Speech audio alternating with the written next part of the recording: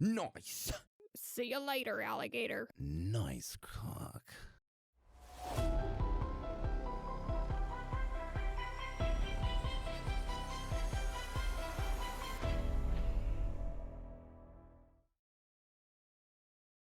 Destroying your happiness, one episode at a time. It's Retronauts.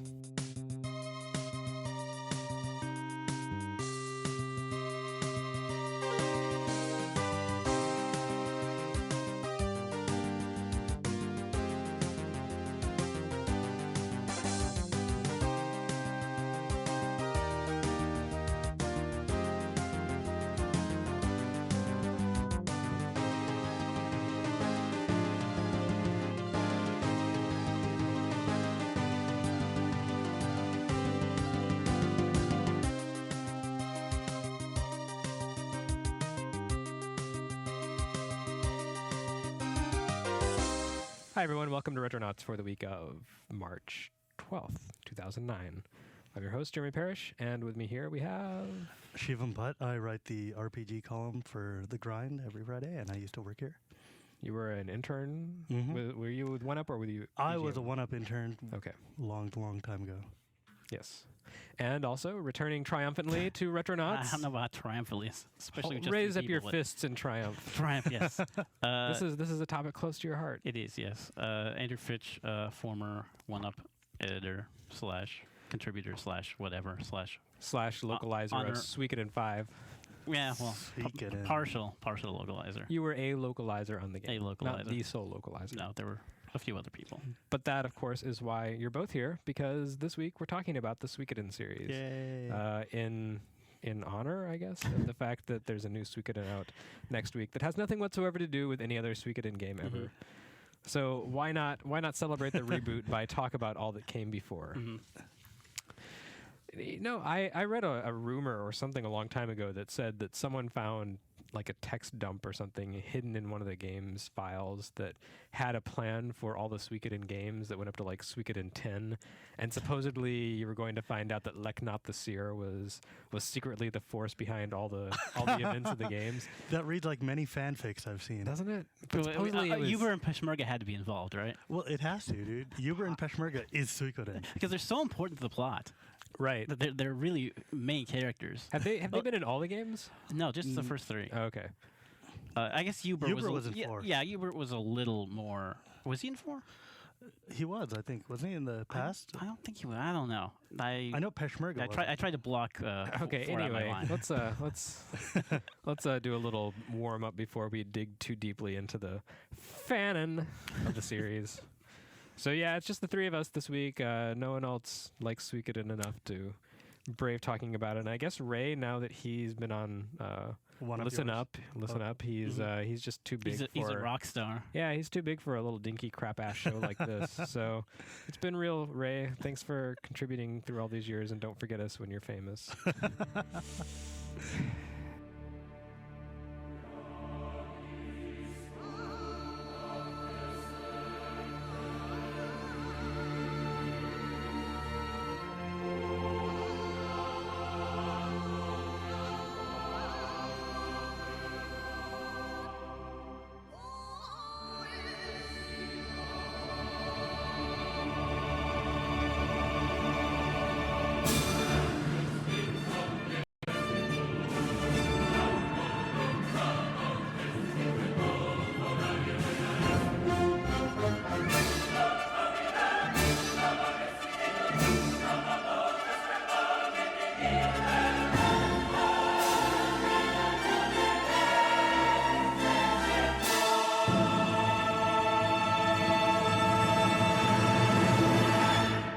Anyway, so retro news. Actually, there hasn't really been that much news of late. It's not like the old game scene is really hopping, but Yeah, there have look been at a all that few- wonderful WiiWare stuff coming out. actually, this week's WiiWare release wasn't too bad. It's Gradius Gradius. Rebirth, which I'm a little lukewarm on. Some people like it. Ray likes it. I think it's like I kind of get where they're going with it. So Gradius Rebirth, if you're not familiar with it, is basically the Mega Man 9 of Gradius, where they've the developer M4, who does all the emulation work for Virtual Console, went in and said, let's make ourselves a 16-bit style Gradius game, which is kind of weird because that's not really what I associate with the series' golden years. I tend to think more of like the, the 8-bits? first, not necessarily 8-bit, but the early arcade machines. Right. Gradius, Gradius 2, and I guess Life Force Salamander to a degree. Gradius 3, Gradius 4 tend to be kind of less beloved by fans, Yeah, but my that's memory sort of remembers what that they were they're shooting really, for. really hard.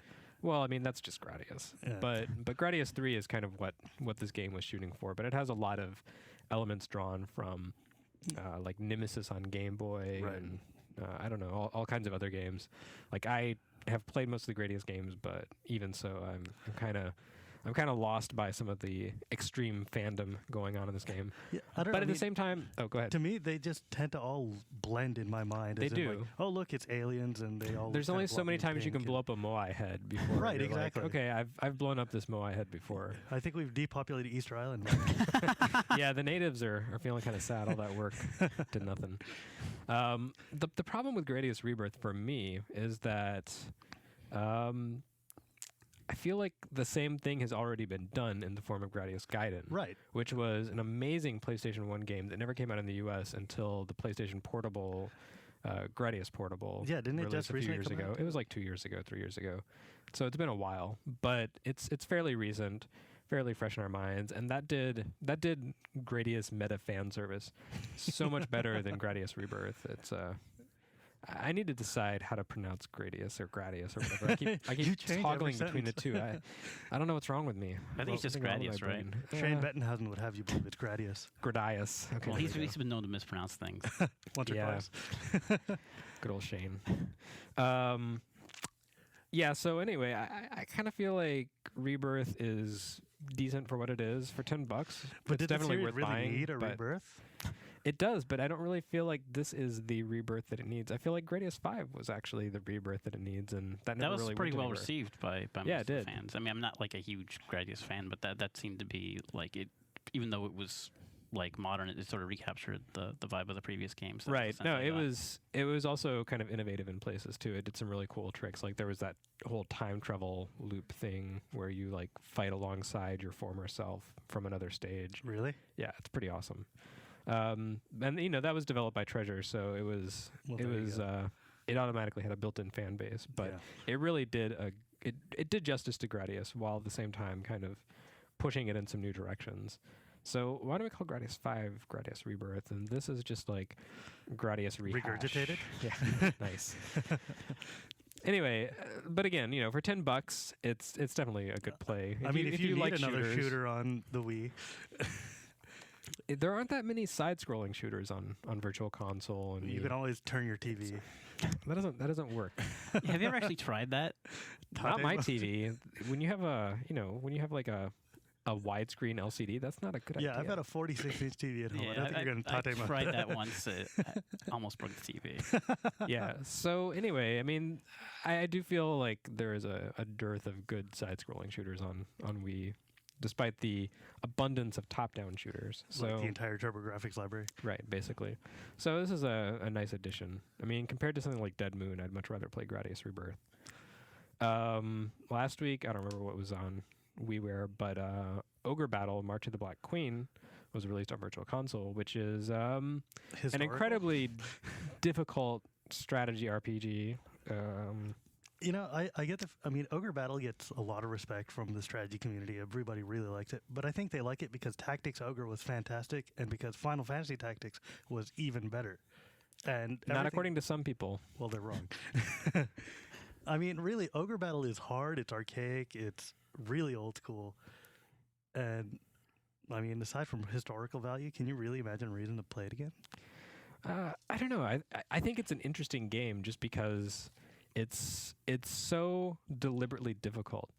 Like, not only is it a difficult strategy game to Yeah. win by any means possible, but to get the best ending, you have to basically tie your hands behind your back and play in impossible mode. Like, if you fight enemies that are weaker than you and win, then your karma goes way down and you're basically a horrible person and you can't get the best ending. Right. So to win, you have to take on enemy units that are And some of that mindset did carry over into Tactics Ogre, where you would go up against enemies that were kind of like your main hero's level Right. plus 3. I mean, the thing is that that's so counterintuitive to the nature of those type of games where you want to grind to get your guys up to be able to beat people. But in a sense, it kind of liberates you because you don't need to grind. There's no point in Yeah. grinding because Right. it's actually counterintuitive. So it's you're just going to counterproductive. die over and over again and do the same damn battle over and over Yeah, again. and that's not as fun. But I don't know. It's an interesting historical curio. It's valuable because it was an early game by Yasumi Matsuno, Yes. who has magically appeared in the news again, which is very exciting. I look forward to that. I don't know if I really want to play Mad World, but I will at least, I don't know, It watch looks YouTube cool. videos of its cinemas or something just to see Matsuno's narrative density at work again. I mean, people seem to like it. It seemed to actually be a good game. So. Oh, okay. Well, yeah, but I mean, it has that kind of like, I don't know, And maybe it'll secretly flailing, be set in bloody, Nivalis. violent style, which, like Devil May Cry type stuff that just doesn't, brawlers, it doesn't really do that much for me. Really, I don't know. I, mean, I like a little more of a measured pace. than Sometimes what you I've just seen need to in play Mad through a World. game like that, like God Hand or Hmm. Devil May Cry. It's funny because I really don't, but I can appreciate Some that of us people do. Do you have any thoughts on Alex Kidd? I think I already said it in my retro roundup, which is that games like that are released on virtual consoles specifically for the people who owned them when they were, 8 years old, 9 years old. Y- If you owned Alex Kidd games, it's because your parents bought you a Sega Master System instead of the NES you wanted. Mhm. And you bought Alex Kidd and tried to convince yourself that yes, this is a worthy substitute for those Mario games my friends are all playing. And so you have this special bond with Alex Kidd. And you can appreciate Alex Kidd for maybe more than what it actually Sadistic is. torture. Yeah, I mean, it's like he was your only childhood friend and your imaginary friend, and you spent special quality time with him. You're and not only speaking from experience here. No, I'm not. Okay. I'm projecting myself. I'm empathizing. Mm. I can understand. I had a Genesis when everybody else had a Super Nintendo. So. That wasn't a bad Yeah, thing. that was a little the Master different System than the Master was System. yeah. The That was Master like System ghetto. had some good games. Don't get angry, Sega fans. It had some good games, but no one really wanted to own a Master System back then. At least not in America. Everyone here owned NESs, and everyone wanted NESs. And I had a friend who had a Master System, and he would come over to my house and see me playing really cool games and be like, "Oh, that's kind of stupid. I don't really want to play a game like that. We could play Fantasy I don't Star. I don't like that game. It's not nearly as good as Rambo. Metroid's stupid. You should play Zillion because it's way better. Yeah. There's a snail game on my system. Yeah, you don't have to put a cartridge in. You can just play as a snail. I He could see tried that. really hard, and I could respect that. Like, you have to convince yourself. It's the same as console wars nowadays when people buy like a PS3 and they try to convince themselves that It's worth all the those money and Xbox time. 360 exclusives, who cares about those? Those are stupid. I got like a handful of Sony games. I got Heavenly Sword. It's okay. I mean, just watch Shane in action, and there you go. Like Shane is 15 years removed, 20 years removed from the kind of kid who would like Alex Kidd. But I mean, to be fair, they do have Valkyria Chronicles, which is Oh yeah. I'm not saying there's amazing. nothing good. It's just like Master System. There are some good games on PS3. It's just that the momentum seems to be on with a different system. That is and true. it's kind of the same way as it was, although to a different degree, in the late 80s with the NES Master System. And now thing. we can all share in the torture with the virtual console. Yeah, I and- mean, I think most of us tend to own multiple consoles now because we're adults. But when you're a kid, you can't own multiple consoles unless your parents are much nicer than mine were. That is goddamn truth, man. So I'm sympathetic. I'm glad that they are releasing Alex Kidd games on Virtual Console because the deprived among us need some love too, and that's fine. But I don't recommend downloading Alex Kidd, so that's just because I'm a snob. It's part of the best. Anyway, now that we've pissed off everyone who's ever listened to our podcast and no one's actually paying attention anymore, we should talk about Suikoden.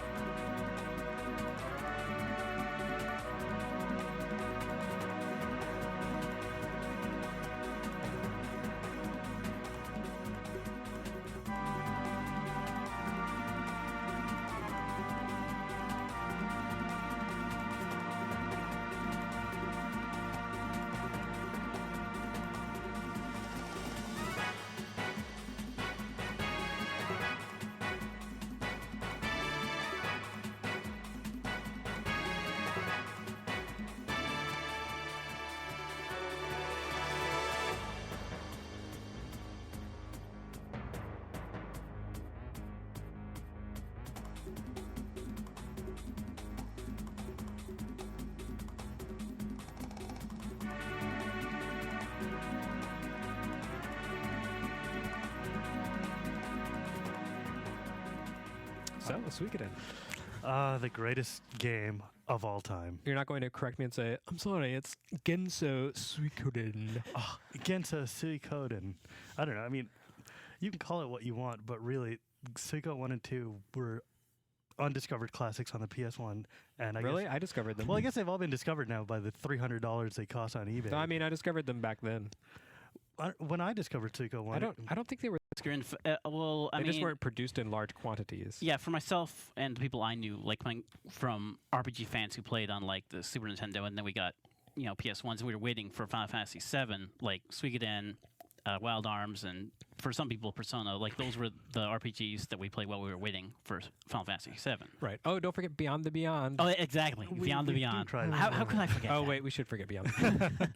Well, I don't know. For me, Suikoden was one of those games that was passed around my calculus class amongst my Magic players and my D&D players. They were Oh, man. "Dude, you gotta Wow. try this game out. I mean, it was passed around like. You're from a different world than me. Yeah. I mean, I didn't have a PlayStation. Calculus? until- What are you talking about? Calculus.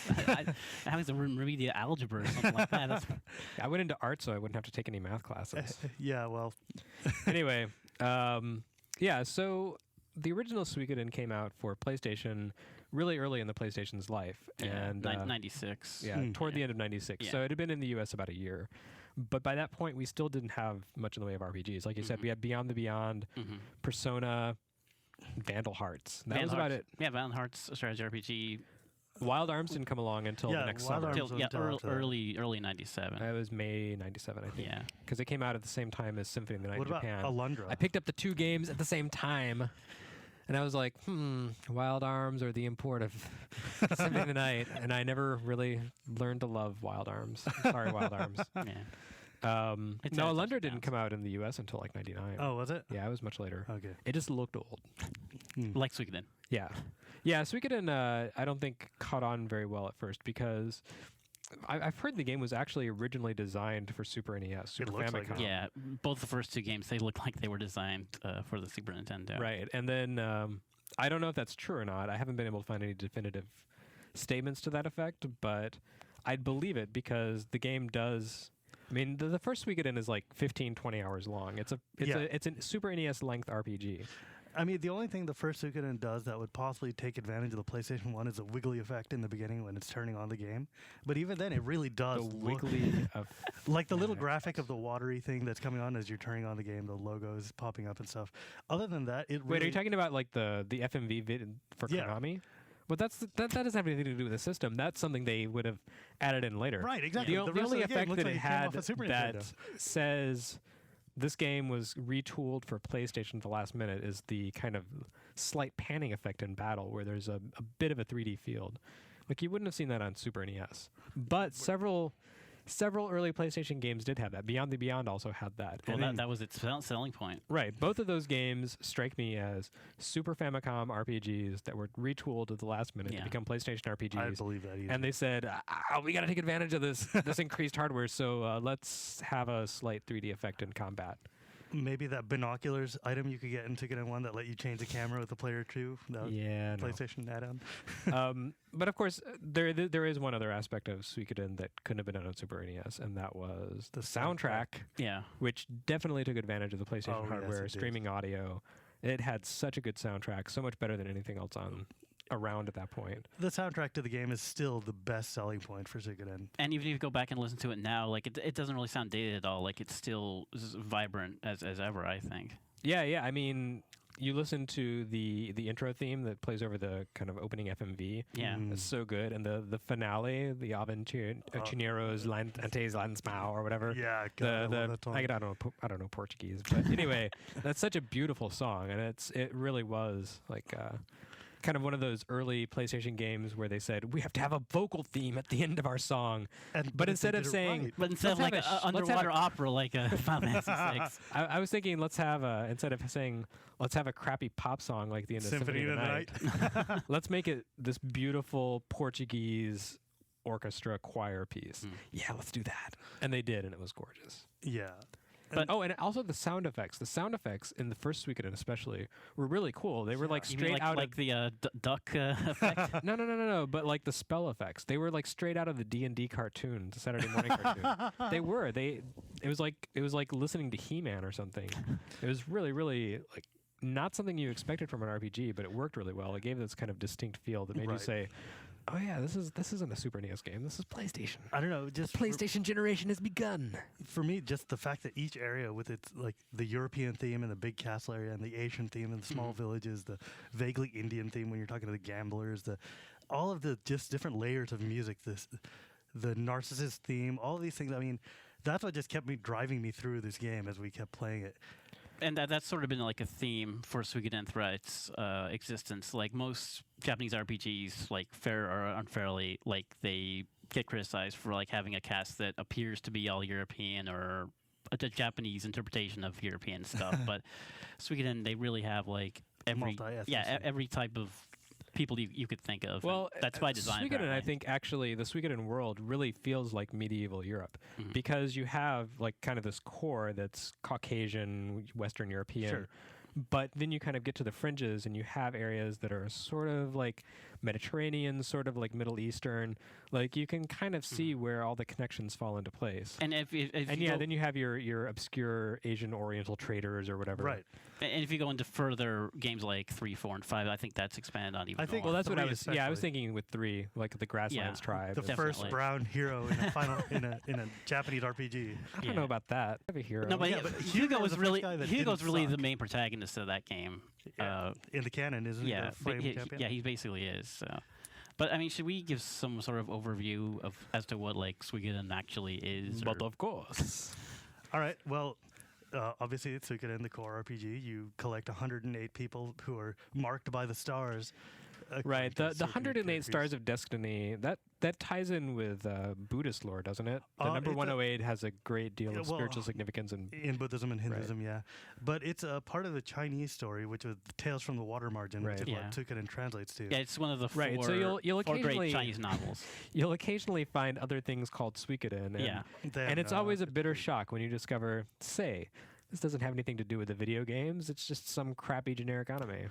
It's kind Well- of like also Sayuki. Yeah. Yeah, Dreams, Well, Dreams of the Fushigi West, Yuki. Romance of Three Kingdoms. Like those are like the three main Asian stories that get turned into video games. Like Yeah, the my Fushigi discovery anime. of the Suikoden anime, which had nothing whatsoever to do with the video game, was almost as bitter a discovery as when I was in like junior high. Really loved the video game Life Force. Discovered there was a movie called Life Force. Was like, yes, they turned this video game into a movie. No, it was about like I don't know some alien virus How or would something, you and it was do a really Life Force boring. movie? Blowing up snakes in space. I mean, what is there not to like? Moai. Exactly. but I mean, even though the story of like Suikoden or however you would pronounce it in Chinese, like that's not really familiar to us. Like for people in Asia, like Korea, Japan, like those stories they're like Shakespeare to them. Like Yeah, it's just this is historical. yeah. I stuff mean, that literature. China dominated the region for like 4,000 years, so obviously their stories spread out in a way that The core story around which pretty much all the Suikoden games are built is that there is a kingdom and you are a ragtag band of rebels, which is kind of the RPG cliche, but it's different in the Suikoden games because you're not just putting together a team of like 5 people who No, are going to overthrow the empire. yeah. What you do is you put together an army, a massive nation of your own. I think- and you find those 108 Right. people who are marked by destiny. You're always the You're the Tenkai. Tenkai Star. Tenkai yeah. Star, right? But one of the best things about Suikoden is that these 108 guys aren't just all fighters. They aren't just casters or whatever. Right. But There's like the some chick merchant, who the guy washes who's going to laundry. be your banker, the guy who's going to, I mean, it feels like you're trying to build a nation. You're Yeah. trying to get people. There's a who are- dude whose only job is to stand there and tell you, "Welcome to Grayskull Castle." Claude! I feel so good. Oh, I love that. Klon, the poor kid. There are recurring characters throughout the series. Do the recurring characters like Vicky and Vicky and Yeah, Jenna. Gene. yeah, do they have the same star every Yes. time? Yes. Okay. I think there's one exception. There's in Suikoden 2 when the ninja and Valerie come back, they share a star, which Right, is different right. from the one in Suikoden 1. But And- only one of them comes back, right? yeah, you Depending can on choose which you one of the two. choose. Yeah. And in Suikoden 5, I think that Vicky has a different star because there's also young Vicky and No, it's 3. was it Three is the one with young Vicky. She was in 5 too, wasn't she? No, Young Vicky's not in 5. Anyway, trust anyway, the blends point together, is, man. yeah, there's kind of this continuity between all the games in the series, Right. except Tier Crease. Yeah. And Deep sigh. yeah, like on top of that, there's also this other fundamental element of continuity between all the games, which is that the world is built on 27 27 true runes. runes. Yeah. And Except for Deer Crease. and each of the I think everything we say we can Yeah. append except Tier well, Tier Crease for that. does have 108 stars of destiny. And it's got the battle system, which is No, actually, they call them Star Bearers. the marks of the stars or something. But yeah, Okay, the runes. but anyway, are the runes fantastic. are kind of like the creation myth, Yeah. Yeah. and they're the magic upon which the entire world was founded. And each of the game revolves around your hero coming into possession of one of this 27 true runes. Right. Yeah, one or And more than basically, that. yeah, coming into possession of a true rune pretty much screws up Wrecks your life forever. and everyone around you. Yeah, I love it. The first game, you get the true rune of destruction, and you The kill your the soul, Soul eater. Eater. yeah, the soul eater, and you kill your best friend. The second game, Well, you don't really kill him. well, he's He kind of eaten by dies. the soul You kill eater. your dad. Ah, yes, you kill your dad. In Spoilers. and then Suikoden your 2, best, and then your kind of weird manservant, your curious manservant, you're who really loves making stews for you. among is eaten by other spores. things. Yeah. That, by the way, was the first time. I mean, everybody talked about Eris's death affecting him. No, man, Gremio's death is what got me when I was in high school and I was playing that game. And because you care about all these characters. I mean, the core group of characters in Suikoden 1, they do such a good job with the dialogue of building this family that you really feel like when he dies, you're like, God damn it, he died. How can I bring him back? Unlike Eris, it's just like, oh, she loves someone and has flowers. And But unlike Final Fantasy 7, you can bring him back. yeah, exactly. And it's awesome. Yeah. And you don't have to go talk to the general in Wall Market or anything. Yeah, I mean that's typical for Suikoden. Like if you get all 108 stars and you do certain things, you can get the special ending where sometimes someone who dies can come back. Right.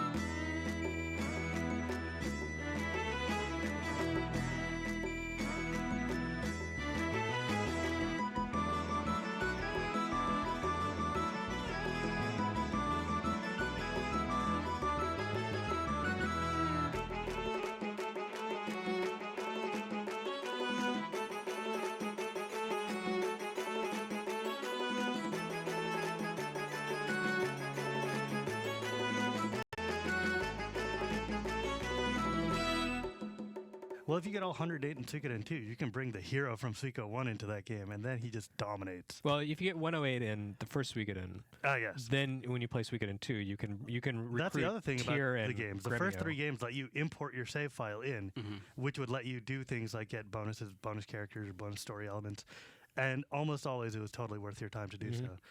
And then they stopped it in 4 because it took 150 years before the other games. That doesn't matter. They should have come up with something. I know. It I was mean, a tradition lost. Very sad. Well, I think in the case of 4, they were trying to start from anew and didn't really know what they were doing. right. Mm. So, I mean, the Suikoden series overall has had really great big meta themes over it. Like, the first one is you're a small group of heroes trying to overthrow an evil empire. The second one is a battle between 2 best friends who are Except almost it's not like really brothers. even evil. It's just kind of misguided. or- misguided. Yeah, I mean that's the thing. Like for people who have never played Suikoden series and don't like the cliche Japanese RPG plots of ragtag heroes and big. For one thing, you're big never demon saving kings. the world. You Yeah, never you're, ever. you're saving the a well, you're not even saving. It's like a battle between 2 separate factions in a particular section of the world. It's just like Right. a localized war. But, I Right. mean, it's and more, there are occasional elements of okay, this person's evil. They're kind of bad. Like in Luca Suikoden Blight. 2, Luca Blight Look Blight. is evil. He's a despicable human. But there are reasons for But that. he's not the final boss. Yeah. And even once he's dead, his empire continues to chug along. yeah. And it's not really evil. That's just how the empire is. just happened to be a It's just the tyrant kingdom. ruling Right. it. Yeah. But I mean, Luca Blight, when that scene in the beginning, when he burns down that village, makes that lady act like a pig, and then slices her down, is quite possibly the evilest thing I've ever seen in a JRPG. Hands down. I mean, that guy was a vile, I'd be inclined to say sadistic he's bastard. the worst Japanese RPG villain I can think of. He is a bastard, dude. He is. but he did witness his mother's rape at the hands of someone, so that sort of Yeah, take set that, him on Final that course. Fantasy. I don't see you raping Cloud's mother. yeah. Yeah, let's not go there. But no, that is the thing about Suikoden is that it tends to be more nuanced. Yeah. It tends Right. to be less, you Blatant. know, let's go save the entire planet from a single problem, and tends to be more about specific conflicts, internecine conflicts, and Right.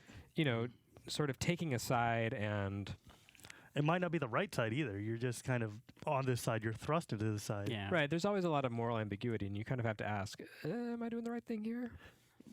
I always thought that was really fun that in these games you would sit there, and especially Suikoden 2, which is just such an epic game and so many levels, having to sit there and say, well, am I really fighting for the right people? I mean, obviously Luca Blight's the wrong guy, but the villains on his side aren't bad people. Am I right. killing their villages? Once Luca Blight is out of the picture, then all of a sudden, that entire kingdom. Which kingdom is that? The Oh, Highland. Yeah. Yeah, the Highland Kingdom becomes. No, Justin. Oh, Justin. That's Justin, right. yeah. Republic. Right. They become much more. Yeah, much less about evil and much more like people going about their business. Right. It's like, am I just taking the place of the evil guy by being my army is now dominating everybody, or what's going on?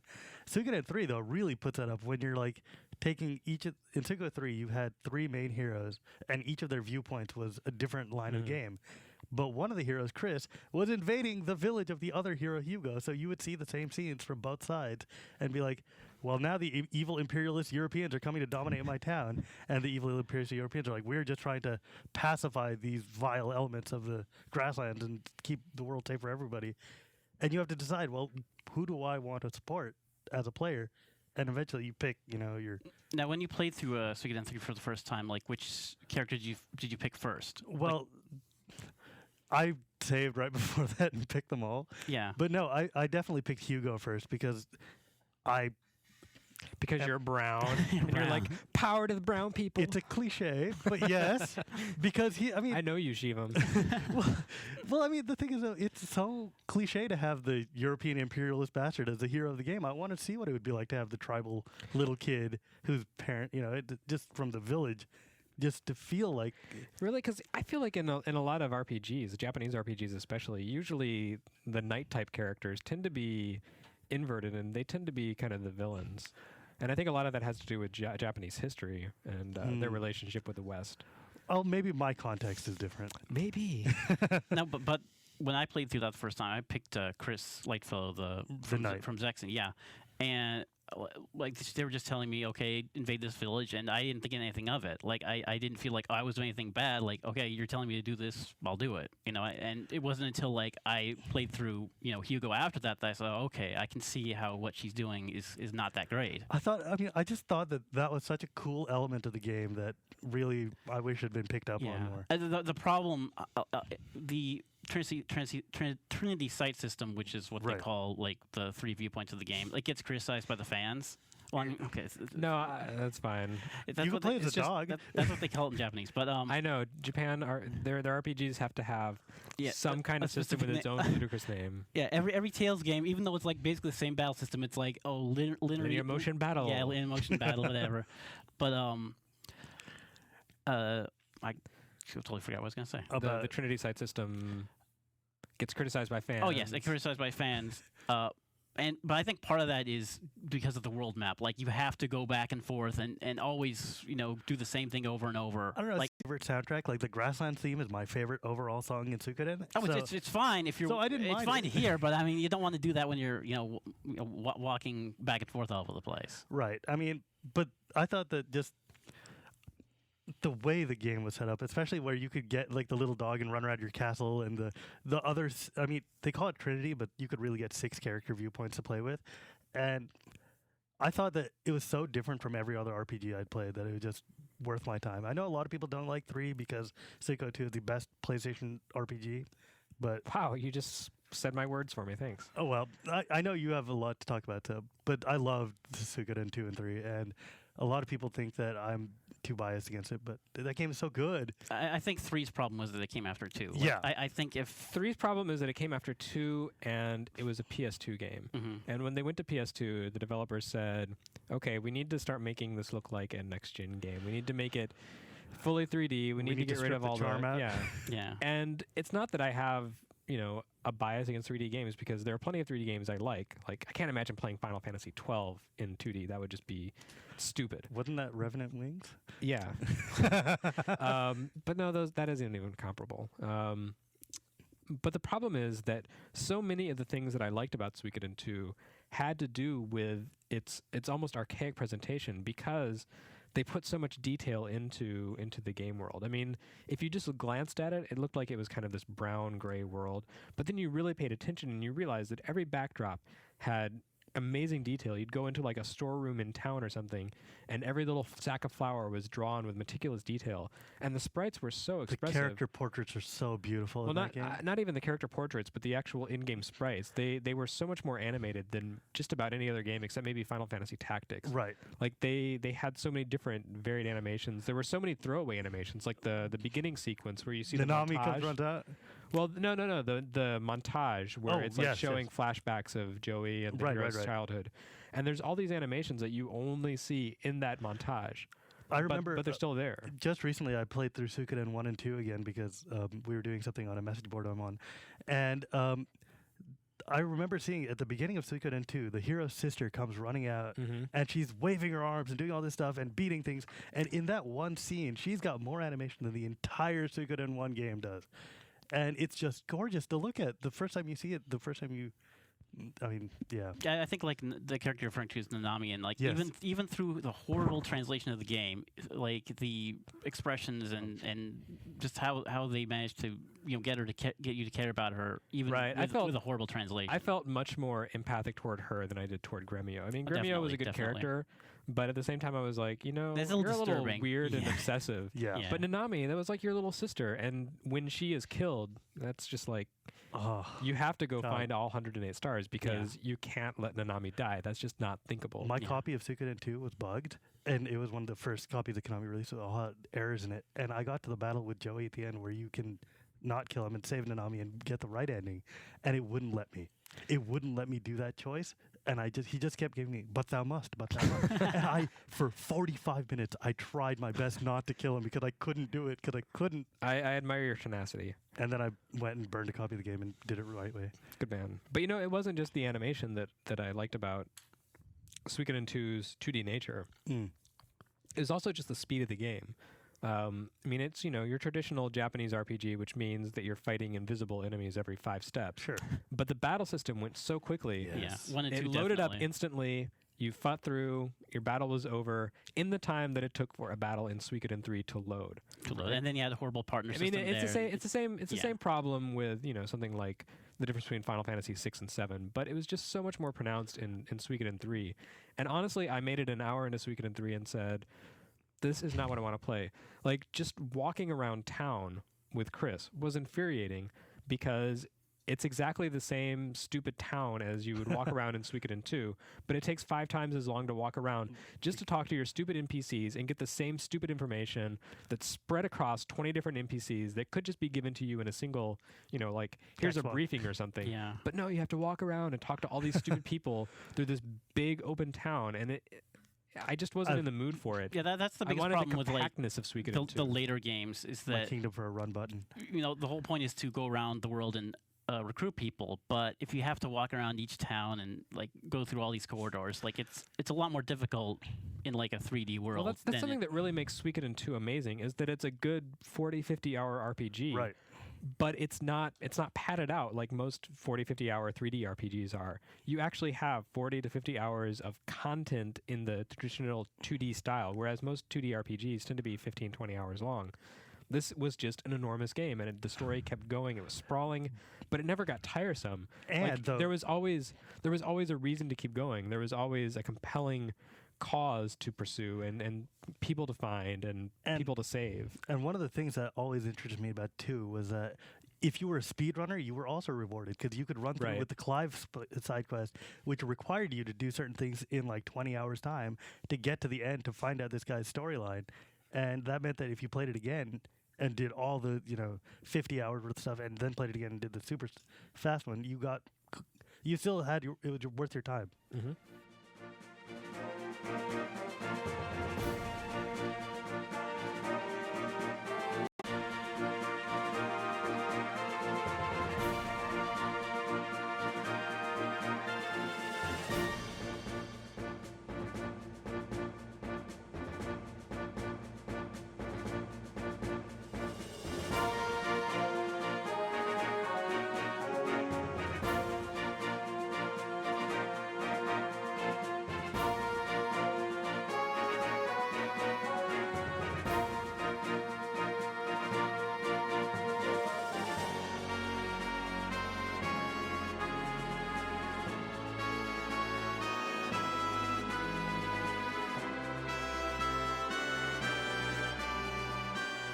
So what do you think about the Iron Chef side quest in that game? You know, I didn't really appreciate it at the time because I wasn't familiar with Iron Chef. But Yeah, I don't think anyone was. at if that I point. went back, no, was on I know Channel one or two 26 people who were familiar, but like it was lost on most people. If I went back and played it now, I'd be like, hell yeah, that's so awesome. I'm just waiting for it to come out on PSN. Yeah, people keep begging them to bring back those type of games in every subsequent release, and But they don't. Suikoden 2's localization was so bad, though. It was like there was an entire town where no one has English Text. dialogue. It's just symbols because they forgot to change it from Unicode. My favorite is you're supposed to recruit this singer, and you have to listen to her sing the song, and she It's sits just and her silent for mouth 5 just minutes. gapes Yeah. open and closed because I guess the song is in Japanese and it never. Yeah. I remember I got the Suikoden 2 soundtrack and I heard this song and I'm like, I don't remember this from the game, and then I was like, oh, it was from that 5-minute long block of nothing. Right. And that's probably why we won't see it on PSN because it was kind of a raw, incomplete localization. I mean, they really rushed it out, and I don't know why because it came out like the same week as Final Fantasy VIII. Yeah, Hey, and way to instantly doom your RPG. that to that has been obsolescence. Suikoden's curse over the past like 4 entries. Is every time they have a new Suikoden, it comes out against some juggernaut, gets its ass kicked. Yeah, I mean, if they had waited a month, given it a little more polish, Yeah. and not released it the same day or the same week as Final Fantasy VIII, probably would have done okay for itself. Yeah. But as it was, there was a time where you could find remaindered copies of Suikoden 2 on sale for like $15, just trying to. Same with like Panzer Dragoon Saga. It's these rare RPGs from that generation that at the time no one gave a crap about because we were inundated by RPGs, and the publishers didn't know how to promote them and sell them. And Suikoden 2 had like game-ending bugs in there. There was a Mm-hmm. point where you're supposed to get Flick to come out of university to progress the plot, but instead, what happens is he never comes out, and all of the named NPCs in the game disappear. Anybody with a face that you can collect disappears completely.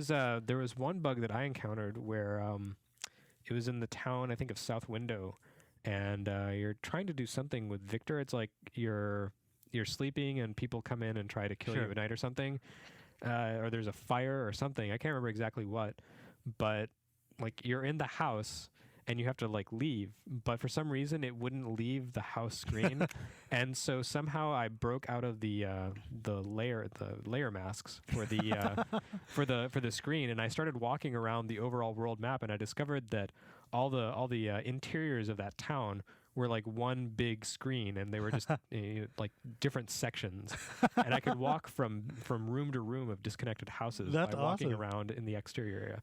But of course, I couldn't make the game go forward, so I had to reset and try it again, and it ran. But yeah, what a mess of a localization. The problem is back then Konami didn't have a North American localization team or anything like that. It was I don't know who translated it, but I mean it was just like I assume it was done in Japan by Yeah, someone who didn't probably. know I English mean, very well.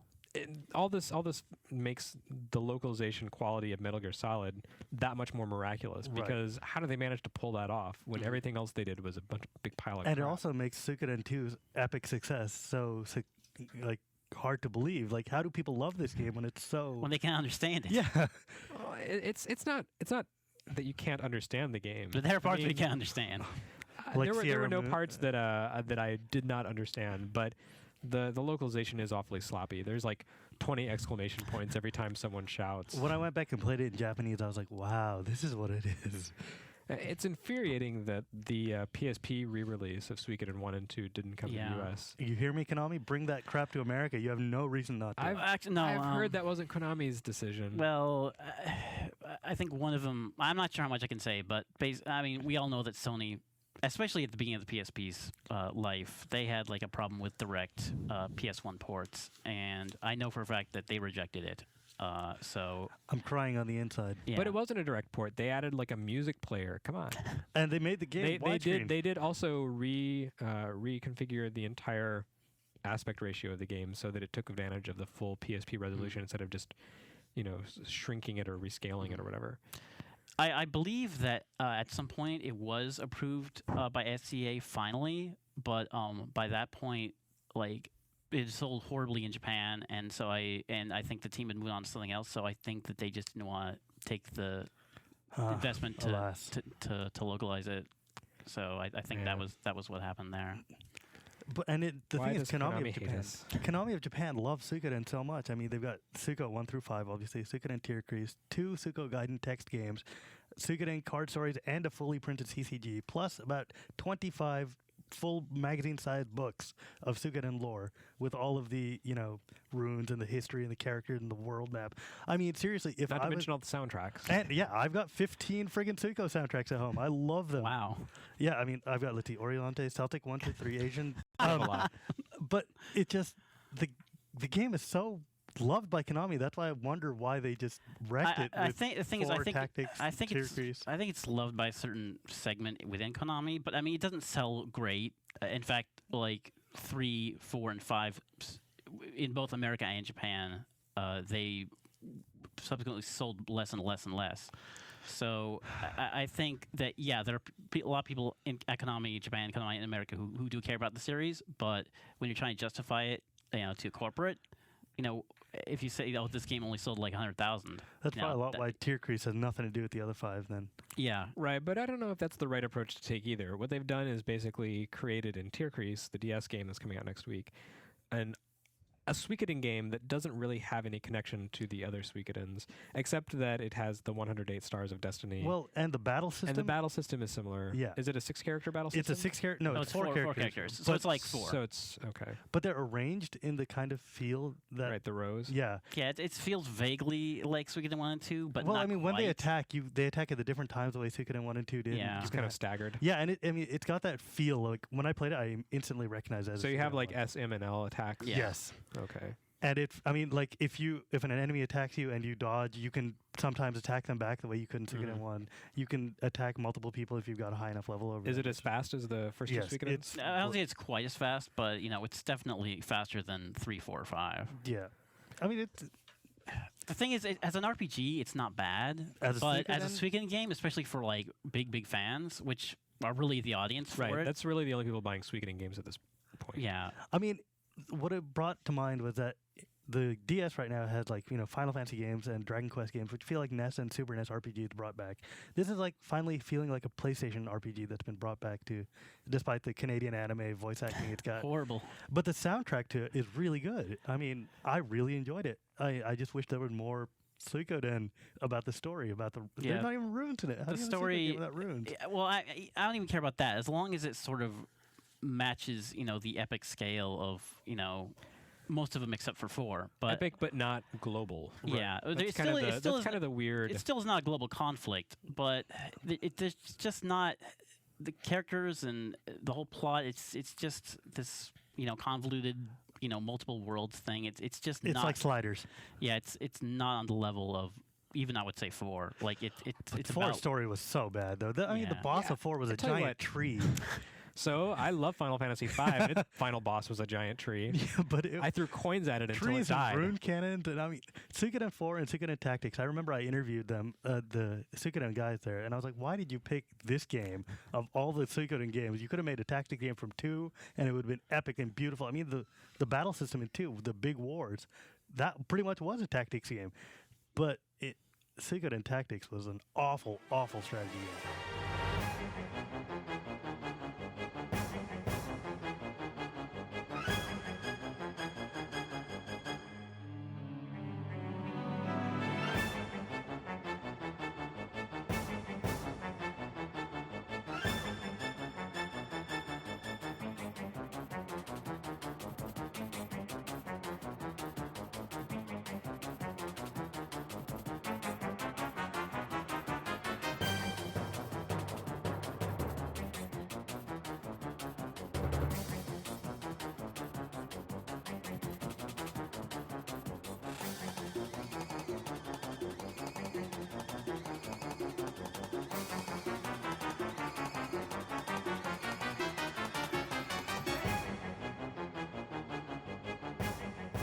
So yeah, actually, I think I'm probably like a lot of early Suikoden fans in that I played the first 2 and loved them, and then the third one kind of left me cold, and I stopped following the series after that. So why don't you tell me about the games that I missed out on? What's up with 4 and 5? You keep taking 4's name in vain. Okay, well, Suikoden 4. First off, the game takes place 150 years before the Suikoden series. Right. It was made by. that was so basically because You're hanging with Ted, right? Yes, you Like, what's up, Ted? you meet your How's that best soul friend leader? from the first game, Basically, why they did that was because the creator left Yeah. during production of Suikoden 3. So they basically said, okay, if this dude's not here, then we need to go back and we can still do Suikoden, but we can't really continue the story See, as it was. That's the thing. Suikoden, the series, the story has been progressing in time up till 3, and 3 is the farthest the timeline has gone. And we're understood to believe that the story will end after that when these other two characters meet and do things. Suikoden 4 takes place 100 years in the past, and it's awful. You're this. Basically, you're a hero on a boat, and you're going around this island chain to try to do things and fight these pirates and destroy this tree that's been sucking root But energy. I like the Wind Waker. Right, but you don't like having every 3 seconds to stop and fight a random battle that takes 5 minutes to load. And also the collision detection Is- when you're sailing is horrible. Like I swear to God, and like it's when a featureless sea of when just they told empty me gray, to go to the first island to do whatever quest they have you do, like and you're bouncing off it, it on the took map. me like an hour and a half to get to that island because I just kept bouncing off the island. I didn't understand why it was bouncing me off this island. That's happened to me too. And I finally figured out, okay, this just had horrible collision detection. Like I have to navigate. This is like another challenge. Like I have to navigate my way through the horrible collision detection and finally land on and the there's island. no way to speed up that boat except to hold like R2 or Yeah, whatever. But it's just, God, it was so bad. I mean, the soundtrack was fantastic, but it sounded like Italian accordions and everything like that. But it was awful. And then they turned it into a tactics game, which looked About the Suikoden 4 story. okay. There's well, like the angry Sun Queen or something. You- and you don't- she's No, all like, that's 5. but Oh. 5 was Five. 5 We'll story get to was 5 interesting. later. That was Okay. interesting. But 4, the main character was They're this- specifically just pirates and merchants. Yeah, and and- it's sort of like how like trade federations or whatever are evil in. Oh, it's like the Phantom Menace. Yeah. It's sort of like that. Or the like, real problem is that you don't care about the main character. And you don't care like about the the main Phantom character Menace. or the antagonist or Yeah, anyone really. or any of his buddies, any of his friends, nothing. I mean, that's the thing about a Suikoden game. You like the main character. You care about him, his family, his relations. This guy was a sad-faced, pouty, silent bastard who did nothing. He had 2 swords. He just kind of sat and wiggled them. You didn't know if he was a guy or girl. He wore horrible short shorts. Ugly clothing. I mean, Like, But shorts are comfy and easy to wear. disturbingly short shorts. it was just, I mean, that guy was, and his rune was like sadness. And it He had the emo rune. yeah, it did damage to other people and to you. So it was like tactically useless. But it was just, man, that guy was sad, and I didn't want to play his game. At least Suikoden 5 was. Suikoden 5 links to I keep hearing that it's a return to form. For the because series. it It takes place- basically is Suikoden 2 it's redone. a prequel to not quite. It's sort of. There are Don't a get my lot hopes of up there, buddy. It is a prequel to 2.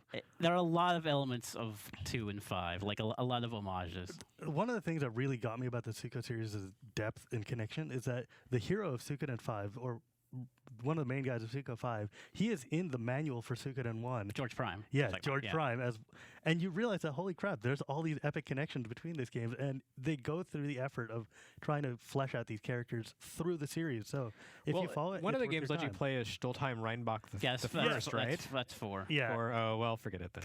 yeah. Nice and- try, but you're not going to fool me like that, Konami. No, but if Tierkreis is like spitting in the fans' general direction, like with like no references to previous games, like 5, like having George Prime, having Lorelei, Killy, like, Lorelei, all Killy, these characters that people love and locations yeah. and everything. from 2, the Queen of Mephalena. Yeah, I mean, and the story was great. The music was great.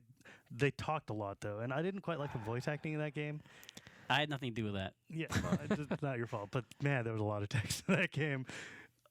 But it just Suikoden 5 was a lot of fun to play. It had a lot of cool formations, a lot of cool battles, and by the time you finish it, you felt, wow, I did something that was worth my time, which is more than you could say for 4 Yeah, Rhapsody. I'd say all of them are worth playing except for 4. Like Yeah. you can skip 4. You don't need to, try And to stealth because the with horrible producers of collision 4 were detection. so nice to me. I mean, That's what happens when you make a crappy game. You have to really kowtow to the Yeah. to the press. Please don't hate me for this terrible game that I've created. I used to have a map of the entire Suikoden world on my wall that I'd pieced together with like printouts and stuff. And I remember at the intro in TGS a couple years ago when they were talking about Suikoden 5 being released, I was talking to them and I was like, wow, dude, I'm such an uber fan of the game. I had a Suikoden branded No, you? iPod. Konami released in Japan an Yeah. iPod Nano that had the Suikoden, any of the true runes on it you could have. And I got the rune from 4 because it looked coolest. I wish I'd gotten Hugo's rune. Oh. It's my forever secret shame. But I took it there and I brought it to them and I showed them and I had like all the soundtracks on my iPod and everything. And the dude was so impressed. He sent me this giant box with the full CCG, like all the toys that had come out, and I was like, holy crap, I'm a Sicko fanboy. But the thing is, for 5, like they brought in a scenario writer who worked on Skies of Arcadia. So there was a reason that game was higher quality story-wise and narration-wise Undoubtedly than so. 4. Because 4 was like Juko Kawano, who was like an art person. Like you don't want to put someone like that in charge of characters and story. So The story was boring. yeah. The one problem with 5 though is it was outsourced to Hudson, so technically it's it doesn't look as good as 4. There are some problems there. Some of the Really, the costuming was great, and I don't know. some of the design, but as far as like the technical execution of their vision, I don't think it was as high as it could have been. So, but yeah, I mean, as I've said, like I worked on the localization for that game, and one thing that frustrates me is I never got to play through it like as an actual fan, like because I was a huge fan of Suikoden even before like I worked at Konami, and I tried to get on the localization of Suikoden 4. Thankfully, I did not. One of those things you'll look back and Yeah, think, I wow. got to Konami just after Suikoden 3 wrapped up, so like I know what went on with that project. Basically, people complain about inconsistencies between Suikoden 3 and Suikoden 2 as far as like terminology. What went on there was What do you mean? like, for example, like what they call like the Flame Champion instead of the Fire Hero, things Oh, like right. that. There are a lot of inconsistencies. They call the Howling Voice Guild the Roaring Brotherhood. Oh, right. Yeah, right, there are right, all right. sorts of inconsistencies there. Basically, Wait, so the Flame Champion was actually referred to in Suikoden 2? yeah, as the Fire Hero. I don't remember that at all. Yeah, it's in one of the old books. Like a lot of the terminology that was used. See, that's what most of the games have done. Like they'll introduce certain elements in where like you'll look and you'll see certain references to certain countries or whatever, and then they'll go and focus on that country in the next game. Yeah.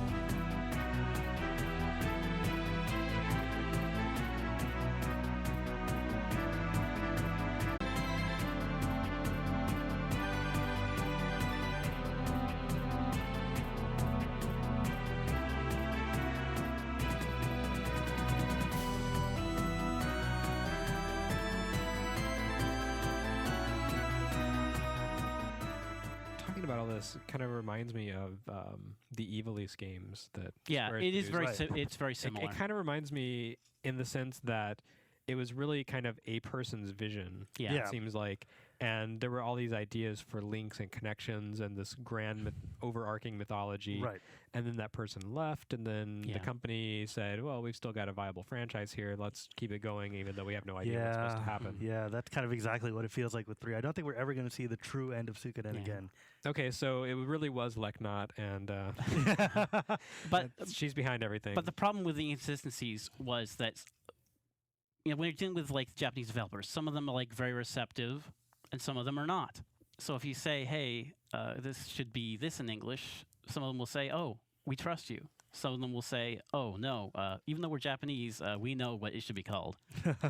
And so that's what happened there. Yeah, I have a friend who has done localization work, and John Hardy? I'm not going to say who it is. Okay. Just for a long running series, and took a lot of care to make the most recent installment really good. And apparently, the producer of the game in Japan was very upset because he realized, wait, all the other games we've done have been really bad, and yeah, actually they have. They've been really bad, and this is what it looks like when it's good.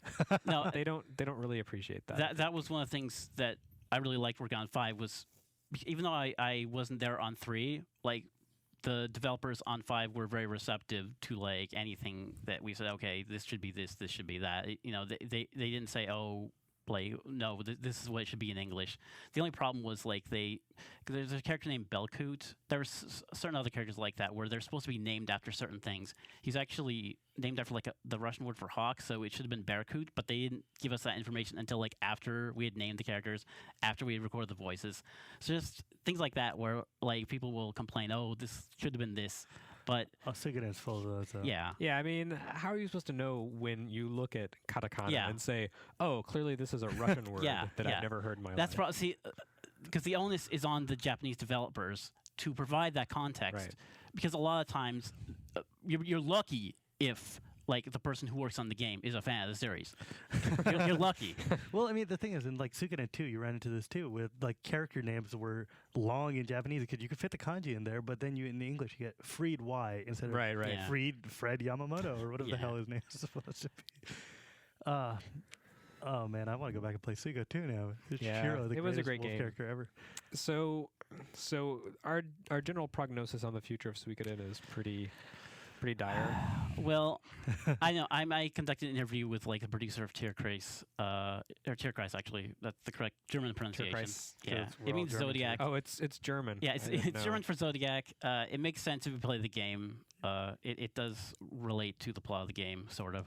But I mean, he was sort of vague as to whether they're going to go back to it. I think that they want, to show Konami corporate that the game, The brand can- is viable. the brand still can sell, but the problem is, as we said, like the people who will buy the game, are sort of boycotting this game. I hope not, because really, the anime cutscenes there are really pretty. The game's backgrounds are beautiful. I don't like the sprites because they look like really terrible Final Fantasy VII, like the PC version. Right. I mean, they look ugly as hell, but the backgrounds Yeah. are pretty, and the game it's catching me. It's getting me in. But I would love to see them take the style of Seventh Dragon by Sega, which I've been playing like religiously for the past couple of days, and make a Suikoden game with that style of art, where you have very simple little sprites on. They're on 3D backgrounds, but the 3D is very subtle. It's even more subtle than like Pokemon Diamond. But it does make a difference because it does give you kind of this like parallax shift as you're moving around. But then the texture work in that 3D is really beautiful. It's almost like watercolor. right. And the effect is like a modern rendition of a 16-bit RPG.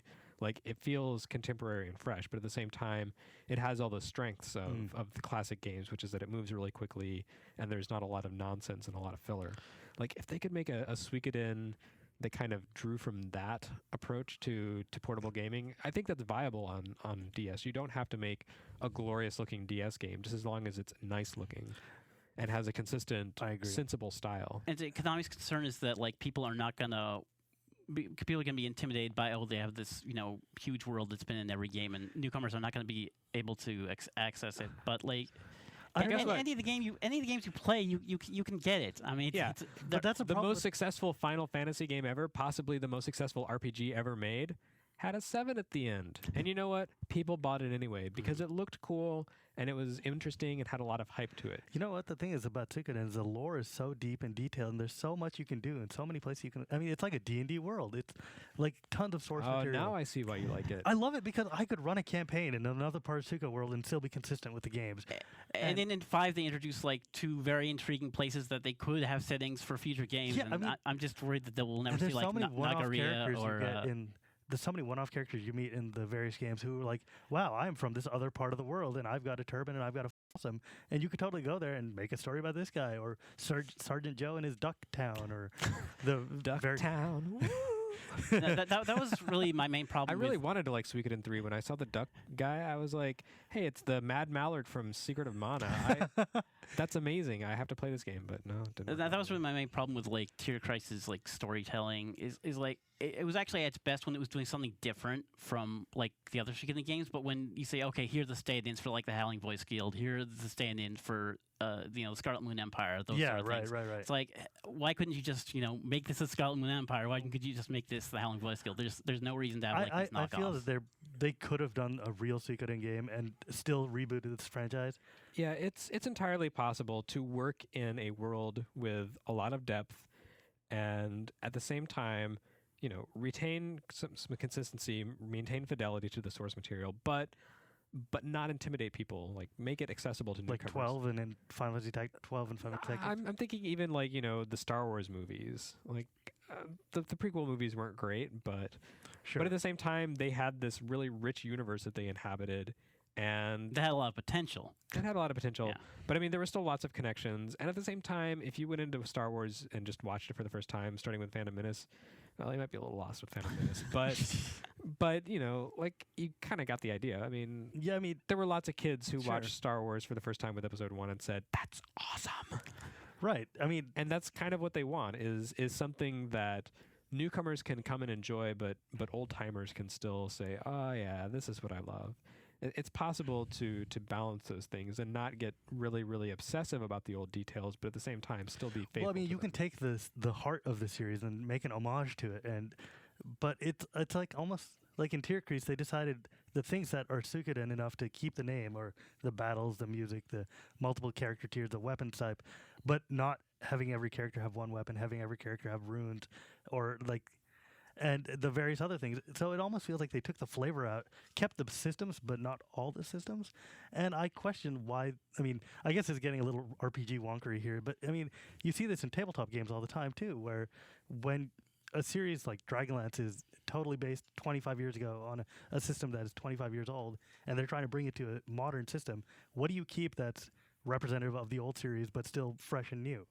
And I don't know if what they did in Tier Crease is quite what I would have done if I had been in charge of. Like, the I Suikoden understand the world. sentiment of what they're trying to do, but I just think it was a slight misstep. Like, it didn't turn out as horrible as I thought. I was worried about. I'm going to buy the game. I think it's going to be great. I mean, It's not a bad game, but it's not what like Sweden fans want.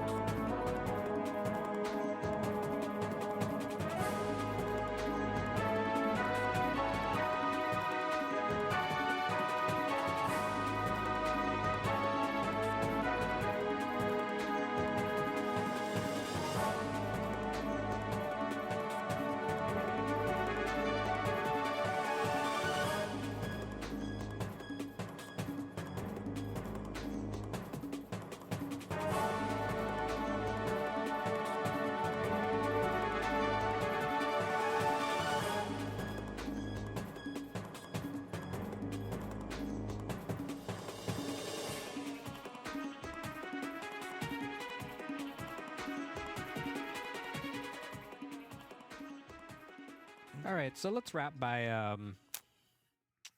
you guys telling me what your favorite Suikoden moments ever were. Your crowning moment of awesome from Suikoden, any Suikoden game. oh man. Do you want me to start? Yeah. Yes. Okay. Definitely the battle with Luca Blight in Suikoden 2. Ooh. It's one of the most intense, amazing boss battles ever. And it's not the final battle of the game. It's like the midpoint of the game. But you take down the big evil villain, and like for once the boss that you fight actually feels like he deserves all the hype. Like, I mean, you see him, he's an evil bastard throughout the game, Right to your face. but he's also like incredibly powerful. And when you actually fight him, he's incredibly powerful. But the thing is, he doesn't transform into a giant monster or anything.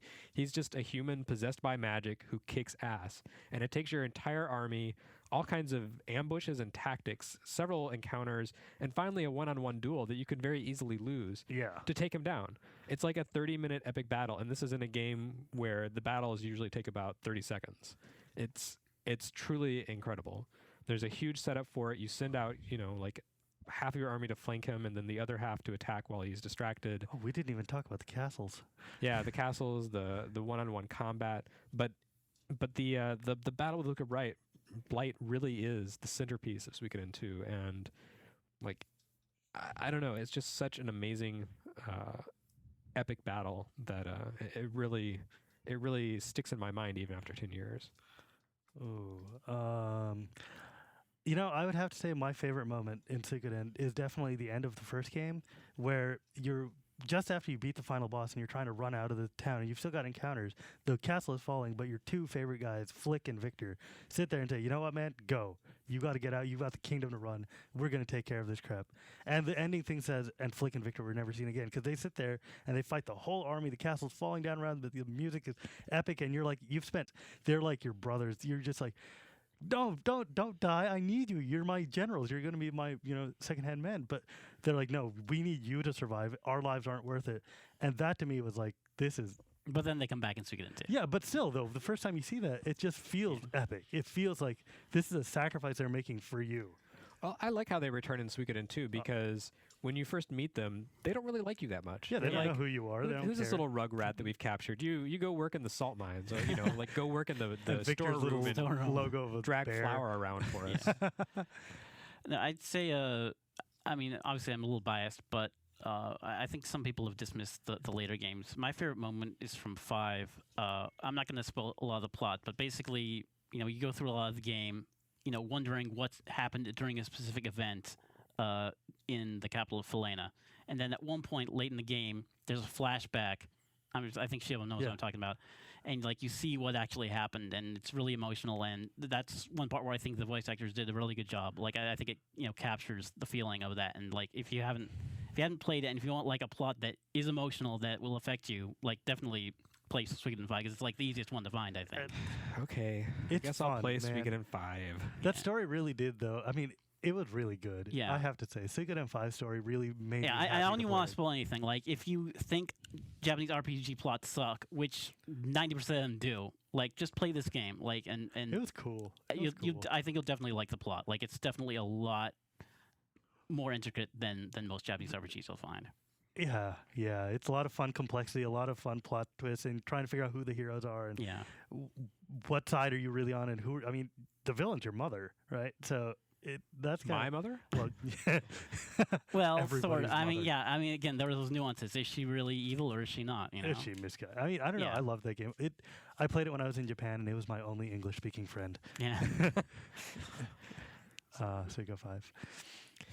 All right, well, thanks guys for coming in and thank you for having schooling us on Suikoden because I couldn't have done this on my own. It would have been a very boring, very brief podcast. Suikoden 2 is pretty good. Okay, I'm done. Bye. The Jeremy Parrish monologues. Oh, dude, Suiko Gaiden games, though. You should play them if you can read Japanese. Nash is a cool character. I tried. Didn't work out so well. Anyway, that wraps it up for this episode. Next episode, it's all about you. I want to know, everyone, just like I asked these guys, I want to know your thoughts, your special memories. Specifically, I want to know about your first gaming memory. That's right. The next episode is all about reader feedback. So Ooh. write to me, send a private message through the 1UP system, jparrish.oneup.com. Send me a private message. Share your thoughts. Share your oldest childhood memories, or if you started playing as an adult, send me your oldest adult memories. Whatever. So N-Guy's going Um, to send you a message. What's that? N-Guy's going to send you a message then. Is he? That's Yeah, awesome. Didn't he start playing He like 5 started years ago? gaming in But he 99. doesn't game anymore, so I don't know. Who knows what he's doing? But. Anyway, yeah, it's going to be a reader feedback episode, and I believe we will have a special guest returning in the house for this episode if all works out properly. So that'll be 2 weeks from now. Send me your thoughts by March 20th, and we will read as many live on the air as we can. It's going to be awesome, I hope. In the meantime, please continue reading 1UP blogs, Retronauts, The Grind, The Tilt, Yay, the grind. and I think Ray's supposed to be launching his own blog sometime or another. But he's a rock star now. He is. He might be above all this, but keep watching. Maybe we'll see something special and amazing from him. I'm your host, Jeremy Parrish, and we're done with this podcast now. So goodbye.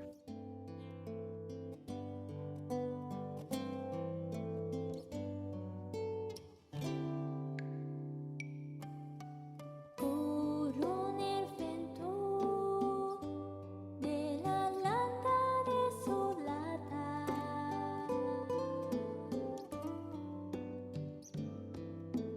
e in questo momento sento qualcosa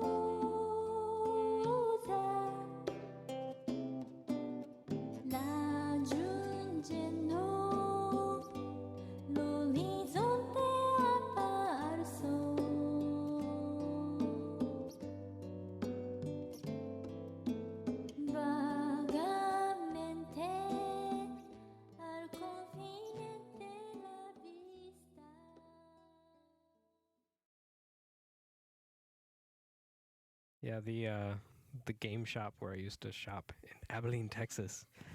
The clerk there always called the game Suikoden. That inspired me to go onto eBay and look up Suikoden, and I found really cheap copies of Suikoden 2, All right. written as Sukidon, Suikoden. Like how much for like $10 instead of like 100? Yeah, it was like $20. Really? That's hot. That happened a long time ago. Now it has all that auto correction technology, so you Yeah. can't do that. But yeah, that was a little trick I discovered a long time ago. Suikoden, and also if you hunted for Zedla games, What's that? Zedla, Zedla, Oh, okay. Yeah. Zedla. you could get really really great deals from people's typos. Actually, it works for toys too. I used to get Macross toys that Marcos. Yeah, exactly. No, that was just like Philippine knockoffs. But they have lots of accessories. All of them are shoes. But hey.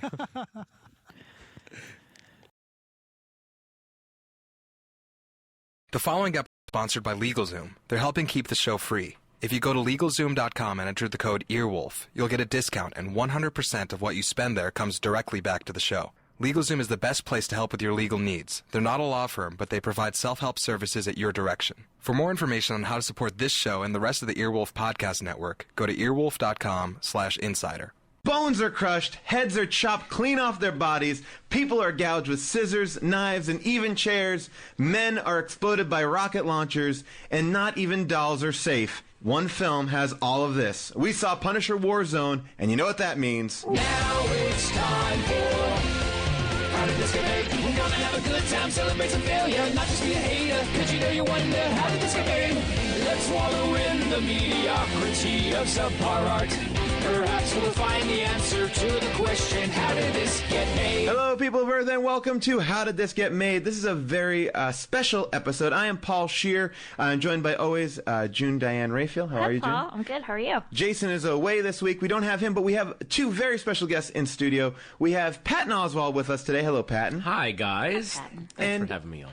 We have a very special guest. The director of Punisher Warzone, Lexi Alexander, is here. Welcome, Lexi. How are you? Thank you for inviting me. Oh, thank you for coming. We have to say that this movie is awesome. Punisher Warzone. If you haven't seen it, I was made familiar with it with Patton. You wrote an essay about this movie. I wrote a blog post the night I saw it. I ran right home and immediately wrote. It was one of those things where I had to go write about it immediately. Because it is unlike, it's the action movie that you want every action movie Yes. to be. It has first of all, it's beautiful. And it's like, I mean, it looks amazing. It looks like a comic book. Like, you did this amazing job with this film. And it is one of the most graphically intense, visceral at one experiences. point, while Paul and I were watching it together, and I have a hard time watching violence, so I did spend a lot of time with my hands over my eyes. Yeah. And not to give away too much of the plot, but when Looney Bin's Jim is about to take the heavyset orderly out, I couldn't watch that. Actually, he's going to get his applesauce back. Yes, he's got to get his applesauce back. I couldn't watch it, and I said to Paul, I had my hands over my eyes. I'm like, Paul, what is happening? I can't watch this right now. He goes, oh, nothing. He's eating him. I was like, oh, okay. So for those of you who don't know, the Punisher is a Marvel character who basically is like a badass version of Batman. I mean, like, if you have to describe what he does, he is Batman without the cape, the mask. He's just a Batman with a shitload of guns. Yeah. And really pissed off that instead of his parents being killed, his wife and children were killed. And he goes out to right the wrongs, punish the wrongdoers. To be the Punisher, exactly. Yeah, he's the. I think he's the kind of guy that if the Joker were his nemesis, the Joker would go, "This guy's really nuts. I don't know what is wrong with him." His name's Frank Castle, not based on the ABC series Castle. No, it's not based on Castle. No, not And at all. also not based on Rizzoli and Isles. No. Different. Well, I mean, this is the third Punisher movie that's made. There was the one with Dolph Lundgren, back in the late '80s, Correct. with Lou Gossett Jr. Then they did the one with Thomas Jane, and John Travolta, which I very much enjoyed. But the Thomas Jane movie, because the Thomas Jane movie really embraced all of the Garth Ennis comics and the dark. Garth Ennis is a I believe he's a British writer. He might be Scottish, and they gave him the Punisher books, and he really added this kind of grand guignol, satiric, crazy level of violence. And the first movie really embraced that. And then Lexi's movie treated that movie as a door that they needed to go through on a rocket sled. Like I tend to go see every comic book movie, whether and the trailer for this one looked really good. And a bunch of my friends went to the Chinese theater because they released it in December. Near Christmas time. Academy Awards season. Academy Awards season. Which, when they told me, because the date was supposed to be around Labor Day, and when they told me, we're going to push it 2 months, and I thought, why? It's done. It's ready. Yeah. Oh, no, this, and, they told me it's a huge compliment because you have to know, in December, it costs twice as much to advertise, because all the Academy Awards. And, I've not been around for 20 years. This is my first studio film. I'm like, wow, look at how much they like this movie, In the meantime, probably, my agent's already thinking, oh, she's fucked, so. This is done. But then, so we all went and saw it at the Chinese theater, and after the first 5 minutes, we all looked at each other and said, "Okay, this movie is going for it." I wish I had a better phrase, but this movie announces in the first 5 minutes, you fanboys want a dark, violent Punisher movie? Yes. Well, your prayers have been answered. We are in it to win it. It is the most satisfying opening. I mean, I think it's the quickest time to decapitation out of any film I've ever seen, and it's that opening scene. You're psyched. It is. It's like, whoa. Like, the opening scene is like most films' closing scene. It is. It almost like your movie was announced. I know that we've seen other movies' finales, so we're going to start with the finale, and we're going to keep topping that. And what I loved about it, too, is it doesn't reboot the franchise. It's like... New. Punisher's been out. The Punisher has been so violent that the guy who is working with the Punisher, he has a basement full of just the deaths that the Punisher has doled out. Like, literally a basement full of just DOA. I also love, though, that guy, the detective, Soap, because he's working out of his basement. He's leading this task force of one to find the Punisher, but office space, but he has put up a little degree. His degree is on the wall. I love that detail. Well, I also like that there's a subtle inference that, I hope I'm using the word inference right, that the police have almost gotten not so much tired of the Punisher, but, well, he is killing a lot of guys that we can't catch. They clearly put not the dumbest, but like the least effective guy on the case. Soap is not going to bring down the Punisher. No, and not at all. I like that. My favorite moment too is that Soap trying to be like a hero when they go to break into I forget her name right now. They break into Julie Benz's house.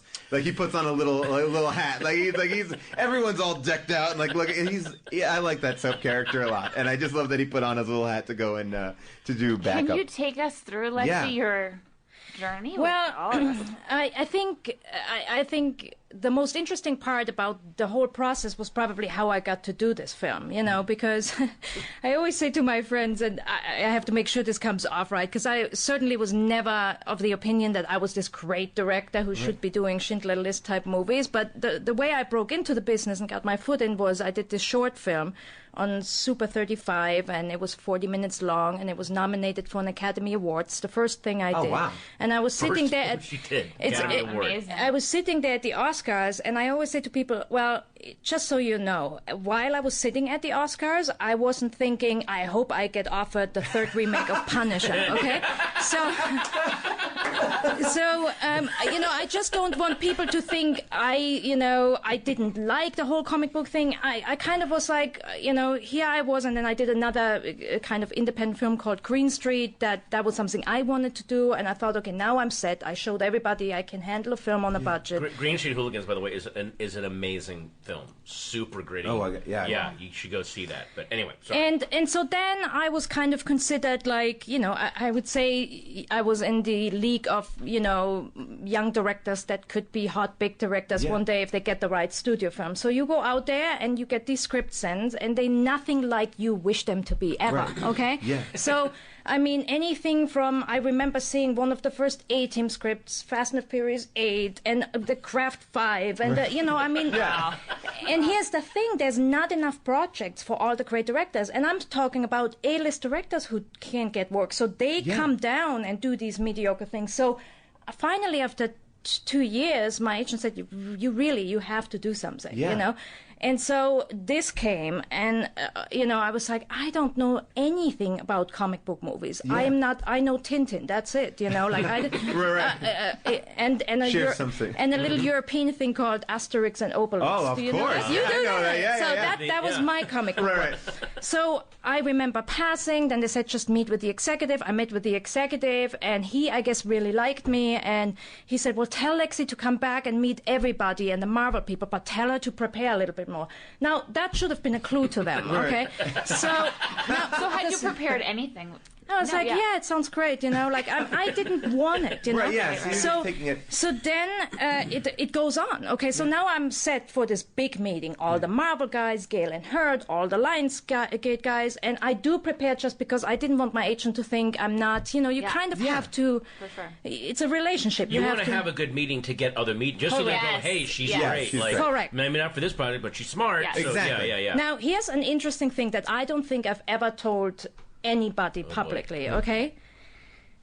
The meeting is set the day after that Virginia Tech guy goes and shoots 1 million people. Gosh. Okay? Not only that, I happened to watch the one newscast that showed his room, and what's in that room? Oh, no. A Punisher poster. So I called my agent and my manager, and I said, I cannot go into this meeting. I cannot, because now I had prepared the whole thing about he goes in, he kills 1 million people. I'm like, it's a marathon on the news. I'm not going in to talk about it. And my manager goes, you know, I think they're going to respect you for that. Let's just reschedule, okay? So the thing gets rescheduled for another week, and I keep thinking, I hope they go to somebody else. I go into the meeting, they do offer it to somebody else. Right. They offer it to the guy who did Rounders. John Dahl? Yeah, that's him. Yeah. So I'm like, yes, okay, great. John Dahl is going to do this. I'm going to go look for my other studio film that's going to be fantastic. And were you looking for, like, you were looking for action movies? For example, I wanted to do Wanted. Okay, you know, that's one thing I went up for. Unfortunately, I was in Europe at the time, so the only way I could present to them was over phone, which I guess wasn't a great meeting. Right. They didn't hire me. But these are the type of movies that, you know, I wasn't saying I'm not doing action, but... Yeah. You know, I wanted it to be... Wanted was I wanted to like it and have a vision. Right. So John Dahl wants $1 million, okay, and Lionsgate says, no, we want one of those cheap directors that works for nothing because they need a studio movie. The thing comes back to me. And the funny thing is, my agents who've never made a mistake like that, okay, the agent and manager email each other and copy me by accident, which they've never done, which is a conversation. It's like, oh my God, I think she's not going to say yes. John Sackey said we're bringing it to her, but she's going to have to say yes because he's fighting for, I just talked to her. I don't think she's going to say it. I think we're in trouble.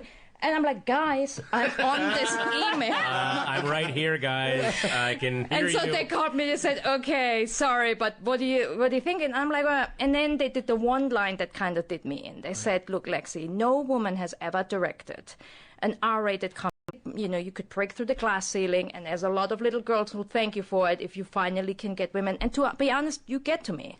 Yeah. I want girls to grow up and think that they can be film directors and it doesn't have to be Lifetime movies. Yeah. I want girls to grow up and know they can do anything. And to be honest, it's not like that in the film industry yet. We don't have enough examples. There needs to be a female Quentin Tarantino, in my opinion, a female James Cameron, you know. There's one right now, Catherine Bigelow.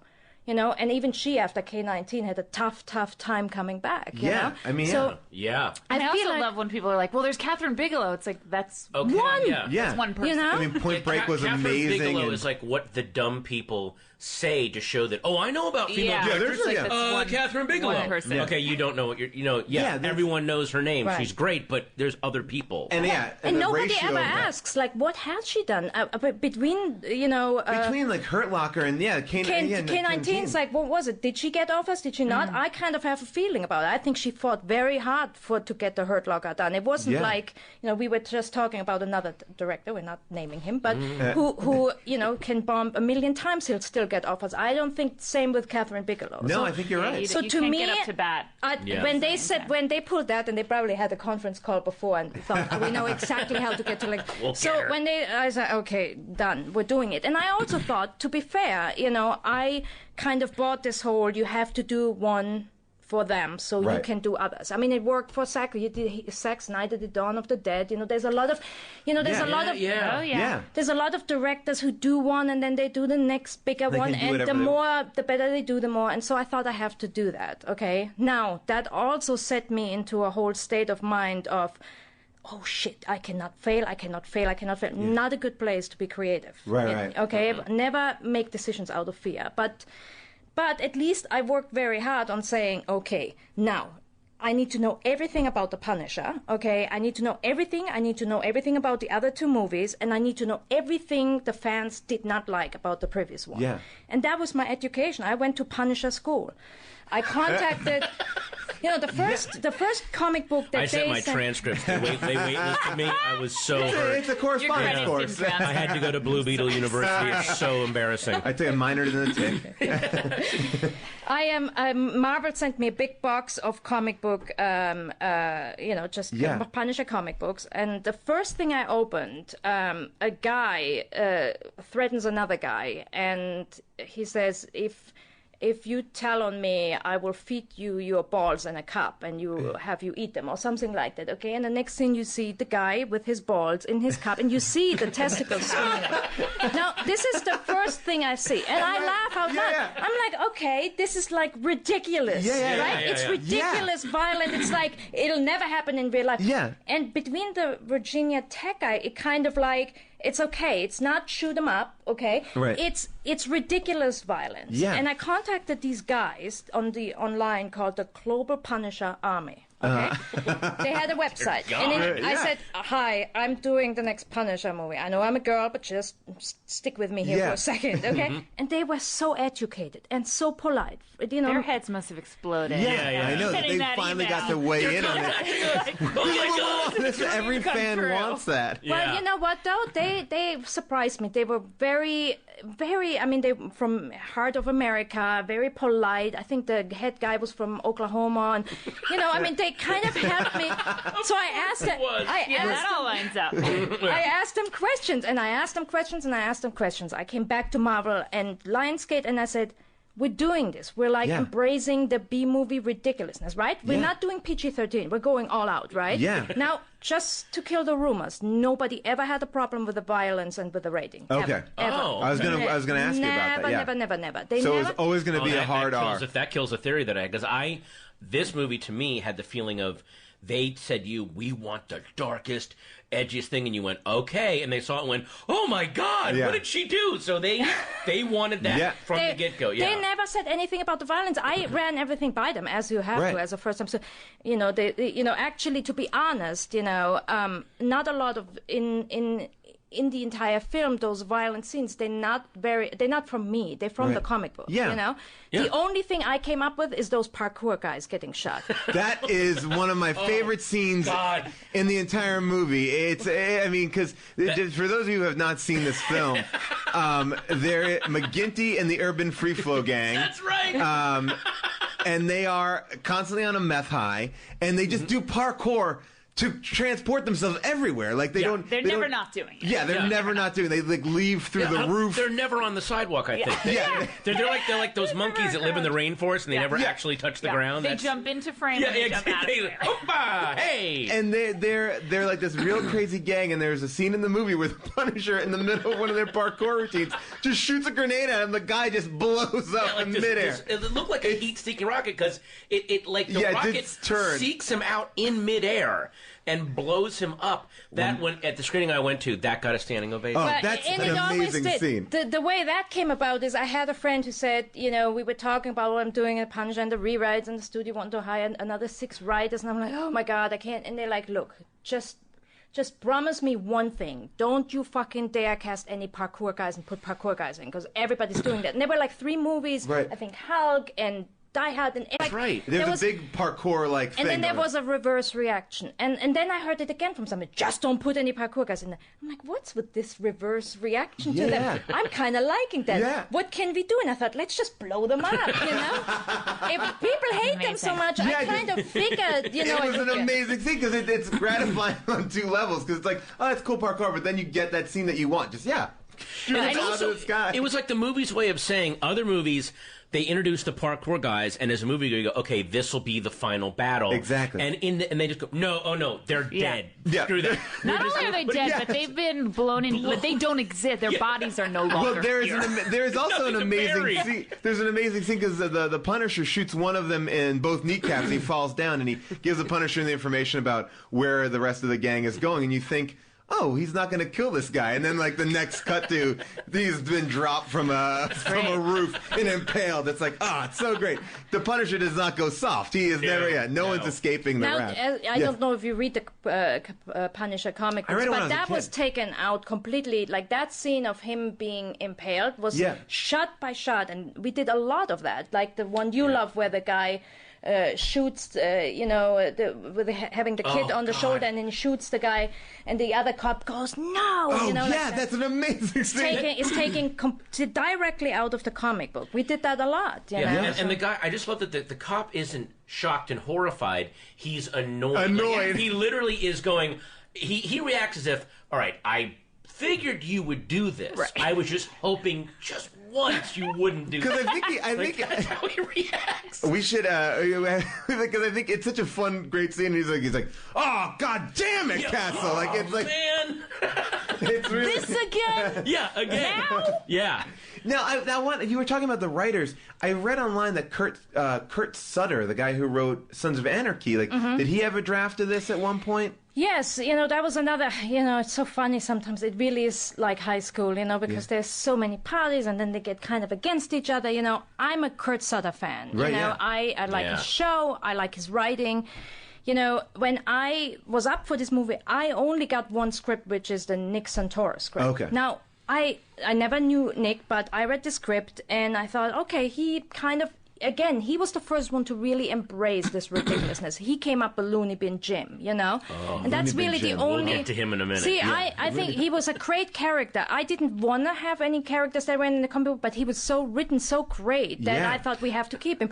And Nick Santoro's script, I liked it. It was basically what I want to do, like that ridiculous, let's celebrate the B movies of the 80s kind of craziness, you know? A lot of those crazy direct-to-video action things Correct. where they go, well, we don't have stars in a budget, but one thing we can give people It's is blood. nothing but what the fuck moment. Well, Well, and what's that was amazing like about this movie too is like the pace of it doesn't, like you said, the finale's in the first 3 minutes. Yeah. But the pacing of it is amazing. Like it doesn't go through a 10-minute, 15-minute like lapse. Like you get on No. board and you stay on board the entire time. Well, I do these crazy things, and people always look at me like I'm insane. But when I start a movie, I do these.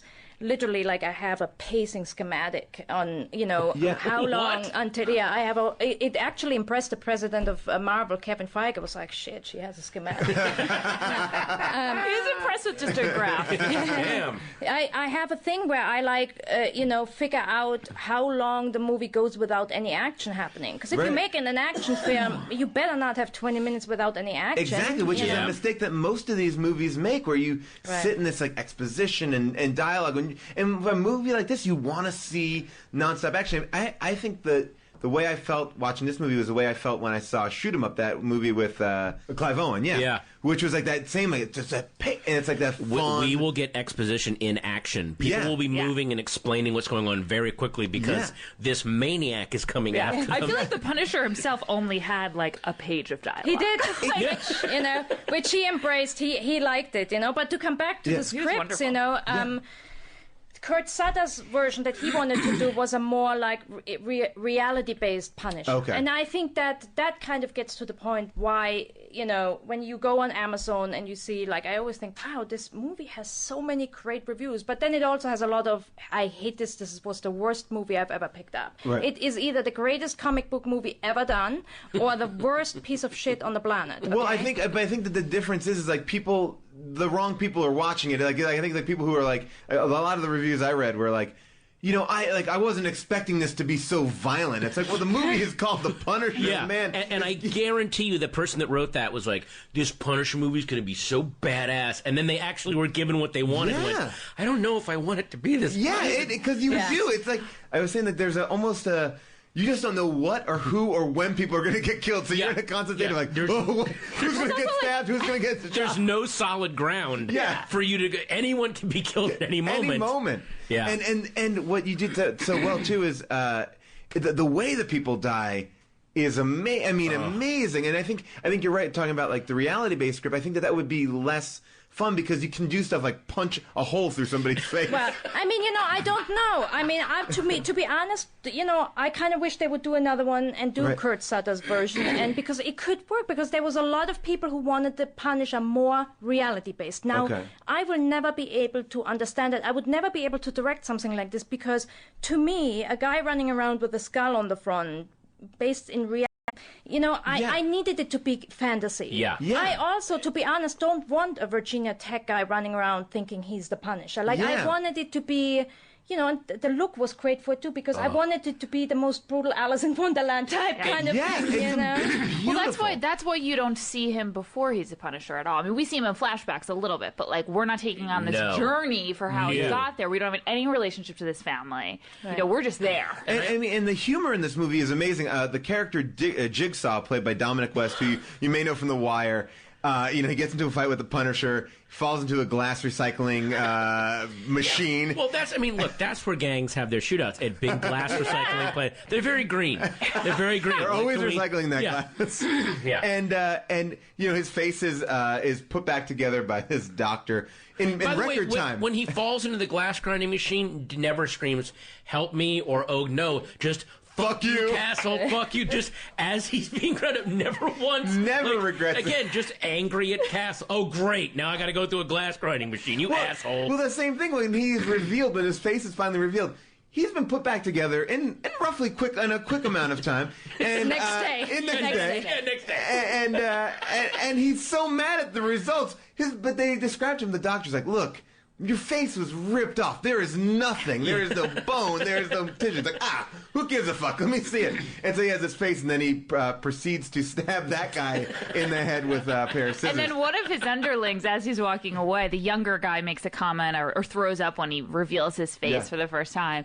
And then as him and the other thug are walking away, he says, "I can't believe you didn't control yourself, man." He's like, "You know how much he cares about his looks." I think anyone would be upset. Yeah. The man looks like Frankenstein. Yeah, exactly. I thought Dominic West did I just love Dominic, because I think once he said yes and he came, he kept asking me, "Really, this ridiculous, this great?" I'm like, "Trust me, just go with it." And that's why he kind of doubted that's how insane he should go. But I kept saying, and that's why I always say in interview, listen, that wasn't his acting choice, that was mine. I told him just go, because he often said, "Really? Yeah, you really?" That crazy? But he was such a fucking trooper. He's such a great actor, and for him to kind of, am I even allowed to curse? Yeah. Okay. Oh, it's a podcast. Yeah. He totally went with it. But here's another little, thing that I've never told anybody. I love Dominic, and I was glad he was in the movie. Okay, but somebody came to audition. Now here's the ticker of this whole thing. He was sent by one of the chairman of Lionsgate, okay? Now, I thought, okay, well, now I guess we have to see this actor. And this actor was Freddie Prinze Jr., okay? Wait. I gotta go, you guys. I gotta go. Wait. But here's the thing, okay? So he comes in and he reads for Jigsaw. And I tell you what, he did the most amazing audition on the planet. He was really fantastic. And let me tell you another thing. He knew the Punisher inside out. He really had read them since he was a little kid, and he was amazing. Now then I go turn around and say, look, Freddie Prinze was, I gotta give it to him. He did a fantastic audition. Yeah, but you're not gonna cast him. You made me see him. Yeah, but you're not going to cast him. So yeah. So, these were the kind of things that happen on your studio film. But see, this is the kind of thing that I find sometimes very strange, because frankly, they also could have gotten, I think there was another young director who really wanted this film, who was also obsessed with The Punisher. Yeah. Now, I'm not apologizing for the film I made, but sometimes I think, there's people out there who breathe, live, eat this stuff. Yeah.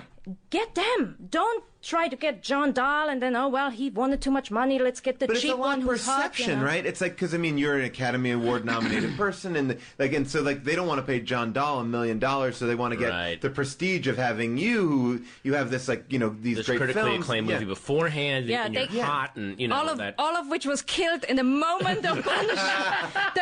The day after the box office came out, I was like, oh yeah, I guess that Academy Award is not doing me any good now. But what do people expect though? Because it's not more than any other superhero movie. The Punisher is what he is. He goes and kills people. I mean, there's nothing. Ultimately, I've read the comics that's redeeming about him. No. More, it's like that's what he is. And even the other superheroes don't like him. They would very much like to lock him up. Yeah. With all the other villains. They're like, Frank, please, we really don't want your help right now. Thank you, but no thank you. This is really horrifying. By the way, Roger Ebert gave you a good review too. Oh yeah, yeah. Robert Ebert, and there's I love Roger Ebert. He also loved Queen Street Hooligans, so I somehow I must be in his good grace. But there's a bunch of other reviews that I read way later that I thought, well, even a guy from San Francisco said, look, Lexi Alexander had B movie material, and she embraced it as much as she could and said, let's go all out with the B. And I thought, why did not more people get this? When I read, I did not know Patton before he wrote this, okay? And somebody had forwarded me his review. And I was so touched. He wasn't the only one who said yay to this movie, but he got it. I was like, yes. I'm like, why is he not working for the marketing department? Why can't they consult him? Because all you had to tell people was, instead of pretending we're bringing this out on Christmas because it's just like Dark Knight, it's not, okay? Yeah. There were not $200 million. There was no Heath Ledger. There was no, there was no, what's his name? Christian Bale. Correct. Not what we were doing. Yeah, but what you did was you made a movie that looked great and embraced everything in a really fun way. If this had been an end of the summer release, the way that they put out the first Blade in late August, like, okay, all the big, bright, happy movies are out of the way. Absolutely. This is a dark, non-stop, in-your-face action movie. Like that. It would have been that would have been the perfect time to put it out. I agree and with also, you. you told me this kind of terrifying story of how they screened it for critics, which is the absolute wrong way. Well, there's a lot of people have this, even Patton thought, they straight out said, this movie's already dead, we're going to kill it. But that wasn't necessarily the case, because they watched it, you have the screening of the rough cut, basically, and a little bit later than the rough cut, but it's not all finished, and you screen it for the entire Lionsgate people that will have anything to do with the release, distribution, marketing, all the heads. And standing ovations, laugh out loud, the parkour guys get shot, laughing. But I'm like, okay, I guess this is cool, right? They get the tone, so at least. Correct. So they go and say, we actually, unlike any other movie we do of this genre, we will screen this for the critics. Right. Okay, and I was like, wow. And they never do that. They had simultaneous screenings in New York and LA. Now, 2 days before, I'm panicking because I'm thinking, wait a minute, a New York critic, think about this. Yeah. I'm At talking Christmas about time. Right. I'm talking right. Jesus is about to be born. So I thought, I'm so screwed. Yeah. And I called them up. I remember this. I said, couldn't we at least? There's one guidelines. I have to say, of course, I argued with them a lot the closer the release got, because I kept thinking this is not going right. Because I knew who were people like you who would stand on the chair, and they didn't know it was coming out. So I thought something is not going right. So I became this whole devil of the arguing directors, and it was a bad choice on my part, but anyway, I wanted to fight for the movie. And so I said 2 days before, I said, can't we at least put a one sheet on the seat that shows that we have taken basically every scene, every violent scene, every action scene from the comic book, and even Steve's look. You know, I mean, he shot it beautifully the way the comic book looked. Can we just at least show them? So even though they're not comic book fans, they will not get what this is. Yeah. They'll understand the effort that was made based on a source material. Right. That's a ridiculous idea. No, we're not doing that. So what ended up in every paper, I never forget this. This actually had affected me at all. You know, I did a little film since then. It's the only thing I've done. I've done a little film, which my friends call Lexi's Christian film. Because here's why. I liked the film, but I think I did go a little bit too far to the other. A woman in New York, I think it was even the New York Times, wrote this in her review. I think she wrote, Lexi Alexander should go to prison for her violent imagination. Now, mind you, okay, and she was talking about the impaling and mind you, I didn't come up with it. It's in the damn comic book. But see, that's the thing. Like, people thought we just had some kind of sadistic jerk-off session, you know, and not knowing that it was based on something. I think that there are probably, in my mind, this movie is so much more fun to watch than the Saws and the stuff like that. Which I can't watch any of that. Because like, you know, that's the stuff that's like, oh, it's so, like there is no fun in it. Like a movie like Kick-Ass, which is also incredibly violent and fun, but it's fun to watch, and that's a very tough line to, I think, pull off. This isn't weird, like lingering fetishistic violence. There is violence, but we keep zipping along. It's like, it reminds me of the violence in movies like The Road Warrior, where, I mean, it stings, but we're not going to sit here and just linger. Ooh, let's slowly watch, you don't see people in that much pain, with the exception of... They die pretty quickly. They die pretty quickly. Or the Punisher shoots them. Yeah, with the exception of Jigsaw, who, although even he kind of, it's like, sort of has it coming. Like, you want Jigsaw to die at that point. He should have a horrible life at that point. But even like, again, it's getting back to Ebert's review too. It does look, and I just shot a movie with your DP, Steve Gaynor. It is such a, I think another thing that disturbed people must have been, it is a weirdly gorgeous movie. So I don't think people could put together the two thoughts in your head that I want looking at such a gorgeous movie and it's so horrifying. Well, and to me, I also think, I always think that a lot of reviewers are older, too. Like, this is not a movie for a 50-something, you know, or 60-something-year-old, you know, like, I did a movie called Piranha 3D, and like, and, you know, and like... And, You're welcome, America. Enjoy. And, you know, and June's dad saw it, and we didn't even want to... Tell me that he saw it because he was so mortified. My He's father like, that's never brought it up to pornography. me and said that when I brought it up to him, I finally asked him to see Piranha 3D. He's like, I can't ever speak to Paul about it. That's... But, you know, those are sometimes the people that are reviewing movies. They're just not, like, you have to be in the right mindset. The movie isn't for... But I think you can get to them. If you explain to them what we were doing and saying, I know you not in your private life want to watch this. You want to watch Slumdog Millionaire and you want to watch those kind of movies. I get it, okay? But there's a whole... You know, I always say this about... You know, I'm not going to put any Thomas Kincaid stuff up in my house, okay? Right. But guess what? Thomas Kincaid stuff sells a lot. Because America actually has a lot of other states. You know what I'm saying? Yeah, like, definitely. Don't... It's not only your taste, like you, but I think you would have gotten to them. I think if you would have explained to them, you're not in this genre, but this is what we did, I think they would have at least appreciated, for example, Steve's work. They would have. The way that you talked about putting the one sheet down on the chairs, that seems like a genius idea. Well, let me tell you something about another. Patton is in a great movie called Harold and Kumar 3D. I haven't seen that yet. Okay, but here's what I know. Just because I know somebody who worked on it as well. I saw a kind of secret trailer that the young director had cut himself. You know, now I'm somebody who would never go see a Harold and Kumar movie, okay?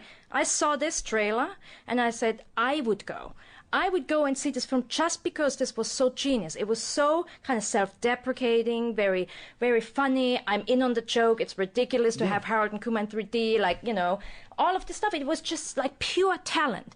And I was like, oh my God, I hope they're using this trailer. And of course they're not, okay? Oh, man. But if they would have just taken this kid's instinct who lived this film for a year, okay? If they would have gone with it, they would get more people in the movie. But that's what Robert Rodriguez does. Robert Rodriguez like cuts his own trailers and then releases them himself because he knows I'll get to my people that will Yeah. like this because and they'll see my enthusiasm for the thing I just did. Well, it is always such a strange thing that like marketing departments are so cut off from the rest of the studio. Like they work on their own lot. It seems. Well, I mean, to go to the Piranha thing too, like we were supposed to screen at Comic-Con like a little clip and had nudity in it and it was too bloody. Like, well, you have to pull this away. And our director Alex Aja was like, no, I'm not gonna. I will not like dilute what I'm gonna do. I'm gonna screen it off campus. And so they rented out a movie theater for him. And then all those fans came, and I think that positive word of mouth bred from there because he didn't compromise what it is. You have to like appeal to the right people. Can you imagine if they had done the invite-only midnight screenings like a couple months before this movie came out to the right people? Then the word would have been like,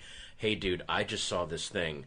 If you think the Thomas Jane Punisher movie was hardcore, wait till you see this thing." Like, then people would have gone. I think you're right. A lot more people would have gone. Now, what did you not get to do anything that you wanted to do in this movie? Were there things that you couldn't the do? only thing really creatively, to be honest, everybody was on board. I think Marvel kind of, it's funny because I had a really good relationship with Kevin Feige and I'm a big fan. I thought it was very smart, but I think they kind of stayed out of it because Lionsgate paid for it. Got it. Once in a while, there was this weird, and I made mistakes too, there was this weird kind of, they're the divorced parents, and I'm going to use one against the other when I don't like the idea, right. Like I kind of thought, okay, and my mistake, but for most part, Marvel kind of stayed out of it, and there was one thing, I had a soundtrack on it that kind of reflected what this movie was, okay? Right. It wasn't an orchestra. Right. It was kind of ridiculous. It was good, but it was more up to what this tone of this movie was. They pulled it off, fired my composer, and put one on, which I'd later found out the direction to this composer was make it more like Dark Knight. And again, I kept saying... A serious, somber... But you hear it now, tragedy. like that symphony stuff sometimes, I mean, it's not too bad, but I thought, what we had, I wished I could show it. I may have still a rough cut somewhere with it. Because it was this really kind of edgy, it's the kind of music Frank Castle hears. Deeper into his head. More like Chemical Brothers, elevated, R-rated, so... Which, by the way, and then the Chemical Brothers, they let them do the soundtrack to Drive. Exactly. Which made that movie work so well. And I have to say, I was thinking about Drive when I saw this movie because there are similarities in this, this dark guy. Drive is the realistic Punisher in a way, I think it's just as stylized in its own way, and just as brilliantly, and also we were talking about this too, because I'm also gonna ask if we can me and June and Paul just start asking you about our favorite scenes. And have you. We just want to start firing questions, because there's so much. I know there's a lot to unpack. I love that this is one of the few superhero movies that. Especially in terms of the Punisher, where Ray Stevenson, the lead character, looks like a guy who lives in the sewer and eats processed food MREs. out of a box. Yeah, just does not. I mean, he's not fat, but he's not in shape, and he's got this huge armor thing on. And there's a scene when he's just running, and he just looks like this huffing, angry tank. You realize that a real-life Punisher would learn, how can I kill the most people with the least amount of movement or effort on my part? But he's not going to the gym, No, but I did note that when he was running. It was more like a stomp down the street. And he's got to get back to that lair pretty quick. He's carrying a lot of weight on him, too, the vest. I did have a question. So, just to go back to that Marvel thing, is that why Stan Lee didn't appear? This is the only Marvel film that Stan Lee has not appeared in. No, I don't think I think at some point we said, we should have him appear, but then we were in Montreal. Listen, this was a tough shoot. This was... How many days did you shoot? No day, just 40 nights. Oh, It was an all-night shoot. And let me tell you something else. We go to Montreal and they say, we don't have any heavy winters. And then it's 20 degrees zero, okay? I mean, they all say, we never had a winter like this. It was below zero every night. And we were in locations that were toxic, I mean, it was just, I think that's... It looks like it... There are scenes that look like they smell bad.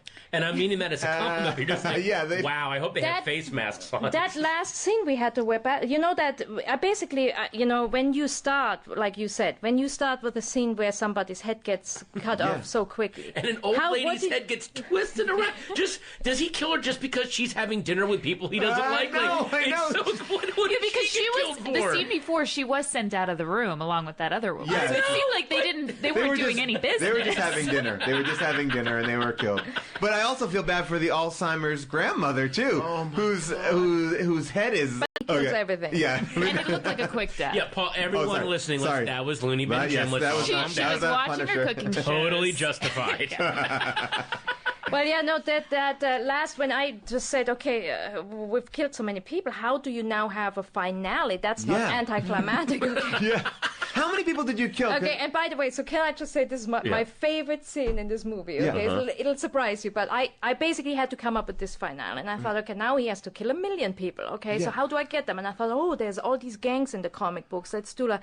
And I don't know if you caught this, but when Jigsaw and Looney Bin Jim do this whole speech to recruit these gangs, okay, that was a direct spin-off of that scene in Michael Moore's Fahrenheit 9/11 when these two doofus recruiters come to the high school. Oh yeah. Did you catch that? No, I put the American. We can actually play it right now. We can listen to it here. Well, I mean, I got the Flag gross behind neon American flag. It looked like a nightmare version, but you took it from the Michael Moore. Well, because when I saw that movie, that was kind of like I thought, okay, who listens to these doofus guys who come and say, "Sign up, your life, it'll be great." You know, you may die, but he goes to like the black gang, the Asian gang, and the Irish gang, and they each have neon symbols of their ethnicity behind them on the wall, which I love. And they all have to go team up and go to this hotel to. But I gotta say, they're being That is an amazing recruited scene. for. I mean, they're being given money, but their task is really, along with tons of other people, to just kill one man. Like And I also- feel like I might sign up. But you know, I mean, Yeah. do you get that? That was like, I mean, when this whole thing's, sorry, I mean, I happen to be a liberal, okay? Yeah. So when this whole thing started off, let's start a war and go after Osama bin Laden, and I thought nobody's going to buy that, right? And then all of a sudden you're like, holy shit, people are literally enlisting, you know? And so I thought, okay, I put my own little. Some people noticed it, others it kind of went. They I gotta couldn't check out that. They couldn't Wow. think politically, but anyway, so that was my favorite. June, you were pointing out, they are being recruited to kill one guy, but they're also pretty openly being recruited to be cannon fodder. Correct. Like he's all because once they That's get to true. the hotel, the way that he must have said, okay, Irish guys, you're on the first floor. Yeah. Black guys, you're on the second floor. Chinese guys, you're on the, and then this maniac is going to chew his way through you. Just go up. We figured it. Yeah. And I'll be on the top floor, and none of them went, wait a minute, so we're on the ground floor where he can just, that's where we are. Okay, that's It's cool. like yeah. a By the way, what does that remind you of? Yeah, exactly. Well, let's talk about some of our favorite scenes before we kind of wrap up and have some questions from our audience here too. Yeah. So I think my favorite scene in the movie is the scene where Dominic West, who's Jigsaw at this point, looks at himself in the mirror and his face is all messed up and he gets very emotional and he says, you know, I can't look at myself in the mirror. And then Looney Bin Jim goes, don't worry about it. You'll never have to look in a mirror again. And then proceeds to hurl his body into in this mirrored room. Breaks Lots of every mirrors in mirror. there. And Dominic West is I don't know if at that point, if Dominic West's character is just insane because he's had all this intense plastic surgery, or or just loving his brother. Like I love that relationship between. It was genuinely beautiful. It was a great scene. Like his brother's like, I'm gonna break every mirror so you never have to look at yourself again. That is my favorite scene. I love I that want scene. to ask, what is Looney Bin Jim's diagnosis? Like, what is he? Be Dr. Phil for a second. Yeah. Walk us through him. Clinically insane, I would say. You know, Okay. I mean, He it's makes funny Hannibal because- Lecter look tame. By the way. Yeah. And you know, Doc Hutchison, you know, ends up like passing on the script, and I immediately called his agent. I said I need his personal number, you know, and I called him up at home and I said, okay, honestly, you cannot pass. I will stalk you. Right. You know, I have been such a huge fan of his. He's one of those underappreciated, although now he's on a reality show, which kind of stinks. Well, because didn't he kind of go Yeah, crazy a little bit? Did you send a 15-year-old intern to give him the script again? Maybe? I'm sorry. I couldn't I know, resist. Yeah. it's so funny because I have so much respect for his acting, and it's another one of those guys that I think really never got. You know, if you watch The Green Mile, you can He watch. should have gotten he's an great. Oscar for Yeah, that. he's amazing. You know, Oh I my mean, God, I he's just scary think he in that. never got that. But you know, I knew he can be as creepy as they come. You know, but he can also play it in. I mean. Yummy, yummy, yummy in my tummy. Yes. He made that Yummy, up. yummy, yummy. That was not written. Well, He made that up. Well, Can we play that clip? We have that They clip played right that here. in the teaser because the way he delivers those It's so words great. is so scary. Let's just hear it. Yummy, yummy in my tummy, tummy, So great. He came up That with that. pause. He And knows well, how to this use is a a question pause. that actually someone wrote here. Kyle Brown wrote, was Doug Hutchins' meow in the movie? Was that his choice or is that in the script? His choice. You know, I'm actually big. If you watch Green Street, it's kind of ridiculous to talk about it on the Punjabi, but if you watch Green Street, you know, there's a lot of stuff that gets praises that the actors came up with, and I'm big on that. If I fight for a good actor, when I do have a good actor and they make suggestions, you know, I'm an idiot if I don't take them. Right. And he's one of those. He'll come on set and say, Lexi, what do you think of this? You know, and he'll do this meow thing, and you go like, he's fucking insane, but I love it. You know, He's a great character in this movie. He really and is. Dominic West as well. And Yes, so Dominic West, great. Ray Stevenson did a lot of that. Like, I mean, he did. I was surprised, I guess, that Jigsaw, for caring so much about his brother, was fine with him being treated in such a horrible asylum. Like, that looked like the that worst. I was was a like, can we little throw odd. some mob money this guy's way? Also, I had a problem with that doctor. That doctor could have been abusing him more, but just eating his applesauce. Yeah, like that's his idea of abuse. Yeah, I'll eat some of your applesauce. I gotta say, I think that Fat took a hit. That elevator operator in the hotel, who dear. doesn't seem to be armed at all at the end of the movie. He's just sitting in an elevator thing, and he opens up and he sees Punisher. Well, he was like, smoking in there. Yeah, Smoking yeah. cigarette. oh shit! Like he just knows. He gets pretty blown away. You know what? I don't think that was an actually conscious choice. I think that. Well, you maybe are a it's just former choice. karate champion, though, Lexi. Maybe you have it out for fat people. If people aren't fit, like, let's kill them. Let's kick a hole through their chest. I don't think so. No, it You just know, happened. I, by the way, I had my own fat days. You know, probably the week after the box office, did see the pounds were skinny. But no, I think that they were just presented to me as. And you know, the asylum, I always thought he had no choice. Like I always thought it was one of those asylums that people who kill people get in. Oh, you know, I what see. I'm He was saying? a so it was a criminal. prison. And now, Oh, okay, he was in Yeah. prison. Okay. Yeah.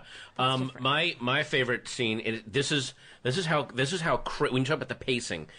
A breather in the middle of the finale, the huge gunfight. This movie's version of a lull is where Frank Castle puts a grenade in a paint can. Yes, kicks it I into remember another. this. Okay, kicks it in another room, and then this guy that he's fighting with then looks down and sees that it's a grenade, and his reaction is literally like, oh, great. Like, it is, and it's this weird, like, all the sound goes out of the scene, all the music drops, and it's this quiet moment of his last moments on Earth going, oh, perfect.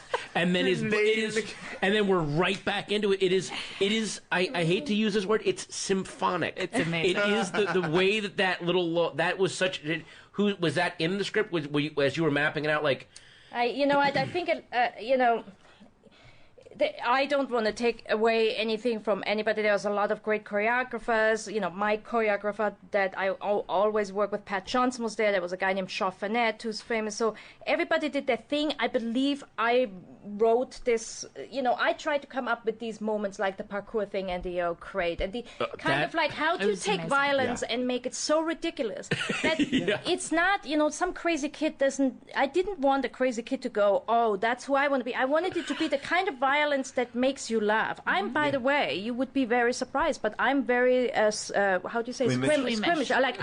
I always, you know, tell John, tell me when it's over, you know, like, I wanted it to be very, very violent, but not realistic violent. Right. Like, and not cartoony violent, more like, oh, absurd. It's absurd, Right, it's you know. absurd. It's That is a weird moment, though, when that guy reacts that way, because in some ways it's like, I don't know how I would react if that... Like, there was a part of me that was like, I wonder if I'd have the same reaction of just like, oh, fuck. you know what? I'm done. Yeah, I'm done. What am I going to do? I might as well try to be cool about it.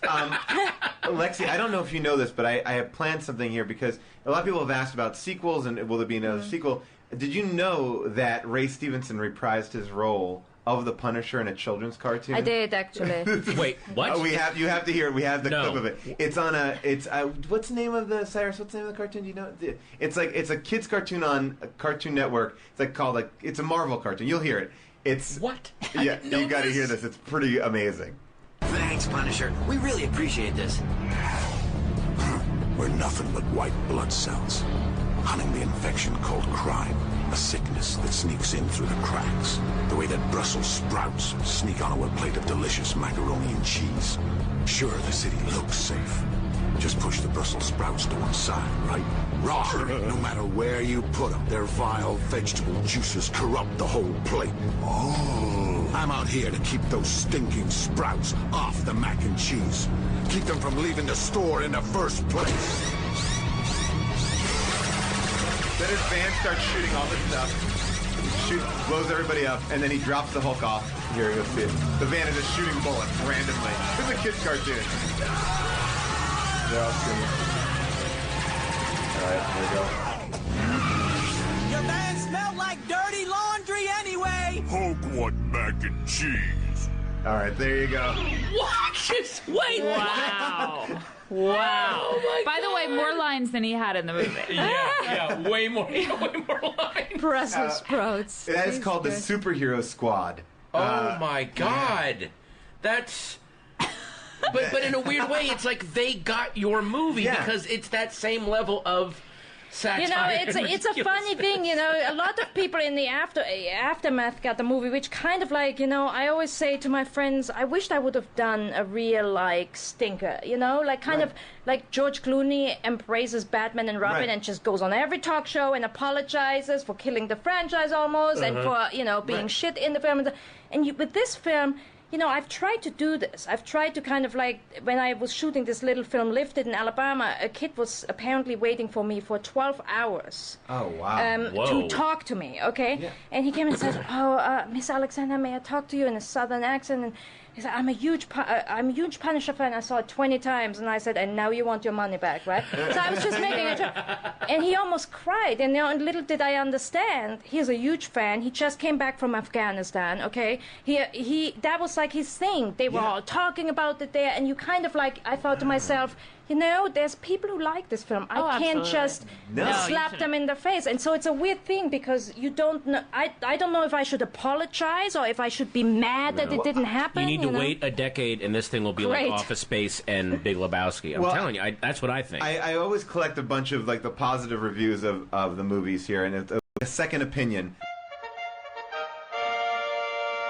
So these are people who have reviewed their movie on their own terms. So here you go. These are some of them. Chili goes, any moron who gives this film less than 4 stars not obviously has any comprehension of what makes things good. Why even write an opinion on it? You can suck on a muzzle of an M18. Zaboom! End your life. 4 stars.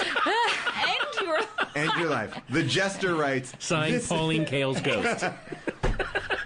This is the best movie I've ever seen. If I had any money, I would buy it. The Jester.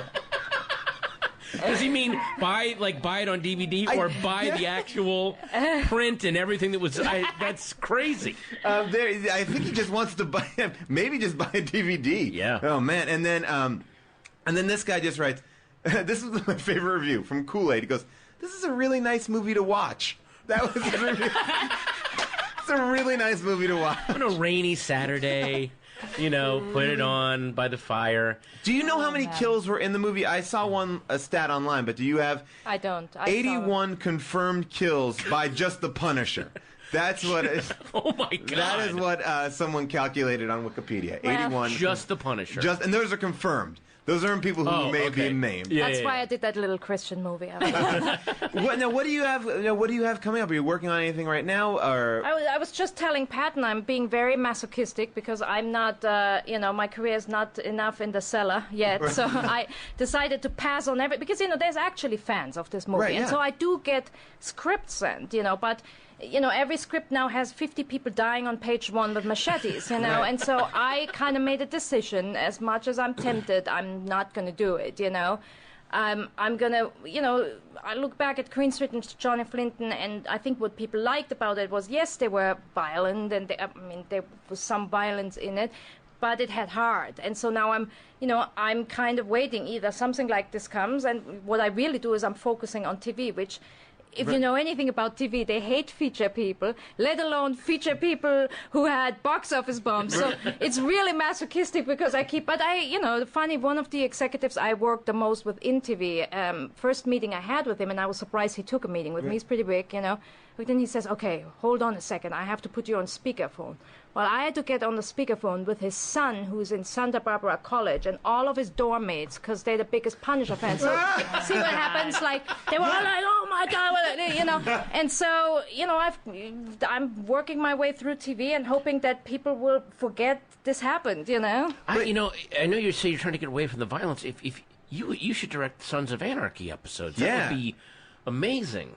If they let you do you know, I don't think Kurt Sutter is a... You know, look, I made the decision. I went with the Nick Santoro script. Right. You know, I don't think Kurt Sutter is a fan. But, you know, there's other TV... You know, directing TV is a little bit different because, you know, the people have asked me, and the thing is kind of you don't do much as a TV director, you know, because I think people are set in a way. Producer of the now, show. I wouldn't mind doing it, but that's not like, you know, this is not what I left, you know, Europe for, to be here and, you know, come and just stand and let the main actor, you know, do his thing. Like, that's not... I write every day. I keep, you know, I actually am writing one feature screenplay that is martial arts, you know, so who knows? Maybe I'll actually send it out, you know. Well, this has been awesome talking to you, and I hope if anybody listening, if you have not seen it, you have to see this movie. Everything she revealed, I didn't know either. Yeah. And I hang out with her, and I didn't know that stuff, so wow. Yeah, I thought, you know, if I come here and if I do this, I've never done this, but Patton could ask me to literally videotape and direct his daughter's dance recital, and I would do it. I love him so much. So how many kills do you think would be in that one? Like 25 or... Like, how old is she? Yeah, because it depends. Well, now, if you're listening to this today, which is the 3rd... Yes, it's going to be coming out Monday, right? Monday.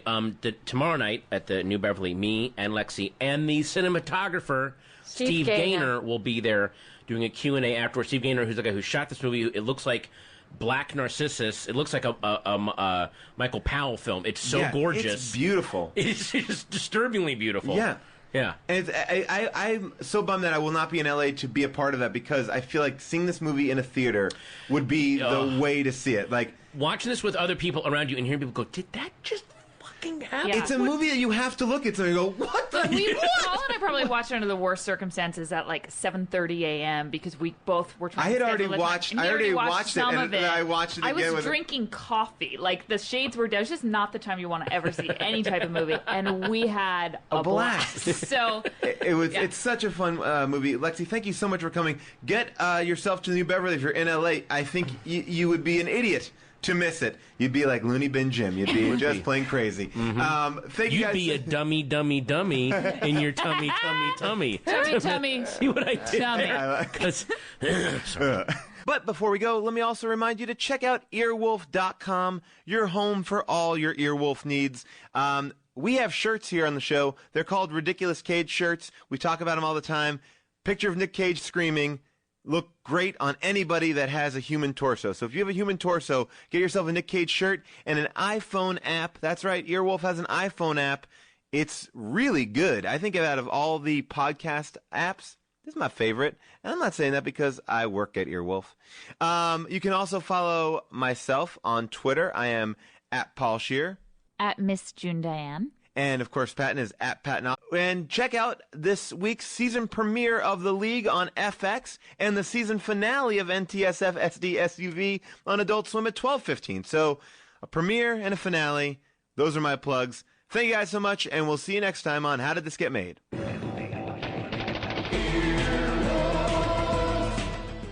This has been an Earwolf Media production. Executive producers Jeff Ulrich and Scott Ackerman. For more information, visit earwolf.com.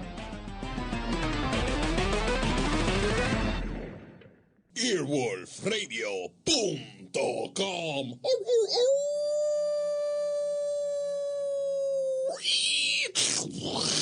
The world's... Guys, give it up to our wonderful sponsor, Squarespace, the all-in-one platform that makes it easy for you to create your own website. They're constantly uploading new designs to their site. So if you haven't checked out the site in a while, do it. Go there. Check it out. You're at your computer right now. Or if you're at the gym, remember to do it later. Text yourself a note. Go to squarespace.com, get a free trial, and we're going to give you 10% off if you use our offer code of MADE. That's MADE, squarespace.com. It doesn't get any simpler than this.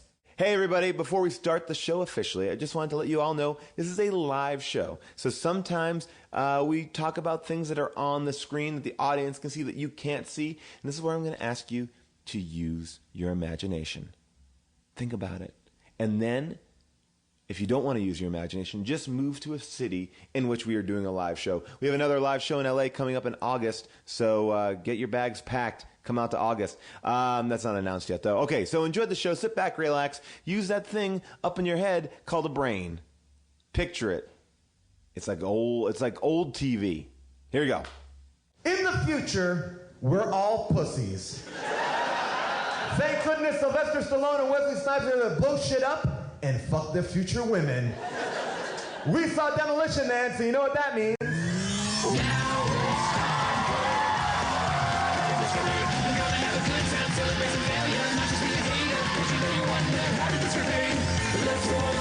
Mediocrity of subpar art. Perhaps we'll find the answer to the question, how did this get made? Hello, people of Earth!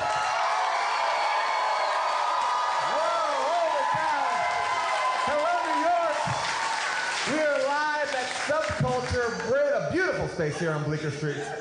Oh, what's playing? Uh-oh. Adam Sandler music is playing through my iPad. I thought I was going to nail it. This will be edited out. 2 shows in a row. I gotta get this on a different track. Okay. Started off like... We are in Subculture, New York, a beautiful new space on Bleecker Street. We have an amazing show for you, but first, let me introduce my 2 co-hosts. Please welcome June Diane Raphael.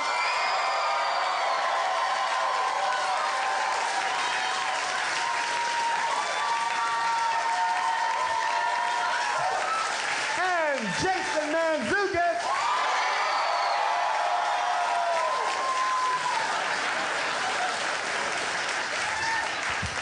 Very special guest here tonight. Please welcome Wyatt Cenac.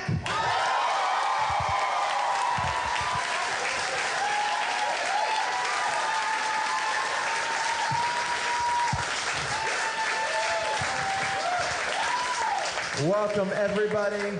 Demolition Man, a movie made in 1993, posits a world that in 1996 shit has gone terribly wrong.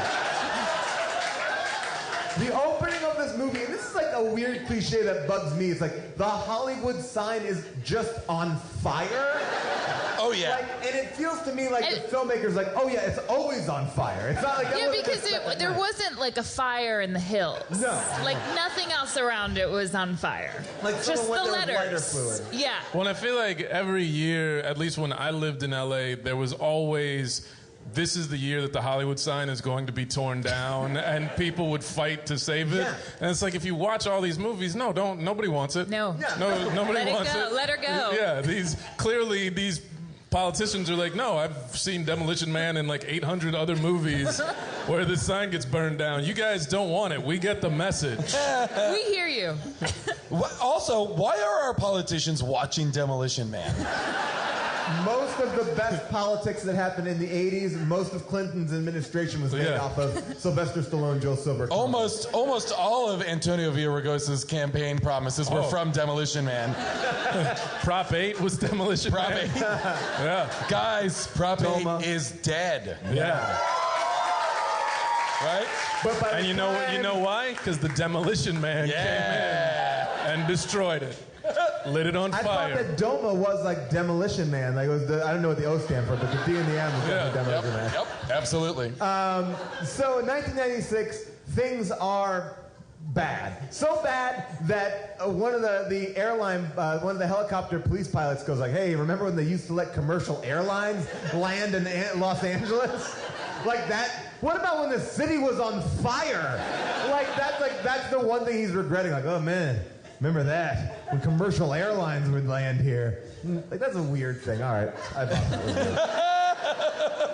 Well, by the way, that first scene when Stallone throws a rope down and just shimmies down to the ground. He doesn't shimmy the back of a helicopter and yells, Phoenix!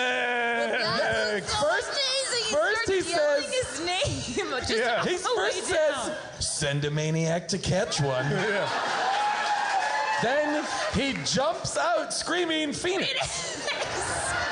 Phoenix, I'm sky fucking you! Also, at this point in the movie, though, you don't really know who Phoenix is, like where Phoenix is. So to just see him yelling, screaming, Phoenix. Well, that is like the problem with the beginning of this movie, which is he runs out, he does like basically the world's best bungee jump, and then immediately goes into killing mode. Like before he lands, like whoa, bam, bam, bam, bam. That's the thing is he bungees out and he never goes back up. He bungees out to the ground and is like click. He just jumped like half a mile. He lands and he misses no one, and then proceeds to have a mental knowledge of this abandoned warehouse as if he has studied it his entire life. It was like, it's like going to mom's house. I know that. Like, and meanwhile, it's revealed that like he's been chasing Phoenix for 2 years, and he finally found this place. So this is the first time. There's no recon on this building. No. He lands on the ground, shoots everybody, and as if he is like has the map in his head, goes like bup, bup, bup, bup, bup, bup, and like Wesley Snipes is like boop, boop, boop, boop, boop. Wait, what? And then Stallone is like, I'm here now. I got you. And I was like, at what point is Wesley Snipes not like? There are like 400 dudes that I feel like should be guarding me, but you got through all of them instantly. Basically, the beginning of Demolition Man is the end of an awesome movie that we did not see. And I want to see the 2 years where like Wesley Snipes moves to LA, then somehow works his way up in the LA underworld. Where his family is murdered, and so having nothing to live for, he takes to a life of crime. Then builds a wall all around LA and sets shit on fire. He goes to that beauty shop, gets his hair dyed blonde. One of my favorite moments too is like, he's like, where are those people on the bus? And he's like, and Wesley Snipes. Because Wesley Snipes has abducted a bus full of regular people. And he's like, I told those bus drivers, don't come into LA, but those bus drivers won't listen. It's like, that is their job. Your beef is with the bus drivers of Los Angeles? And by the way, they're just doing their job, guys. Yeah. They are just shepherding us from place to place in the most humiliating vehicle known to man. These bus drivers, like, that's Wesley Snipes' anger. Like, he talks so vehemently about these bus drivers, like, they can't come in here. It's like, why? What? Like, they're not threatening your drug empire. They're just dropping people off. I don't know why they would even want to be dropped off in a city that is on fire. But if they want to, they're doing the job. Also, he's a guy, he's clearly wasteful, because very early on, you see him do one line of coke, but leave two behind. Just like, these are fine. I'm going to come back to you guys. When I'm ready. Yeah. You don't go stale. How about this? At a certain point when Stallone is entering and Wesley Snipes realizes Stallone is going to enter, he punctures these gasoline tanks, so there's gasoline all over the ground, right? And so Stallone comes in and he's like, I got you, or whatever he says, right? Whatever he says. Relax, everybody, relax. And then Wesley Snipes is like, you're standing in gasoline, lights a cigarette, and then says, what does he say? Something about, like, you're going to go up in flames or whatever. Some one-liner. Then he says it's cold in here. Oh, yeah. Let's turn up the heat or something? Yeah, Okay. yeah. Throws the cigarette. Flames erupt everywhere, okay? But he's also standing in flames. Yes. Okay, so he's standing in gasoline. So flames are like, right? All Stallone does, the only thing that happens to Stallone is he drops his gun. Yeah. He's like, that's hot. The steel got so hot in my hand. Whoa, God. But then he just jumps right out of it, jumps onto Wesley Snipes. They're fighting. Nobody's on fire. But I'm He's confused. unburned. Did the gun get caught in the flames and then it got too hot to hold, or did he just get scared and throw that gun down? Because that's what it looked like. I hope it's B. It looked like he just, like, freaked. That's what you don't see when he's in the helicopter flying past the Hollywood sign burning, is that he's like, oh, can't look. Tell me when we pass the fire sign. I would love it if in this movie there was a thread that is like, fire is his snakes to Indiana Jones. Why did it have to be fire? He's part Frankenstein monster and he's afraid of fire. But I think Stallone's move is basically like a football player's tackle. It's just sort of like, just lunges at a guy. He has guns and he has knives on him, but it's just it's a tackle. But he also, I realized, like, he does a lot in that movie of the sideways jump and shoot action. Which, before John Woo, it's like it was John Woo. But that, it seems like, for the 90s, like the 3-point stance thing that we see in movies now, that's what it used to be. Was like the sideways, like goosh, goosh, goosh. One leg up. Yeah.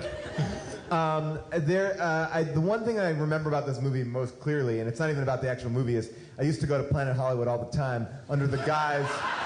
I would be like, Dad, take me to Planet Hollywood, hang out. What? I was naive,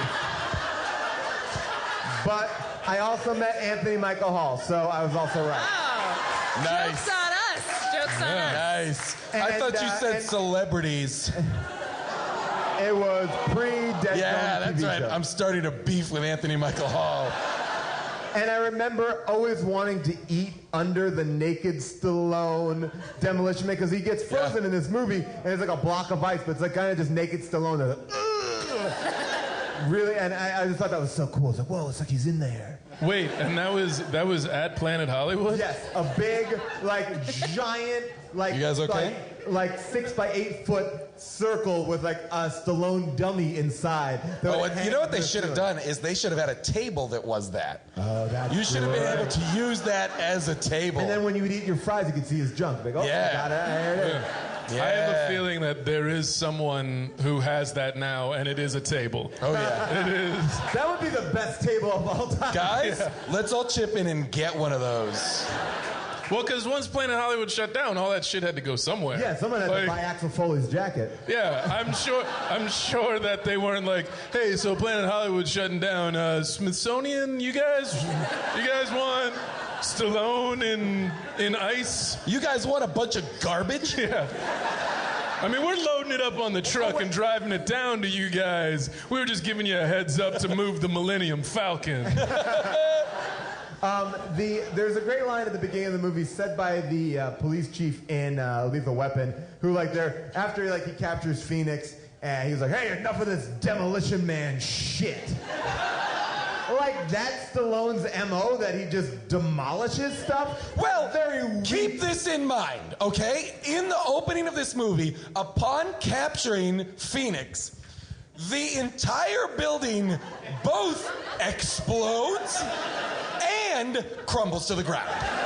Like, in seconds. And they get away. And they walk out of that. But if you were to understand why, it was because Wesley Snipes punctured a couple cans of gasoline. Yes. Well, I thought it was also like a chemical factory. Guys. Oh, all right, maybe it was. That brings up something I really want to talk about, which is the events of September 11th. Oh, brother. Well, here's the crazy thing. Stallone goes to jail because the hostages were in the building, but nobody thinks to ask, like, wait, did they die now? Like, did they die from this explosion, or were they shot in the head? Because we learn later on that they were dead. Major spoiler alert. Major spoilers. They had been killed by Phoenix. But by the way, how did he kill them? a very harsh sentence for a police officer capturing the world's worst criminal. That guy started the fire. All he did was knock him out of the window, and he's like, you're under arrest. He made a tough call. But it would be like, in my opinion, it would be like if Stallone said, "Fuck it, we'll blow up that building." Right. Then it would be a tough call. Wesley Snipes blew up the building. He just escaped. And they're like, you're going to jail for 70 love that years. you have injustice. You have a sense of there is an injustice at the center of this movie. An American hero is tried and sentenced to jail. He is the only man who could find Phoenix. Tried to take down a terrorist, and in the as a result, some innocents died. Those are lives lost in the service of a greater good. Well, what makes it worse is the fact that Wesley Snipes, as he's being taken away, is like, this. I told him there were people there. And he said he didn't care. That's witness testimony. Send him to ice Amazing jail. Wesley Snipes impression. And then, but by the way, it's as if the cops were like, yeah, we believe you, Wesley Snipes, maniac who has taken over Los Angeles, over a cop, who is a hero. But also, he's a maniac too, because it takes a maniac to catch a maniac. Sure, that's true. That is That's true. Thanks for coming. Why it's an act, everybody? Why it's an act? By the way, we've only cracked into the first 3 minutes of this. By the way, I do have a question. Though. the credits have not yet happened. No. That's true. This movie has a cold open. But are we to understand that he's been sentenced to jail forever? No, for 30 years. 70? I'm sorry. Okay, 70 years. In the same jail that Scott Peterson was apparently frozen in. Yes, I pulled up a screen grab of that as they're going through their records. I didn't catch this. Yeah, as they're pulling up their records, I can show it you right here. This is all the people that are in jail. Oh, that's amazing. Yeah. Scott Peterson also had his parole hearing at 8:15. By the way, why would they list it like that? It says 7 a.m. Hyde Clinton, 8:15 Peterson Scott, 7:30 Phoenix Simon. It should be the other way around. No, in the future, That was evening. in the future, nothing happens in order. That was an evening parole hearing. Like, they kind of knew that the Scott Peterson one, he had a lot to talk about.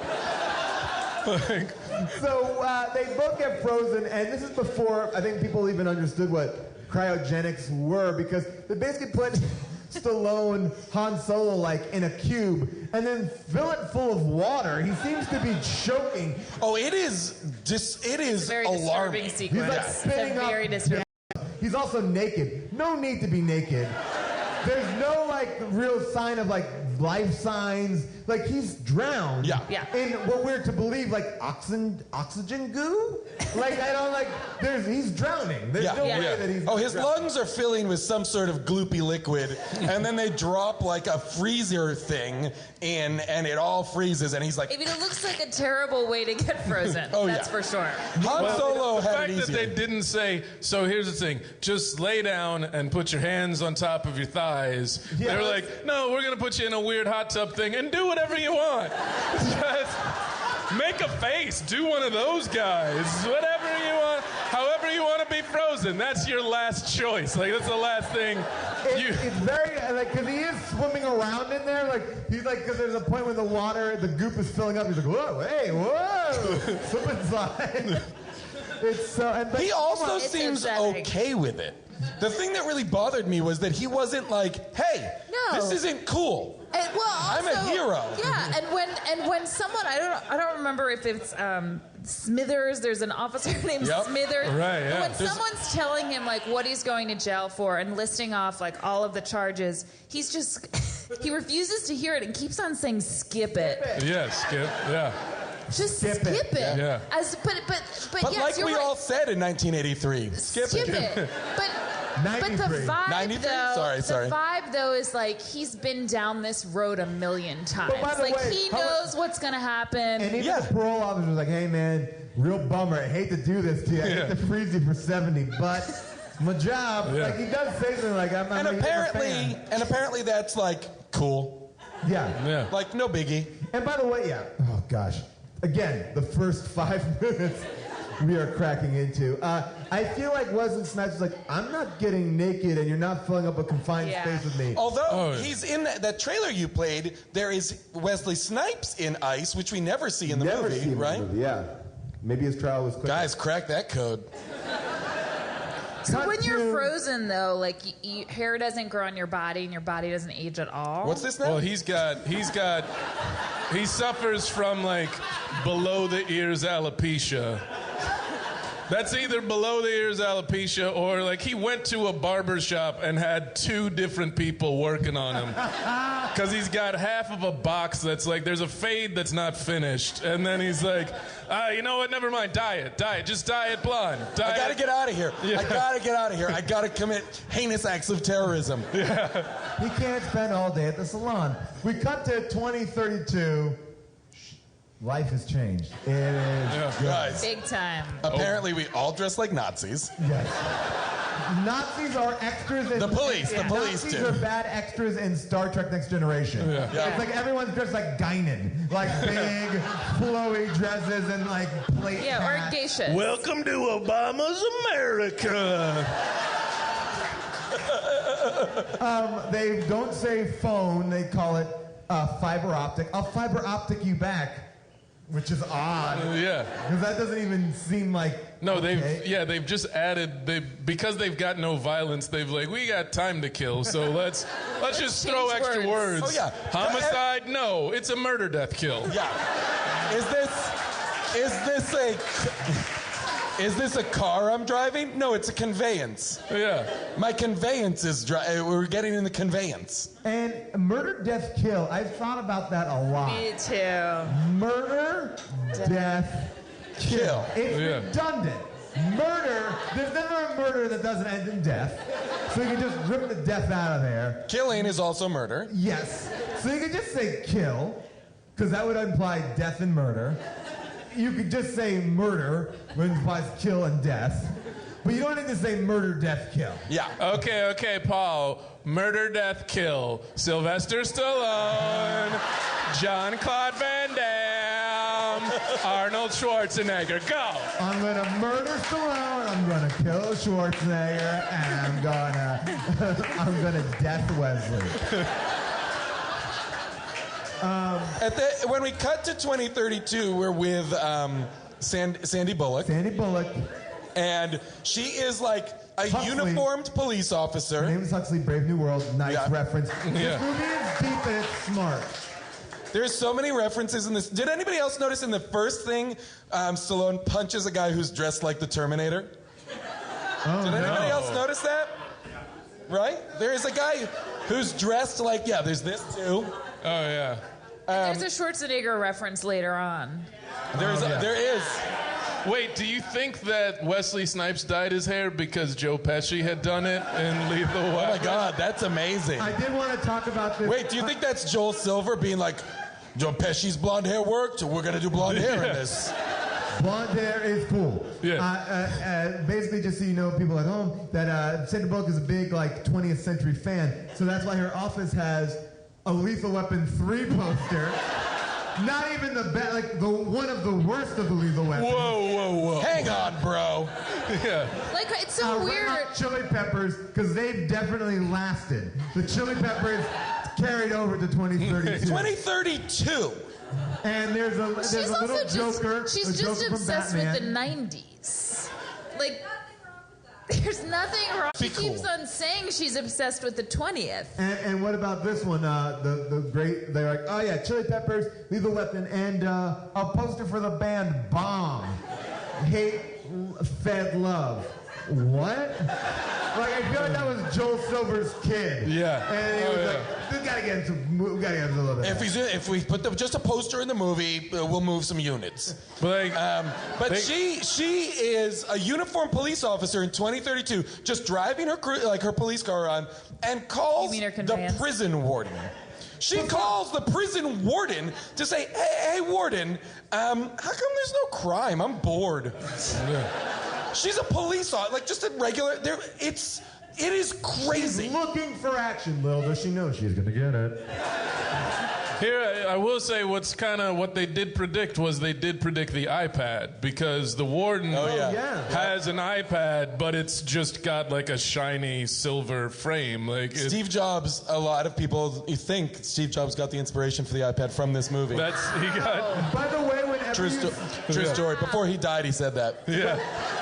He said it as he died. Yeah. Watch Demolition Man. All the answers for Apple products are in Demolition Man. And then X's over his eyes. He's dead. Well, that's why they included the script in that Jobs book. It was just script. Yep. The appendix of the Jobs book is just the script for Demolition Man. That's so prescient. That's gonna be my favorite part of the Ashton Kutcher movie, is because in the movie they show him watch Demolition Man, but they don't cut. They just show him watch the whole movie. Him jerking off to Demolition Man. Because everybody knows Steve Jobs jerked off to Demolition Man. That's where we're at. It is proven. And you can download this podcast on iTunes. It'll be ripped off iTunes immediately. Sorry to interrupt. We're just going to give you a quick word from our sponsors. I appreciate you listening because these guys help us keep the lights on. Not literally, more like the board's alive. But you get the idea. Listen. Guys, I got good news. and I've got bad news. The good news is today's show is brought to you by Hulu Plus, the greatest thing to happen to television since television was invented. The bad news is, if you sign up now, you'll get a free trial of Hulu Plus today.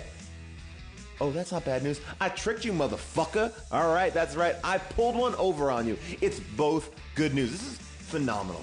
I am a Hulu Plus convert. I never had it. When they offered to come to the show, I said, let me check it out.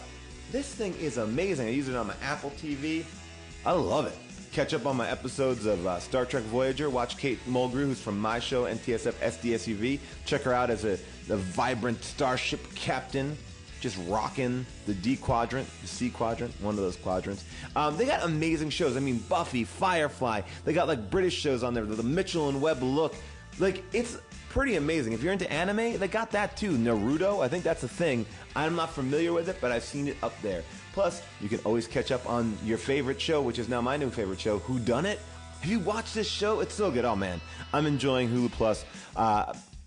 It's great. It's just really great. Use Hulu Plus on connected TVs, game consoles, Blu-ray players, Roku, Apple TV, PC, anywhere you want on your smartphone or tablet. It's all just what? $7.99 a month.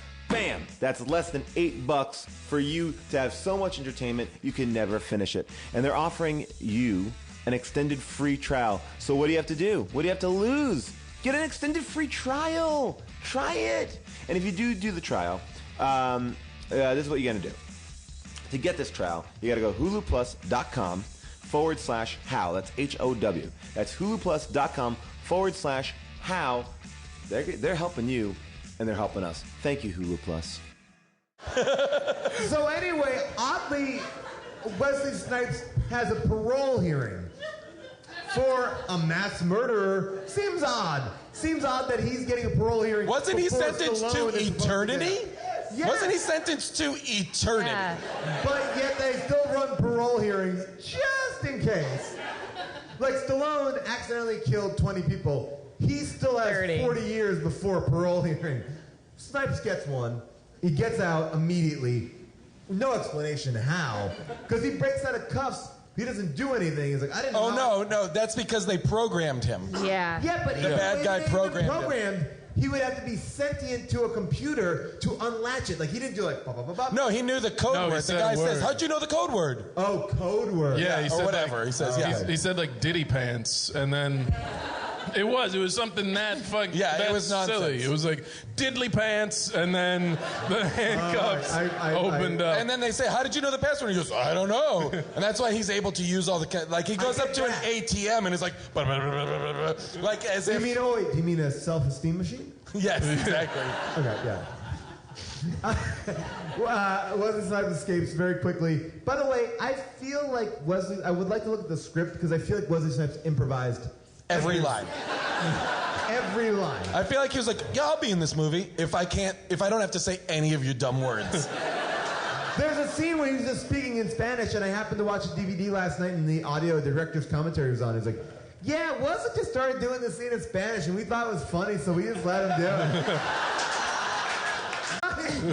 That's crazy. Yeah, like that's why he talks to the parole officer. I love that you just said, and for some reason the director's commentary was on, as if you didn't turn on director's commentary. No, I June saw is my witness. He couldn't figure out the DVD. We couldn't figure out the DVD machine last night. I don't get that old shit, man. I'm about Netflix Instant and Hulu Plus. Oh, I'm about streaming. Yeah. So... Here's what's really weird about this movie, though. Overall, this is just a general comment. Is the macro point?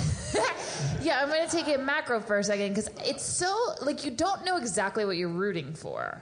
Like, there's this new society, and it is violence-free, but there are certain freedoms, like the freedom to eat fast food, that have been taken away from us. June, haven't you heard Dennis Leary's rant from his stand-up special? I did.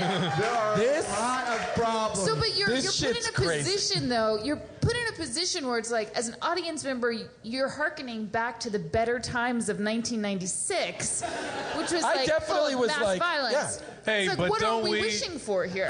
But at the same time, there are people today who are like, oh, it was so much easier in the 50s. And it's like, not for me, it wasn't. Right. Absolutely. I don't know what you mean. I don't know what you mean.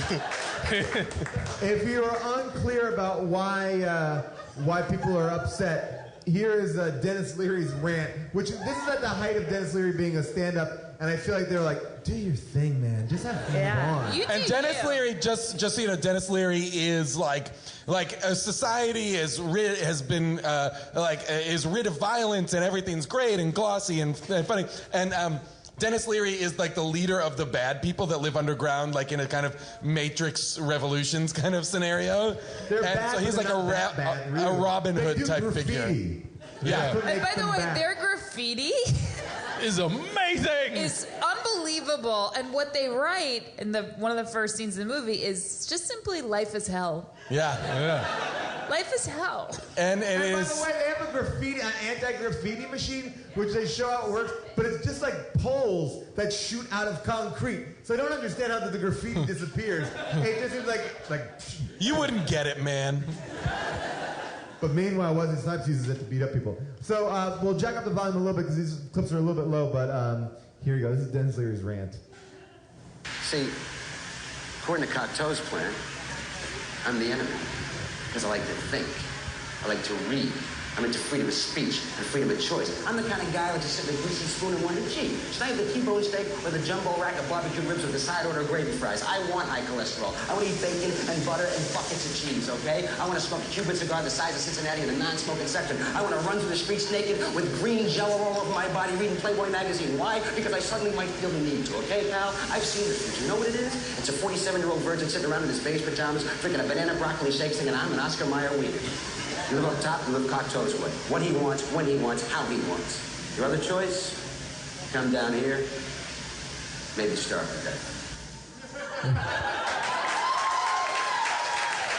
And then he breaks into his hit song, I'm an Asshole, right? That was that song that he had, where he did stand-up material during a song. The other great part of that is that, go back to that for a second. Oh, yeah. Jack Black is one of the underground dwellers. Oh, really? What? Yeah, go to the very end. Go to the very end. I saw it in the credits, and I was like, that's, yeah.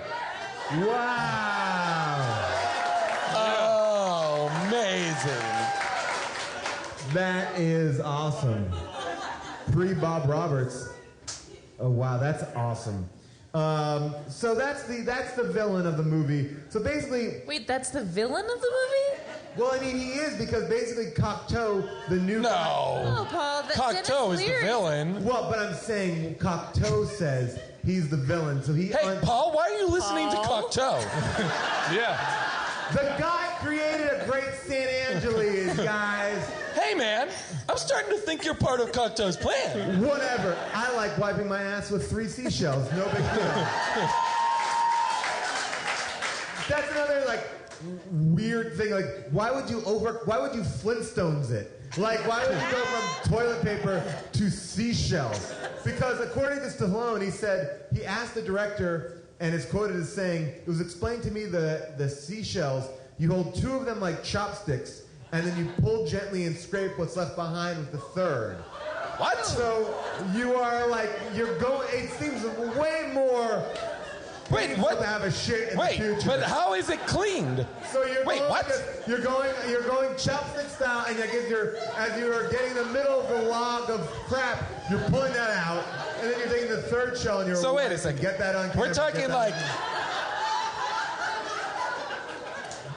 this? A pull and a wipe. God, they didn't even know about the Cottonelle soft wipe. That shit is so much more future. But you can't, when you say you hold them chopstick style, so you hold 2 seashells with one hand? Yes, like that, and you're getting in there and you're pulling it out. But we saw those seashells, like how crabs they're big. They were pretty big, and they were very clean, so you'd have to wash the shit off of these seashells. Who was like, oh yeah, that's actually more convenient than paper that I used once and dumped in the toilet. That makes also, no if sense. you're somebody because they're 80-year-olds who should be alive during this time who were like, wait a minute, no, there was nothing about toilet paper that made us a violent society. Yep. Toilet paper, if anything, kept us from being a more violent society. Yeah. Why, in your utopia that does not involve the rest of the country, what is happening with with the rest of the country. Do you get rid of toilet paper? And also, can we have the word homicide back? Because it's really murder, death, kill. It's a The best part of murder, death, kill was when the computer reports like a 187 or like the code, and they're like, well, what is that? Huh? I don't even know what well, let's look it up. Look up 187. Oh, it's a murder, death, kill. Don't you think as a police officer you would know exactly what that thing is? Man, they're pussies in the future. They don't know anything. They're eating their banana broccoli shakes. Benjamin Bratt, what a pussy in this movie. Jack Black in that Resistance at the end. And he curses. There's so much good stuff in here. Basically, Wesley Snipes gets out. I want to show you this one clip of just like, again, Wesley Snipes improvising. And this is when and you have to listen again. I know these clips are a little bit low, but you have to listen to Wesley Snipes being racist to a bunch of Asian people. Oh, yeah. This is amazing. So, they figure out that Wesley Snipes' big plan is to get a gun. Which are obsolete. Right. Like, nobody has guns anymore, so he has to go to a museum. And here he is trying to figure out where it is in the museum map. This looks like a screen cap from like that like Sim City, like the. Here we go. So pay attention to when the Asian people walk by. The earthquake of 2010. For no reason. Now, not only. One more time. Watch him just go to town. He sees it. Of 2010. Now, not only did Wesley Snipes do that, somebody was like, or everybody was like, yeah, that's in him. Yeah. I know we're like 5 minutes over, but we gotta keep this. This is children. Those are all children actors. Yep. Like sometimes you like curb that stuff in front of kids. Like I don't want to show them that side of Hollywood. Nope. Like, Hey Wesley, that was great, but one of the kids tripped. Can we take that again? Let's do it. Now, do you remember what you did? Yeah. I'll figure it out. Oh my gosh. So basically, you know, we don't have to get into the big plot of it. Stallone is unfrozen, Wesley Snipes is unfrozen. They wreak a lot of havoc in the future. Basically Futurama. Yeah. And wow, I didn't realize there were so many Futurama fans. But there aren't. Canceled a second time. Oh. Really? Then you should have watched. Yeah. By the way, I don't mean to get back into the shit talk, but there is a moment like Sylvester Stallone is unfrozen. They bring him right to the police place. He gets in a uniform right away. He's fully a cop, and he's like, "Hey, to Sandra Bullock, by the way, you had toilet paper." So that means that he's walking around with shit in his ass. No. He was holding a shit. He didn't go. He didn't go. Because then he swears a bunch. He swears a bunch, and every time you swear, you get a ticket. So he swears a whole bunch, so a whole bunch of paper tickets come out, and he goes, "Thanks, I'll be in the bathroom." Yeah. Here's the weird thing Did you about think he was just going to go read those in the bathroom like a newspaper? I thought he had taken his shit, and was like, "Oh, damn it, there's no toilet paper." All right, I can go out there, tell him the problem, then get a bunch of tickets and wipe my ass. Like, he just pulled up his pants real quick, so he's doing that scene with shit in his ass. Hey, Paul, how are you living? What do you live like an animal? Like, do you not check if there's toilet paper before you go? I think he was like, I've been frozen for 40 years. I got this goo coming out of my ass because it was all up in everything. I need to like shake this shit out. I can't hold it in. Oh, there's no toilet paper. I'm freaked out. I gotta go out there. I'm embarrassed. This girl's kind of cute. I need to wipe my ass. I gotta be cool with her and just whisper. Let me ask you this, Paul. Also, bidets. They had bidets in the 90s, and somebody was like, bidet. No, I figured out a method. I found Seashells. 3 seashells. 3 metal seashells, they appeared to be. Paul, I have a question for you. Yeah. When Stallone was frozen, he had a family, I think. Oh, yeah, he did. And when he asked about that family, here's what he was told. And then I have a mind-blowing question afterwards. Okay, great. I think I think we have the same I think question. we all have the same question. Yes. I think we all have the same By question. the way, if you are a fan of I'm just Stallone, gonna. Should we just go? Sandra Bullock is 100% his daughter, right? Yeah. There's no other way. Yeah. Sandra Bullock is his daughter. 100% his daughter. Yeah. Thank you. Thank you. Yeah. No. She knows. No. Because she knows who the daughter is. No, she doesn't. She He said doesn't she's gonna let her look look it up. She's about to look it up. She's like, I And can look she it up. And he's like, no, don't do that. Yeah. Because then when I fuck you, it'll be weird. This is like old boy shit. Holy. Spoilers for old boy. Yeah. Guys, you rock my world. I Right? know that. Yeah. Right? The minute that happened, I was like, oh, she's his daughter. Then they had the sex scene, and I was like, whoa. Yeah. This is going to be really weird when they reveal that she's his daughter. But it was just mind sex, so you could kind of play it I off was of kind of okay with it. Like, but it then he wouldn't kisses her, and I was like, barf. Yeah. But then, and by barf, I mean barf out of my wiener, I came. Super into incest, guys. Super into incest. But by the way the movie ends, and spoiler alert, but it looks like he's going to go off with her. They're Yes, gonna get his married. daughter. They're together. Yeah. They're together. His daughter. Yeah. Come on.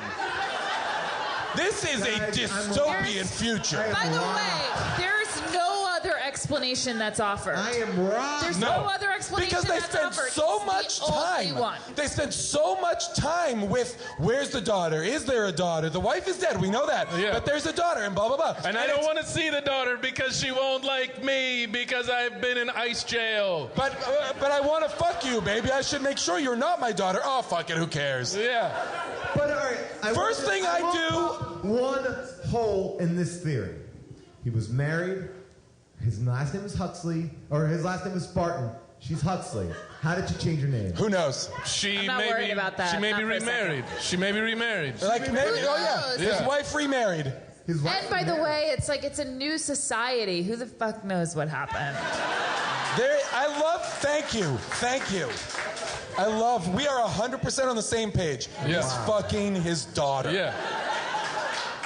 That's what also seemed weird when he was having mind sex and he was like freaked out by it. It Because seemed it's like a horror movie. yeah, that it was like he was like kind of into it, and then it was like, oh wait a minute, this could be my kid. Yeah. No, I gotta go. I really thought we were going to learn that information, and that we didn't was very upsetting. Well, do you want? This is Sex in the Future. You guys want to watch Sex in the Future? The following scene is pretty amazing. I let it go long. Here we go. Also, why do they fucking love jingles? We'll begin in a few seconds. Having sex, of course. I want to talk to Sandra Bullock about this movie. Stallone again, great acting here. Watch this.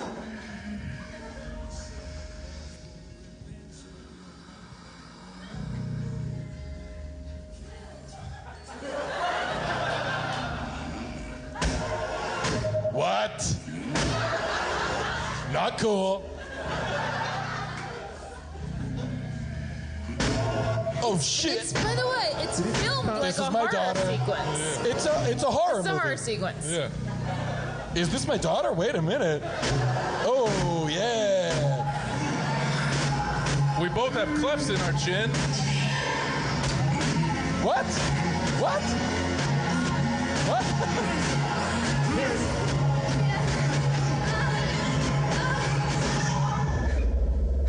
What's wrong? He broke contact. Contact? I didn't touch you yet. Wow. Guys, that just happened. That is, I think, the most graphic sex scene I've seen, even though it's not graphic. He's a. The zoom ins on his face. Yeah. Look. Because you never see him naked. And by the way, this is a great look in the future. Just the tuxedo vest without sleeves. Yeah. Or tuxedo jacket without sleeves. Yeah, in a world where It everyone's... appears as if he has a right sleeve. Oh, did it? Oh, No, I think he didn't have either sleeve. But in a world where okay. like everybody's a fucking wimp, Like the fact that they're like, but we're going to go sleeveless to show off our muscles, even though we don't have violence or anything like that. I have a feeling they gave him like a full album. He's like, I'm ripping these sleeves off. Because everyone else had sleeves. Like, I feel like he was like, rip. All right, It's the now same I'm thing back. in Over the Top when the kid had a jacket and he was like, I want this kid to have no sleeves. If you were I here do for- like, by the way, that they refer to Simon Phoenix, the Wesley Snipes character, as Maniac a lot. Like, Yes. Yeah. Stand down, Maniac. Or like, the Maniac is not listening. Yes. It's like, Right. That, like, why? That seems an overtly confrontational term.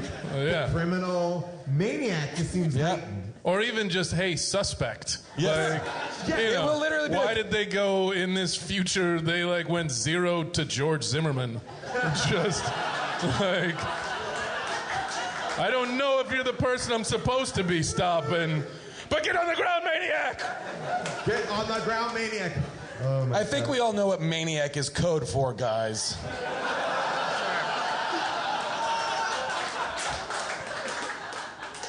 Oh man, and that's so. But also, the movie is based on this idea that Wesley Snipes needs to find the gun, but yet he steals a stick from a police officer that, when injected into a car, blows it up. Well, He's probably also- like, oh, you know what? Fuck the gun. I'll take this stick that blows shit up. And Like, when Well, he's that at was the- only when because he's at the museum, though, the guns are all in like a glass structure, and he behaves as though he's never seen glass in the 90s. he gets excited Like, he's about so seeing a cannon, confused. like an old school pirate cannon. He's like, ooh, what do we got here? Well, he was Flawless. never, as a child, he was never, and that's why he turned to that life of crime. It really says something about the state of public education. Oh, here we go. I'm just saying, Here we perhaps go. if it was a little better, No, you that's know. why he had a good time at that museum. He was learning. Yeah, he went to like that school that the kids in The Wire went to. And then was like, oh, this is going crazy. So, in the world of Demolition Man, is there a world outside of San Angeles? You would argue that would be yes. I mean, Well, we do. I We don't know that I learned would that argue that. there's an enormous earthquake that kills everybody, basically. Yeah, including a Stallone's lot wife of lights and were Sandra- extinguished. And if Sandra Bullock said, and my mother was also killed in that earthquake, it would have been good. Oh. Wait, oh yeah. But she was, Yeah. She was so. Oh, but no. Here, actually, His this is wife- why her name is Huxley, because her mother died. Her dad's in jail. She gets adopted. She never knew her mom. Oh shit! Again, Wyatt Cenac! He leaves twice in the show. 2 exits. 2 bold exits. Oh, here's another thing. When Stallone's trying to have sex with his daughter, he goes, oh, we're not gonna, we're not gonna knock boots. We're not gonna hunka chunka. Yeah. Hunka chunka. When was that a phrase for sex? Oh. It was between 93 when the movie was made and 96 when the movie is set. Hunka Hey, you chunka. want a hunka chunka? Yeah, It's really gross. My favorite. I remember Color Me Bad sang a song, Hunka Chunka. Yeah. Sorry to interrupt today's episode, but we have an important announcement from our sponsors. Guys, if you trust my expertise on bad movies, then you got to trust my opinion about websites. How do they relate? I don't know, but you should be using Squarespace, okay? For all your website needs. Squarespace is the best website platform out there in terms of design, functionality, and choice. I'm just telling you, as a person who knows nothing about HTML, I don't know how anything goes. I want to go on my computer, I want to build a website, because I need to build it quick. Maybe my son got kidnapped. Maybe I need to build a missing person website. I'm going to go to Squarespace because I can drag and drop. I am too busy crying and filling out police reports. People, I don't have time to learn code. You can do so much with the platform. You can literally create an entire graphic novel and house it on the internet using Squarespace. Can you believe it? You should. Here's what I'm going to tell you. The way that you create this site, right? They have templates that you can use. You can throw them away. You can make it adjustable with the drag and drop boxes. Squarespace will automatically scale to any browsing device. It's genius. I just looked at it the other day. I love it. Guys, I need to find my son. He's missing. And what website am I going to? Yes, you know it. Squarespace. Sign up for Squarespace for a year, right? They'll give you a free domain name. And one of the listeners on this show, Catherine Murray, tweeted at me with the link to her freshly created Squarespace website. She uses it to advertise her calligraphy writing. And I think it looks beautiful and professional. So go for it, Catherine. Catherine Murray. Calligraphy's the best. Go to Squarespace today for a free trial, no credit card required. And if you decide to purchase, make sure you get 10% off by using our offer code. This actually helps us pay the bills. So use our offer code when you do it, because then they know, oh, you came from our show and not some jackhole show. Our offer code is MADE. That's MADE. Squarespace, everything you need to create an exceptional website. One of my favorite things is once Simon Phoenix has escaped and they've thawed out Sylvester Stallone, they're like, okay, well, we've run the computer program. We know what he's going to do. It is determined that he will try and set up a drug lab and start a new crime syndicate. That must be his plan. Yeah. And that made me furious. Because I was like, you are fucking assholes. If you think, like, and Sylvester Stallone rightfully is like, you guys are assholes, and I felt vindicated. Also, do you realize how long it takes to set up a drug lab? In this environment? Yeah. It would be almost impossible. You not even sell people on the idea of taking drugs. Right. They and can't find start... a drug that they, like, yes. Like you don't have, like, weed or cocaine available. Like, you're gonna have to go into a lab and make some sort of synthetic drug. You're gonna have to do human trials. Yep. You're gonna have to make sure They can't it's addictive. stop graffiti artists. It would be like saying in this time, it would be like, he's gonna set up a loom factory, and people are gonna go there and get tapestries. Like, why? Right, and also it's going to take some doing. Yeah, it's gonna this take is some a 7-year plan. Yeah. His drug lab idea, that's 7 years. That's a big world. Yeah, that's a big chunk that he's got to get into. By the way, it's also a very low-tier plan. So, but we come to understand when Stallone is... They're always looking for him, but they can clearly find him because he curses all the time. Whenever he curses, a ticket comes out of the machine. So it's like, oh, we'll just follow the cursing machines. Like, that's where he is. They never use the cursing machines to locate him. Sorry. By the way, great point. Great point. We all better cop than Rob Schneider. We all should go to the future and be future cops. We come to understand that while Stallone, he was conscious during that entire time. Oh, yeah, he definitely has that. Oh, monologue. right, yeah. Do you want to hear his monologue? So, yeah, I love to. Let's say your point first. No, let's watch it first for sure. Here's a great dramatic monologue from Sylvester Stallone about his time in cryo jail. And even though there's an Asian person in this scene, there is no offensive language about them. Here we go. Listen, sister. I don't want to spoil your dinner, pal, but my cryo sentence was no sweet lullaby. I had feelings and I had thoughts. How about a 36-year nightmare about people caught in a burning building? You would awake. I don't think so. I do think so. And my wife beating her fist against a block of ice that used to be your husband. Then you were nice enough to wake me up and let me know everything that meant something in my life is gone. It would have been more than willing to take me down and leave me to the fucking crows. What would you say if I called you a brutish fossil, symbolic of a decayed era? Great. I love that lady. The guy from Beetlejuice playing the same character. I honestly thought the whole, like, her thing, she wanted to fuck him. Oh, yeah. I was waiting for that moment where, like, he takes her into the Taco Bell bathroom. And it's like, I've done this before in a Taco Bell bathroom, but never one this nice. Yeah, she is wet. I oddly got the European version of this online, and Taco Bell is replaced with Pizza Hut. What? But they didn't change it all out, so there are some scenes that, like, you see a Taco Bell sign, and then they say Pizza. It's like, let's go to this Pizza Hut, but it's Taco Bell. But there's no Taco Bell in, I guess, foreign countries. I went to college at the University of North Carolina, and the one thing that I can take pride in is that fellow alum Dan Cortez was the piano player in the Taco Bell.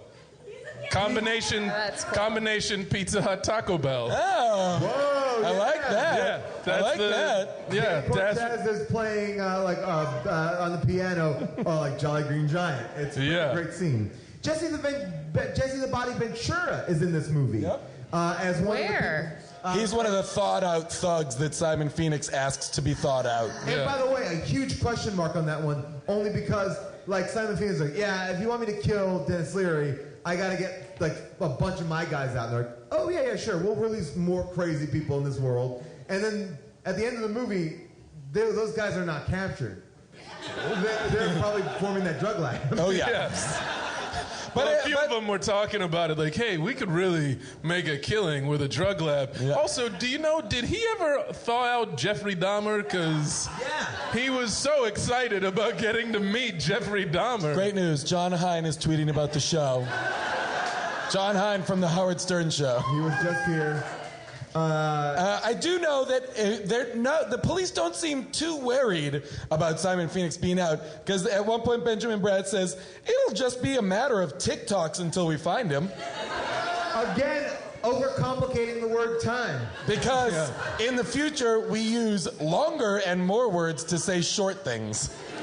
Here's what's so confusing about Sandy Bullock's character. She's set up as wanting to see violence and action so badly, but the second something actually happens, she doesn't do anything. No. She just until later when she kicks a little ass because her instinct is to unfreeze someone else to get in there. Yeah, right. Her dad. Yeah. Just her father. / sexual partner. I mean, like, there's an argument to be made that she wants to see action because it's in her blood. Wow. Yeah. It's in her blood. Genetic. That's why everybody else is docile and lame, and she has the blood of John Spartan in her. John Spartan? Yeah. She has the blood of John Spartan in her, and she will have John Spartan. She will have the semen of John Spartan in her. Oh, wait. By the way, this is the interesting point in this movie. There's a part in this movie where Wesley Snipes threatens Cocteau, who's actually in on the whole thing, and we know that. It's not a secret, and it's not really revealed in an interesting way. And and he runs away, and then everyone just kind of takes a break. It's like, oh yeah, we're hunting that guy. Anyway, do you want to come to Taco Bell tonight? Yeah, let's go to Taco Bell. Let's go back to your apartment. Yeah. And like, there's a long period of time where Wesley Snipes, he escapes from the daylight. We catch back up with him at night, and he's like, all right, here I am going down here. Like, everyone just took time off. Yeah, he jumped into some bushes, and they were like, I'm not getting this fancy new outfit dirty. No. Can I defend the Wesley Snipes Asian racist moment for a second? Because here's the thing, I do, because as I'm thinking about it, defending it. Just want to make sure we're clear on this. I'd like to defend it. As I'm thinking about the movie and watching it, he unfroze Paula Dean too, by the way. As I'm watching the clips, a lot of people in the movie are dressed. I mean, there's some Asian inspiration in terms of style. Oh, Here we go. Here we go. There were a lot of scenes that might not have made it into the final cut in which there were a lot of Asian people and inspired things in San Angeles. And so that moment was actually him saying, like, oh, they're everywhere. Well, I can see. I'm not saying it makes it right, but the motivation is a little bit different. But I would say also in his walk to the museum, because however he figured out the museum, as he's walking around in this world he doesn't recognize, he'd be like, wait a minute, why is everybody wearing kimonos? Am I in Japan? And then he's like, is this Japan? And then they're like, no, we just dress this way because it's much more convenient than what we used to wear. That's crazy, and then his racism builds over time. Right. I see what you're saying. That's what I'm saying. It's just not as racist. He still manages to find future overalls. Everybody else is wearing like flowing gowns, and he still manages to find future overalls and a mesh tank top. He is dressed like Crisscross in this movie. He is full blown Crisscross. And like for whatever reason, there's like a Demolition Man logo on the front of his overalls. I don't know where he got that, but there, you know. It was from the cryo lab. Yeah, they all got those plastic things. Yeah, that's not a Demolition Man logo. They had that. That's just something from the prison. Okay. I will say in Dennis Leary underground Teenage Mutant Ninja Turtle sewer world, why did the lady who made cheeseburgers look like Frida Kahlo? Yes. Yes. 100%. She's alive and she's been living down. That's her new resistance. Yep. In the future, in this version of the future, Frida Kahlo and Diego Rivera live in an underground city. And makes rap burgers. Guys, let me just drop some facts on you about this movie, and I want to hear your reactions to them. Lori Petty was originally cast in the role that Sandra Bullock played. Tank Girl? Yes, and after a few days of filming was fired and replaced with Sandra Bullock. Wow. Few days, so we don't know. So we have to get that footage. It's the Eric Stoltz, Marty McFly footage. I feel like she probably tried to get fired. Yeah, she's like, what the fuck? I'm fucking my dad? Yeah. The original movie was written for Steven Seagal and Jean-Claude Van Damme. Amazing. Van Damme was offered the role of the bad guy, but didn't want that role. He agreed to star in it if both lead roles could be switched. But Seagal was like, well, I don't want to play the bad guy. So then that movie was scrapped. Seagal was like, I don't want to say racist things about Asians. Oh. He thinks the Dalai Lama has said that I am like a monk who is reborn, or whatever he claimed a couple of years ago. Here's two other facts that are interesting. Jackie Chan was supposed to be Wesley Snipes, but Jackie Chan said he didn't want to play a bad guy because Asian audiences don't like good guys who become bad guys. And then he is name-checked in it. Yes, because Sandra Bullock is a big Jackie Chan fan. Oh, but interesting. in the European version, he says Bruce Lee. He says Bruce Lee, not Jackie Chan. Oh, interesting. Could you imagine Jackie Chan doing that part and then being ching chong ching chong ching? He's a self-hating Asian. Yeah. I thought in the future they got rid of me. Here are two other things. These are all like amazing facts. Wesley Snipes' kicks and punches look lurchy and awkward because he's such a good karate guy in real life that his punches were so fast that it blurred in the camera. Oh my God. So they made him slow it down so it looks weird. That's amazing. And in Kuwait, the movie was simply called Rambo the Destroyer.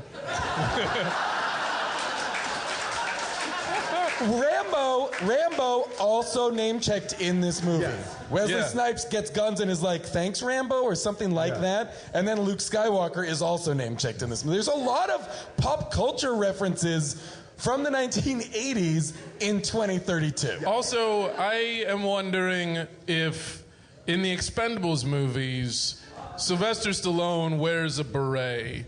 And I'm wondering if he just took the beret from Demolition Man, or if this is some kind of a nod to all the guys and gals who went to DemoCon. And where does that beret come from when he gets cops were not wearing berets. No, it was in his box. He had a box of stuff. With yarn. Yes. Wait, remember when he knit a sweater? Remember when in one night Sylvester Stallone knit a red sweater? And by the way, he knit an entire sweater out of like one ball of yarn. Yeah. That's how good the rehabilitation program was. He and his daughter. That was going to be like fully realized, and that was going to be like paid off in a wonderful way at the final sequence. I want to learn to knit now, just so I can start an Etsy shop called John Spartan. John Spartan sweaters for my daughter wife.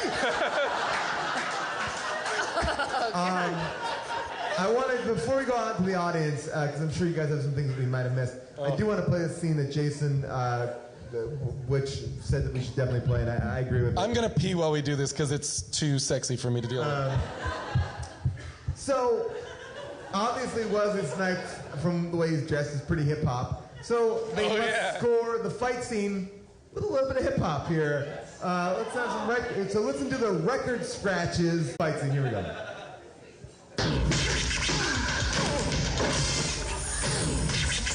Hey, wait for me!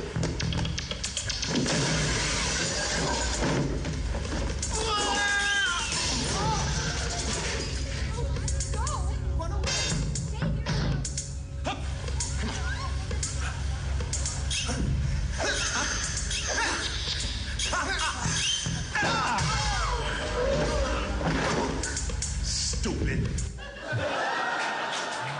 I love that whoever made that choice, like, wicka, wicka, wicka, look at it's like old, like, Casio piano that you would buy. Like, wicka, wicka, wicka. Yeah, and then you never hear it for the rest of the movie. Never again, never again. Throughout the movie, they hired different people to score it and then fired them. Like, they would submit one song and it was like, huh? Get out. And then another person but we don't have the budget to have them rescore the whole just let them do the next song. That's your song, get out. Because even at the very end, when Stallone's hanging from the grabber thing, the music there is weirdly orchestral but fast and kind of circusy. I feel like no one really knew what was going on, but they were psyched that it was happening. I'd be like, we're doing something! The best in this sequence, though, is when they cut back to everyone in the police station who's watching violence, I guess, for the first time. I mean, that's what I think that scene is about, right? They've never seen it. Yeah. But so my question is, they've never seen movies, they've never seen... Well, she's a 90s aficionado. Right, she must have seen some Stallone films. Right. I mean, no, she just has the poster for Lethal Weapon 3. Well, and Rambo is talked about, so Rambo exists. Did you use 3 seashells in there? What's that? Did you use the 3 seashells? Yeah. I used 3 seashells.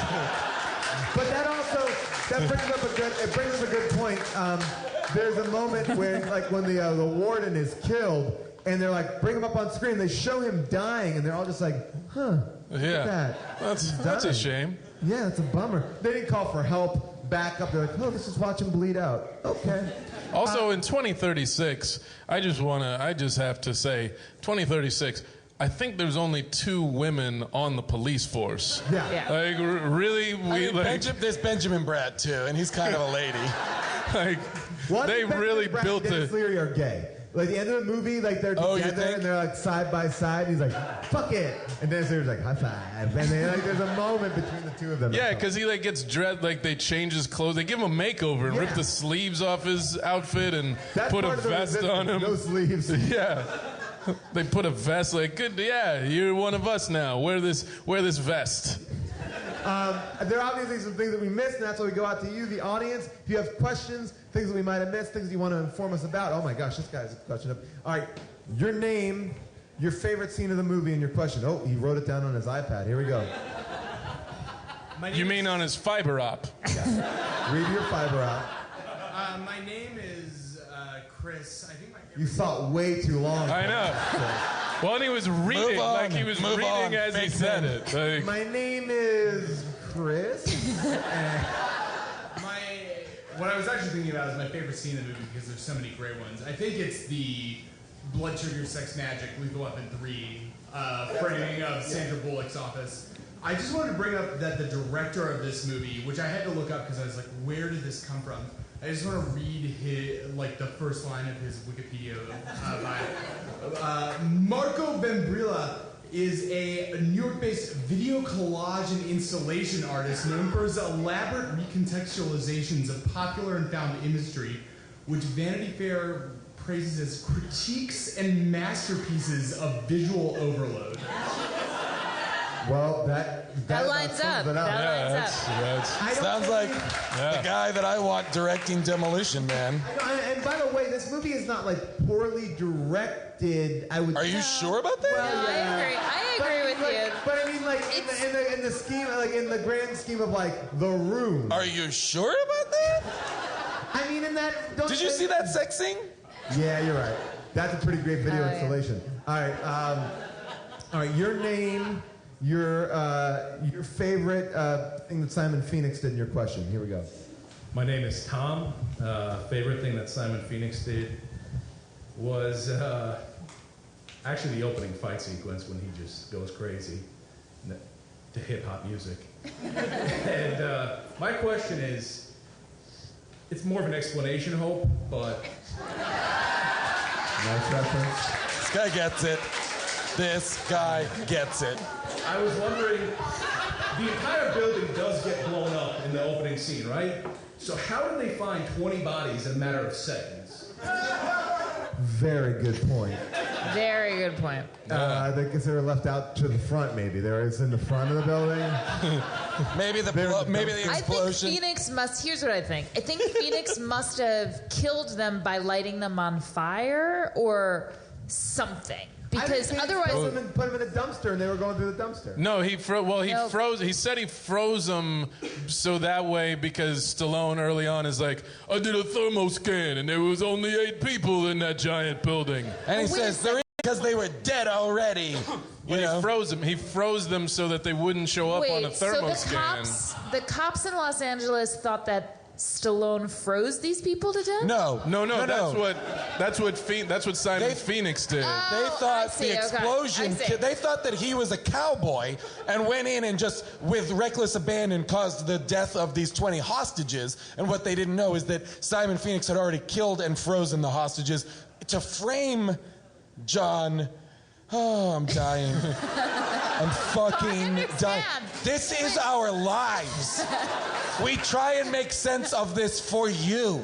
But I'm looking for a lady. But here's the last question about that. So the cops found them frozen, though. The cops found the bodies frozen. No, because the fire, they've got flash fried. They really did just take Phoenix's word for it that they were dead. Yes. That's the injustice that I was complaining about. Yeah, you're right. This is the kind of world I don't want to live in, 1996. Okay.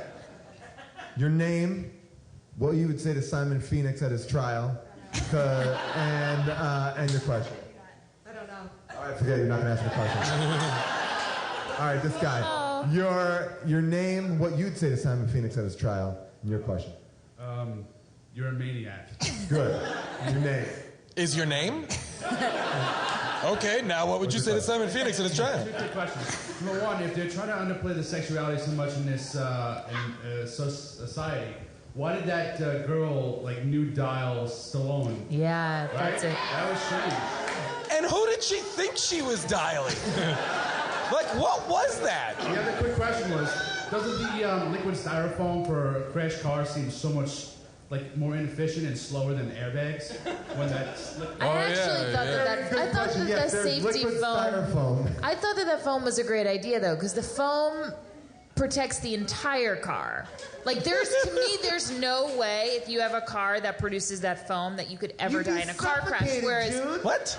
You would die in suffocation. It would. No, it you is wouldn't. filling the cabin with something that goes from soft to hard. So you would be that's killed. Not what happens. Goes from soft to hard, No, ladies. Just like John Spartan laid fucking It protects you inside of it. It protects you inside of it, and then someone has to chisel you out. Yeah, because you're dead. No, because you're you're not dead then. I did think that the naked girl was interesting. That's a very good... This is the first sexting, here's naked picture kind of scenario. And because it's a phone call appears and there's a naked woman and she's like, hey, do you want to... Oops, wrong number. But this is the era where naked women in movies started went on a decline a little bit. It was sort of action I just put some tits in there. That would be a fun scene, right? Because it was so gratuitous. And even there's no they should just I had no problem with that scene. Your name, why you think John Spartan's a hero in your question. Go ahead. My name's Mallory. I think... Mallory. It's a Family Ties quote, guys. R.I.P. David Goldberg. Great Scott Valentine reference.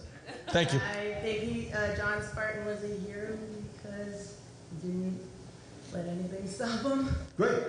I like that.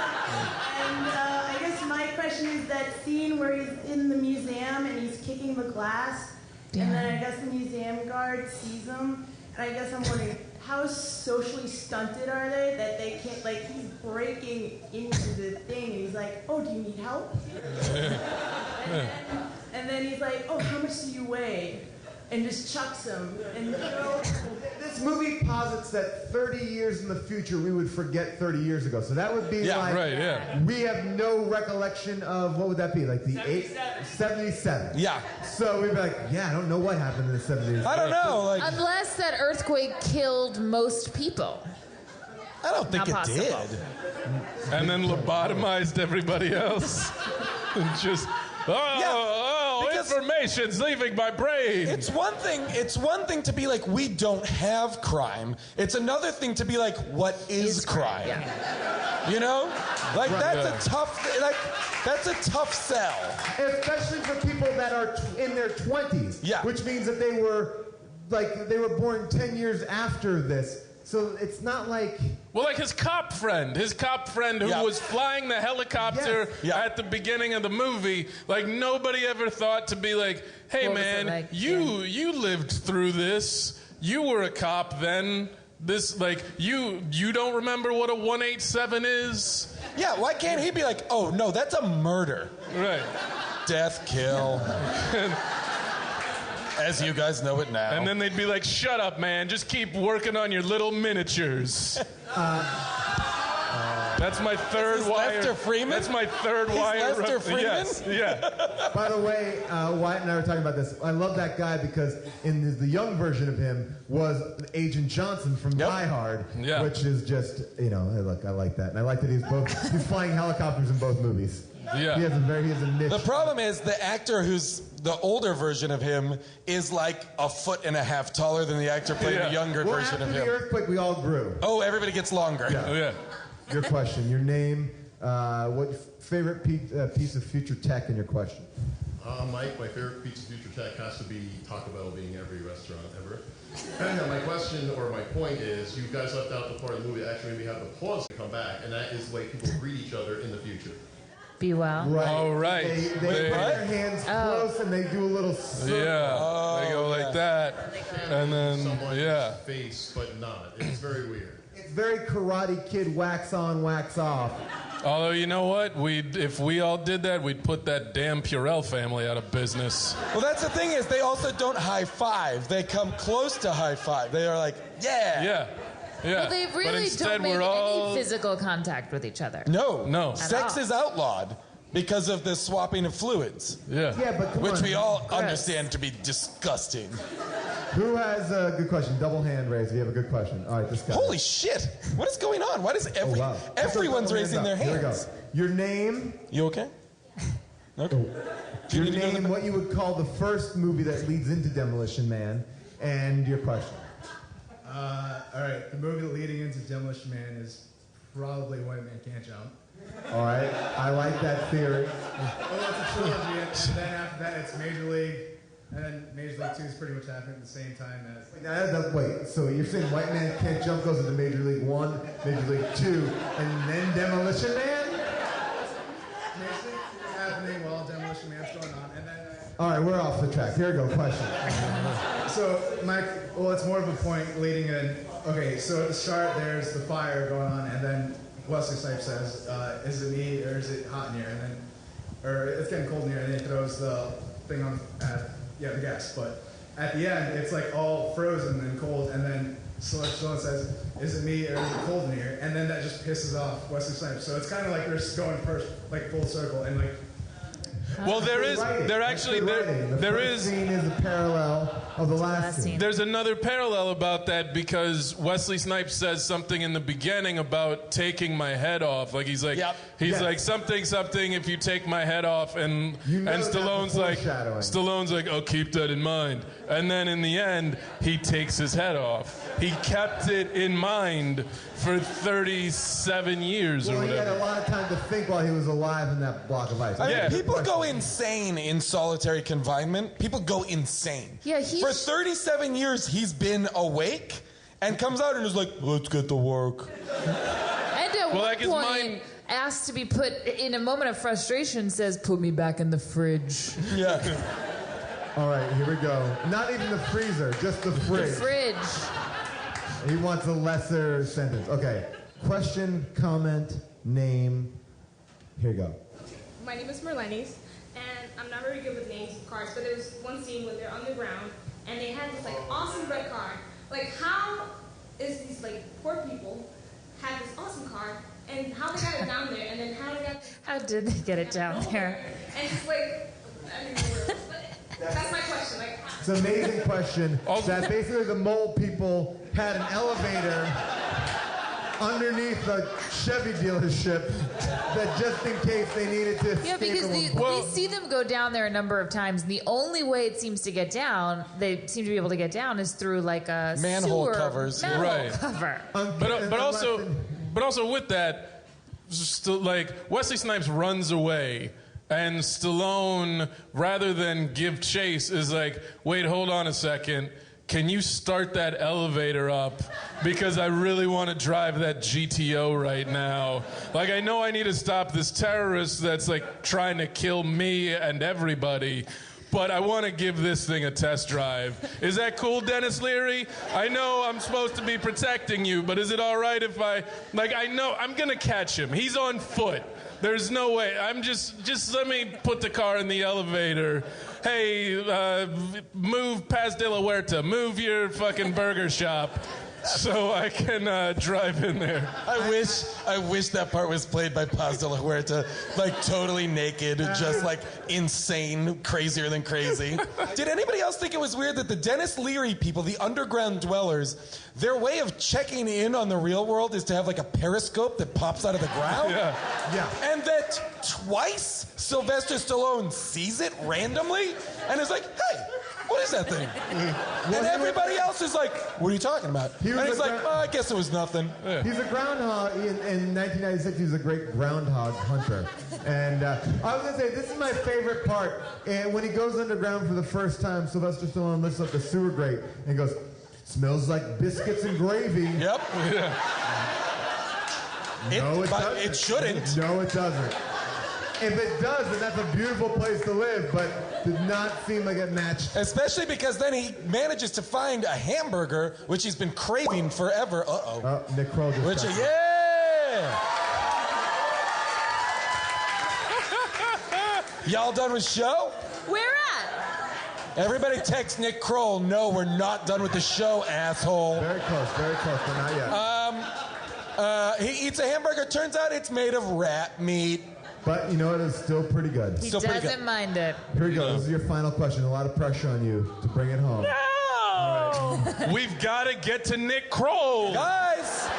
Nick Kroll wants We gotta go, guys. All right, here we go. Your name, what you would say to Sylvester Stallone when he was on trial. And your question. My name is John. I'd say it's not your fault. Good answer. And just briefly talk about how Sandra Bullock tries to say like these 90s phrases but says them wrong. At a certain What's there to say? After Simon Phoenix in a hole and says I'm going to go down there, I'm going to blow him. Yeah. I wrote down a bunch of those. They're all terrible. Language has not devolved. No. Like, I'm going to blow him, I'm going to blow She him. says, at one point she says, it looks like you've met your match. What? And she says, take this job and shovel it. Yeah. Yeah. By the way, if she saw Lethal Weapon, she would know that those are wrong statements. To anyone who is like over 45 in that society, they would know those phrases. Like you, Sure. Yeah. Like you. They have jingles from our time. Right. Why Yeah. don't they have like a book of phrases from our time? Also, why don't they have the music from our time? They clearly have the movie posters. The movies exist. They have posters for the Red Hot Chili Peppers, but no music. Yeah. Was that the end? Like, oh, that's music can't get any better. Let's shut it down. Shut down the studios, everybody. We're not listening to music anymore, just jingles. Old jingles, too.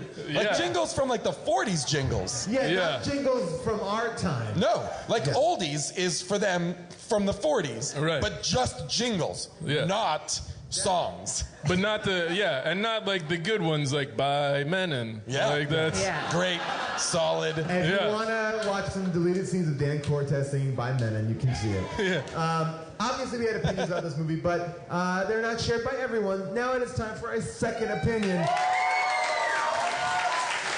These are 5-star reviews culled from Amazon.com. People who felt very strongly about it. There's some good ones in here. This one's from JTS, titled "Beauty and the Cyro Cop." I think she means Cyro Cop is not right. This is in all caps. Cryo? Does she mean cryo? I think she means cryo. It's spelled Cyro, though. And does she maybe mean... is always a constant in these Amazon reviews. Here we go. All caps. Sandra's sweet innocence takes the edge off this tough guy film. She is to Spartan what Adrian, spelt like Alderaan, was to Rocky. The special effects are great. Some of the dialogue lags at times, but the strength of the characters carry this one through. Check out the end. Wow. All right, Sandra Bullock wrote that review. Sandra Bullock wrote that. I own this title and have seen it 60 times. Worth a sequel? I think so. Good fare. Do you think any of the people who listen to our podcast, when they hear about the movie, go and write 5-star reviews, hoping that they might get picked? I never take anything that's written past 2009. Well done. Yes, so that is... so nice try, assholes. I really like this movie. A good thing about it is there is profanity, but they don't abuse it like they do in Pulp Fiction. In that movie, they say the F word so many times it loses its meaning. Also, Snipes is pretty funny at times throughout the film. 5 stars. I feel like that guy probably laughed at the ching chong chong a chong chong. Like that's when he says Snipes is pretty funny. Like that's the scene he refers to. Scene.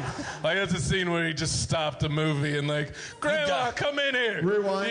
You guys are not gonna believe this. This is so fucking funny. I'm going back on what I said. I'm remembering there were children walking by. They all were children. They were well, all no, children. June, you're already on record as defending this. Inexplicably. June, enemy to Asians. Okay, this is I think this goes up in the pantheon of favorite Amazon reviews because it really takes a turn. From Geek Mom. This is my most favorite movie ever.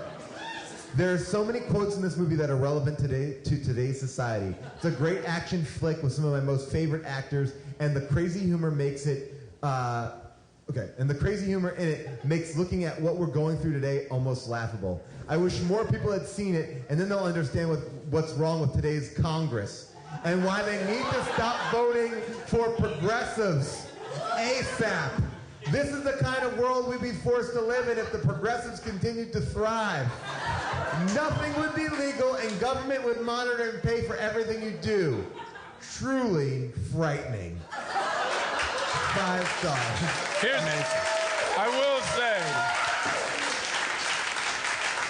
I will say watching this movie, there was something about it that felt like, oh yeah, if you listen to Glenn Beck, Glenn Beck would love this movie as oh, this is the dystopian future that liberals want because, oh, everyone wears the same outfits and there's only one restaurant, you get there's no money anymore and... I agree with it, but what we came from in 96 was so terrible.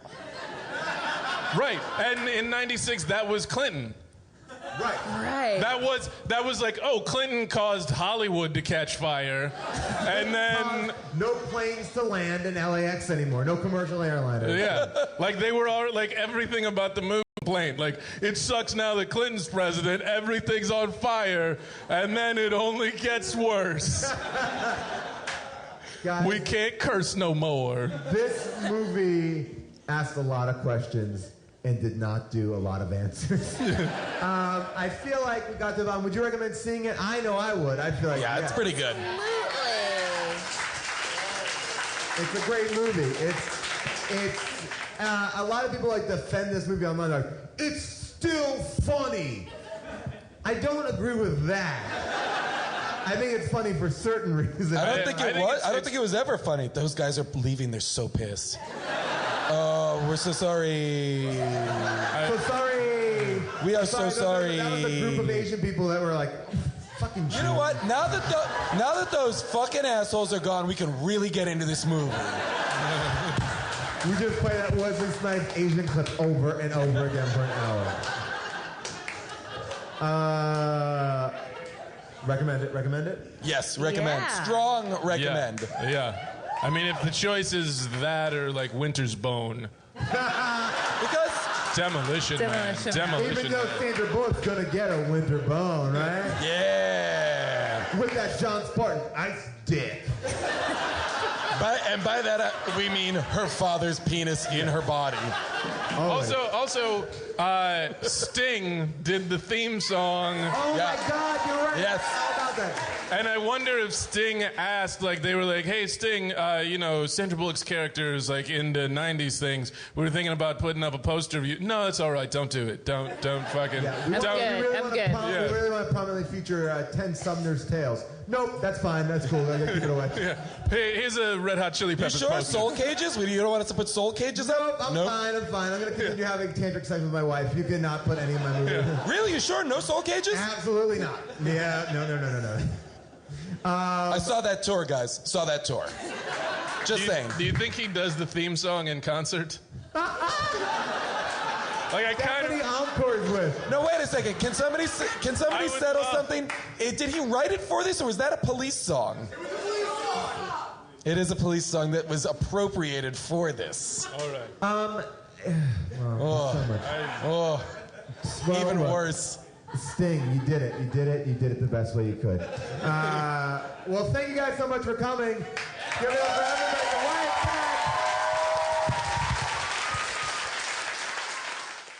That brings us to the end of a classic live episode. Is it classic? I don't know. I'm deeming it classic. We learned a lot. Most notably, we learned that Wyatt Cenac is hilarious. You can watch him on The Daily Show. You can watch me and June on NTSF SD SUV on Adult Swim Thursday nights. A brand new season starting in just a little bit, July 24th or 25th. I should know that. You can also pick up Alien vs. Parker, Episode 3, Issue 3 at Comicology or at your local comic book stand. Jason, as always, is still in The Dictator, which is on Netflix Instant. Follow me on Twitter. Write us on our Facebook page at How Did This Get Made and buy a t-shirt. That's all the things that you need to do. Why? Because we love you. We'll see you next time. Now that the show's over, don't forget to sign up for your free trial of Hulu Plus. Go to our show homepage on earwolf.com and click on the Hulu Plus banner for your extended free trial, or go to huluplus.com/how.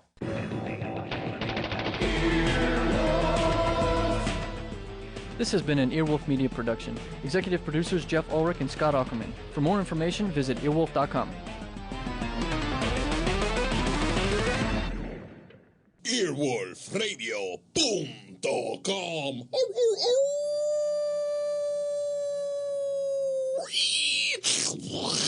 The wolf's dead. This week in Retronauts, the attack of the remakes, re-releases, and reimaginings.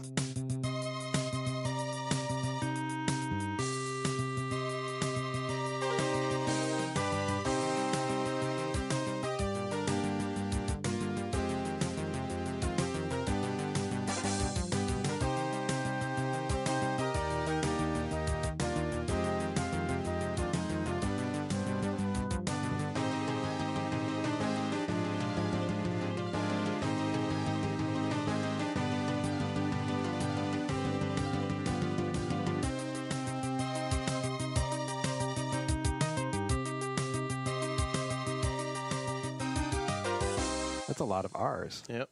Alliteration is your. It's my friend. It's just that everyone does stuff that has re at the beginning these days. That's the gaming industry. That's what it's come to. Rehashes.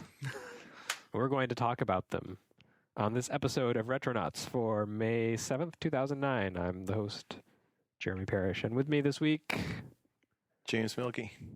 Curtis said. And you're here because... I'm going to talk about Virtual On. Way to go. Let's do that. I'm going to talk about Virtual On with you. Okay, that sounds like a good idea. Thanks. It's very thrilling. There's probably an R word that stands in for thrilling that we could use here. Riveting? Yes. Very good. We should give this man his own show. Yep. I get a gold star. All right, so yeah, I feel like this week is just this gigantic confluence of remakes and rehashes and re-releases and so on and so forth. Like that can be good stuff, though. Yeah, there's Extreme, which is kind of a sequel-ish, remake-ish kind of thing, has just come out for Xbox Live Arcade, or is coming out tomorrow, or something. Something like that. It was similar to the one that came out on the PSP, or was it DS? You know, it was both, actually. Same. Yeah. It's just this one got Jeff Minterized. Oh, goody.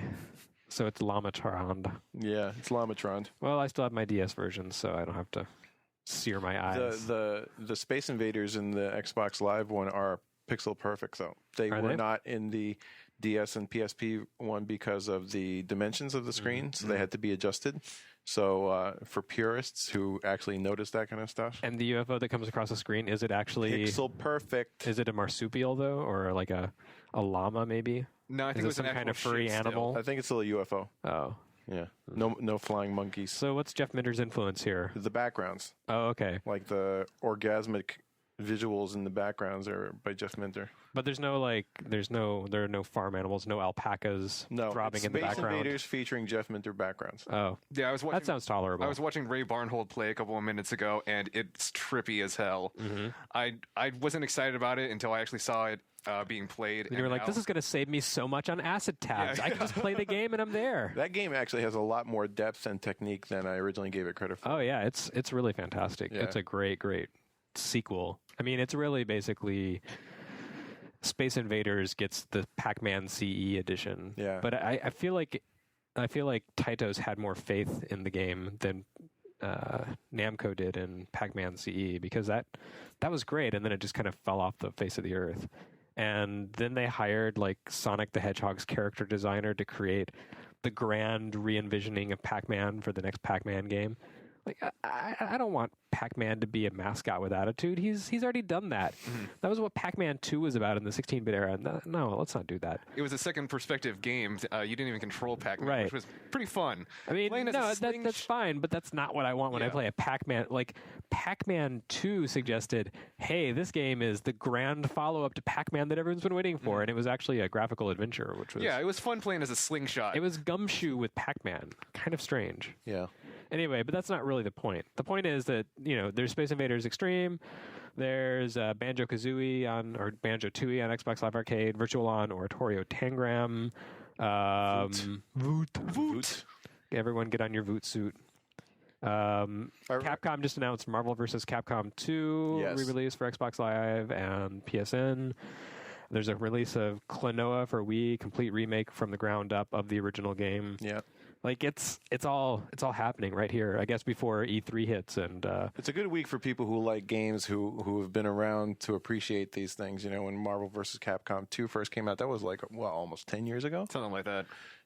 And all those versus games, that's the one too, because all those versus games that Capcom did around that time that eventually came out on Dreamcast, it was the sequels that really, really kicked ass, like SNK versus Capcom 2, Marvel versus Capcom 2. Those were all super good. Mm-hmm.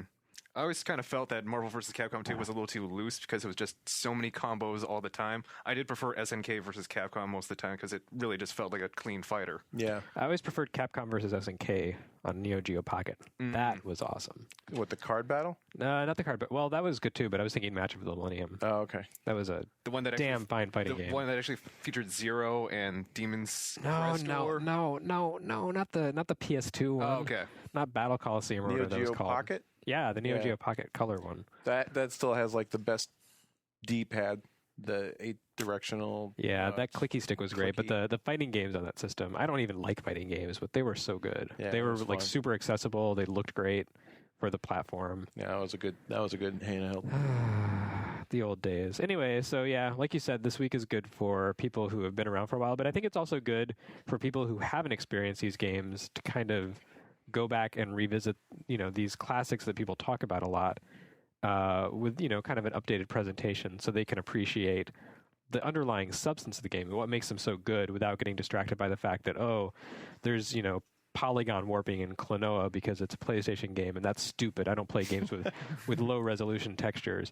It puts aside all that stuff, and with that out of the way, people can just enjoy the game for what it is in the context of a current platform. And I think it really does a lot of favors to. I mean, it really lets these games that are genuinely great, genuinely timeless, really shine. And most of these games really, really do stand the test of time.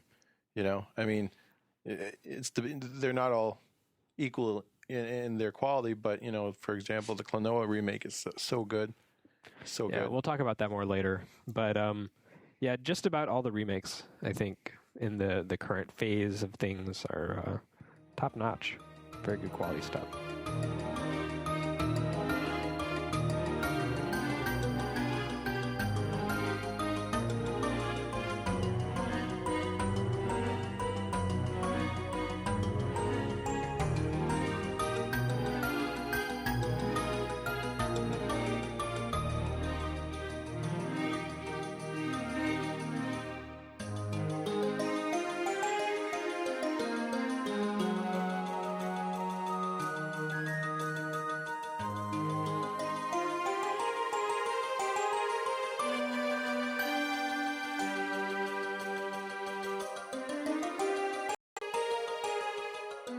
So anyway, let's begin by talking about Virtual On, because I know nothing about it, so I'm just going to let you guys go for it. What the hell is Virtual On? Curtis? When I think Oratorio Tangram, the first thing that comes to my mind, and it's terrible, but I think of Liverpool Oratorio, that horrible classic music by Paul McCartney in the early 90s. Yeah, that's like the, oh God. That's a weird tangent to It is, but that's that Oratorio thing. Curtis, how old are you? 24 in a couple of days. Okay, so you were Happy birthday, by the way. Thanks. You were still like about probably like, I don't know, in diapers. 13 when Oratorio Tangram came out. I thought it was older than that. I thought it was a 96 game. No, like because or is that the first Virtual On? Yeah, the thing with Voot, and I remember when this sequel was announced, I was like expecting Virtual On 2, and then they bust out this name Oratorio Tangram. I'm like, what are you thinking? But it's a good acronym though. It is, but the interesting thing about Oratorio Tangram was that in Japanese arcades, the dominant arcade game was Virtua Fighter 3. Virtua Fighter 3 TB tournament battle, right? That thing was like number one in the arcades when. So we're talking right about the time the Dreamcast launched in Japan, like mid '90, a little bit before that, because Model 3 had it preceded the Dreamcast by a couple of years, and it was Virtua Fighter 3 was the flagship game. They always launched their new hardware with a Virtua Fighter game. So Virtua Fighter 3, state of the art. Number one in the arcades. Tekken was like a distant number 8 or something on like the arcade charts in Japan. As it should be. Right. This is when arcades still mattered, and nothing could knock Virtua Fighter off the top of the charts until Virtual On came on the scene. Oratorio Tangram. This is the game that knocked Virtua Fighter off the top of the charts. Unbelievable. I was like, what is it about this game that I guess Japanese arcade gamers love so much? I don't know if it was the mech designs. I can't remember his name. Is like Hajime something. He did all the I believe it was either Gundam or Macross designs. Probably Macross because they're sexier. Mm-hmm. And I don't know what it was, but maybe it was Gundam was like boxes on legs. Yeah, or maybe it was the linked cabinets. I don't know, but whatever it was. This game blew up in Japan, and I was dying to see how this was going to be converted to Dreamcast. If it could even be done. What do you remember? In the original arcades, I was just intimidated by it because the twin sticks really confused me a lot. I would usually jump when I didn't want to. I would go sometimes in the wrong directions because it was really sort of tank controls, and it was really hard to get used to. The thing with the twin stick controls that I remember was that when I first started playing, I was a little bit delicate with the controls because I didn't want to break them, because like the fast action that was required, like slamming both sticks to the right, outwards, forward, left, forward, right one back, the turn. All that stuff, I realized eventually that it just needed, you really had to get into it. You couldn't pussyfoot around with these controls. You just had to slam those controls, but they held up. It was a very sturdy arcade cabinet. Okay, now you talked a little bit about some of the details of the game, but what was the game itself? It was a mech, one-on-one battle game, Yeah, it was right? a mech fighting game. When I think about it, I think about the old Famicom game, Bastard, where it was a fighting game where instead of side to side, your opponent was far away from you, and you would chuck lasers and fireballs and jump from side to side. Yeah, you were basically chasing yourselves around like a limited arena. They were still pretty big, but they were for the most part flat with some objects in them that you could jump on if you were clever enough. But you were basically darting around the level and using various weapons to try and blow the other guy up. But these weapons had charge time, so if you use like you have an armor breaking weapon, and you have a pretty much just like a standard like rapid fire weapon like a machine gun or something, and using those strategically would determine the outcome, of course, in addition to your own skill. But it was pretty much a one-on-one mech combat game. So kind of like Power Stone meets Zone of the Enders, but of course before either one of those. A little bit. The two games that I want to mention in comparison to this, like Armored Core was never as cool as Virtual On. Well, Armored Core is more about the actual setup and development of your mech as opposed to the fighting. Well, yeah, there is that, but you still spend a great deal of time wandering around arenas trying to like take down this very hard mech. But there are two games that did the Virtual On thing just as good, if not better. Just going to mention them briefly. One is Frame Gride, which was also by From Software, but that game just got everything right. And the other series is Custom Robo. Custom Robo. That was like the kiddie version, right? It's the kiddie version, but it's in battle. Once you remove the RPG elements, Custom Robo is almost exactly what Virtual On wants to be, but with better controls. And that was the first party Nintendo release for GameCube, right? For GameCube, and then also was there a Wii one, or I can't remember now. No, it was N64 and then GameCube. Right, and who developed it? And then DS. I can't remember the name of the developer, but it was one of those like second party type deals. But Virtual On Oratorio Tangram was interesting because like that one did actually make it to the States, so I was able to play it here, and the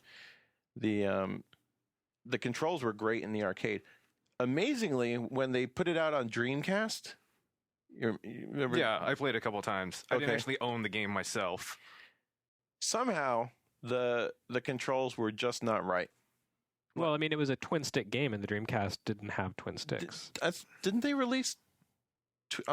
I'm almost positive they released twin sticks for it in Japan, but it was. I remember there was like a bit of a controversy because in America they were not sure. Like there were rumors that Sega might offer the sticks on their website, but it was ultimately published by Activision and stuff. So the Dreamcast controls were kind of jacked because you only had one analog stick, and then you had face buttons on the other side of the Dreamcast controller, right? It's kind of like Katamari Damacy on PSP. It just like doesn't really work. Right. Yeah. And even going from like a twin stick control to dual analog sticks, even that doesn't necessarily feel right. And that's what drives me crazy. Katamari Damacy, like I just mentioned. Started on PS2 where you have the twin analog sticks on the DualShock. And then, they released beautiful Katamari for Xbox 360. And even though it has twin sticks, they feel different. And the game never felt right because the sticks don't actually, rise above the controller itself. So you kind of miss that tactile feeling. So I would imagine that for something like Virtual On, it would be even more, deleterious to the gameplay. Well, before we move on to the Xbox port or our conversion of Voot, let's briefly mention Virtual On Mars, which came out for PS2. That was the first time that I guess Virtual On had come to a home console in which the standard controller had almost the ability to replicate what was going on in the arcades. I could not manage Mars for the life of me. I mean, it was cool. I was so happy to have Virtual On PS2. That was when Sega first started doing, games for other systems, and as nice as it is, it's just ultimately a very shallow, hollow experience. Just because it's Sega bringing their arcade games over never really had the depth or the meat to them that Namco put into their home ports. So Mars was the first experiment with dual analog controls, and they didn't get it right. So with Voot on Xbox 360, I was thinking, oh my God, when I fired it up, it looked so beautiful, 60 frames per second. It was like 10 years ago, this was a $20,000 arcade machine that you'd have to put like $2 into play, right? Just unbelievable. Now it's $18. Now it's what I think it was like 15 or 15. I thought it was 800 points. Anyway, I don't. I think it's a little bit more than that. Oh, is it like I think it's 1,200 points? Something like that. Okay. I can't remember. I just added points to my account. Anyway, downloaded it. It's cheap. Boom. It's a lot less than the arcade unit was. Yeah, it was no $10,000 download. Let's put it that way. But it's so clean looking. It's so. It brings me back to like the real glory days of the arcade. That's the feeling that I get when I fire it up. It's just like, wow. You see the start. Even the start screen is just so crispy and fresh. You just want to like jump right in, and then all the mechs line up and they're high definition. It's just like unbelievable. You cannot believe that you have this game on your Xbox, on your HDTV. It's so beautiful. And they added a lot of stuff. They added things like being able to customize your colors. Although apparently you can't do that. You can't use your customized mech online. I believe I've used my customized mech once online. Have you? Because like I was having a hard time finding that the customized colored mech offline, and I don't know what I was doing wrong with it. It was the Dreamcast card symbol, what were they called? VMUs. VMUs. That's kind of the funny thing. Even though they ported it to Xbox and PS3, they still kept all the Dreamcast stuff in there. I thought that little retro nod was really cool. And most of the mechs have Dreamcasts on their backs with spinning discs, although a couple of them have Saturns. So the thing that drives me nuts is that like, okay, I was having a hard time getting those customized colors online, but then I talked to Sega about it, and they said that that's an ESRB thing. And I'm like, because they wanted to control, God knows, like you can't do like your own emblems though. It's just colors. No, right? you can't. It's just colors. What if you make your mech the color of a penis? I know. It's like that's penis colored, or that's vagina. That's a vagina colored mech. Like, what the fuck is the ESRB thinking? With like censoring. Like, oh no, you can't bring your customized mech online because it may be a color combination that's not the ESRB's head is so far up its collective ass. It's not even funny. Every time I hear something like that, I want to throw a cat through a window. It's like I was like, are you serious? Like, but anyway, so you can customize your own mechs. They have a few new mechs that didn't exist before, or not. Yeah, there were like 3 copies of that one. I can't remember their names off the top of my head. Right, there's like a short version, a long range version, and one that's like in between. Yeah, it's a combination of other mechs. It's like the Frankenstein of Virtual On mechs, but it's really cool. It's got the it's got online play. It's got everything you need. It's really a beautiful thing. The thing that pisses me off about Voot for Xbox though is that even though they have dual analog controls now, it's still kind of the same thing. I don't know if it's because I'm used to playing other games and I'm expecting them to be as responsive, but the controls are still jacked. And there are multiple settings, so you can. Is it just a tactile thing? Is it that you want to be like holding those sticks and pushing them back and forth and really it's not adding that physical element to it? Like when I when I want to turn and I use the controls that are as faithful to the arcade version as possible. So if I push up on the left analog stick, down on the right analog stick, I'm expecting my mech to rotate to the right. And it just does not do it as fast as it needs to be. Like in the arcade, you jam that controller and go bam, and like your dude turns and you're jumping and you really feel like you're in the shit, but with the controller, it just does not feel right. And I know that there are a lot of hardcore Voot players out there who get it, but that's still a very, very, very small percentage of the people who are downloading. I was looking at some message boards and, I saw one thread that said, like, "Dear veterans, how do I not blow at this game?" And it was very honest. It was like this guy who heard all about Voot, wanted to be good at it, wanted to really get past that learning curve and discover the sweet spot where all of a sudden it turns into this awesome, versus game. And he was just like, he just couldn't figure it out. He's like, no matter what controls I use, I cannot figure it out. You know, and there's a lot of technique, there's a lot of depth to it, but it's really, really hard, and it doesn't feel as good or as intuitive as the arcade version did.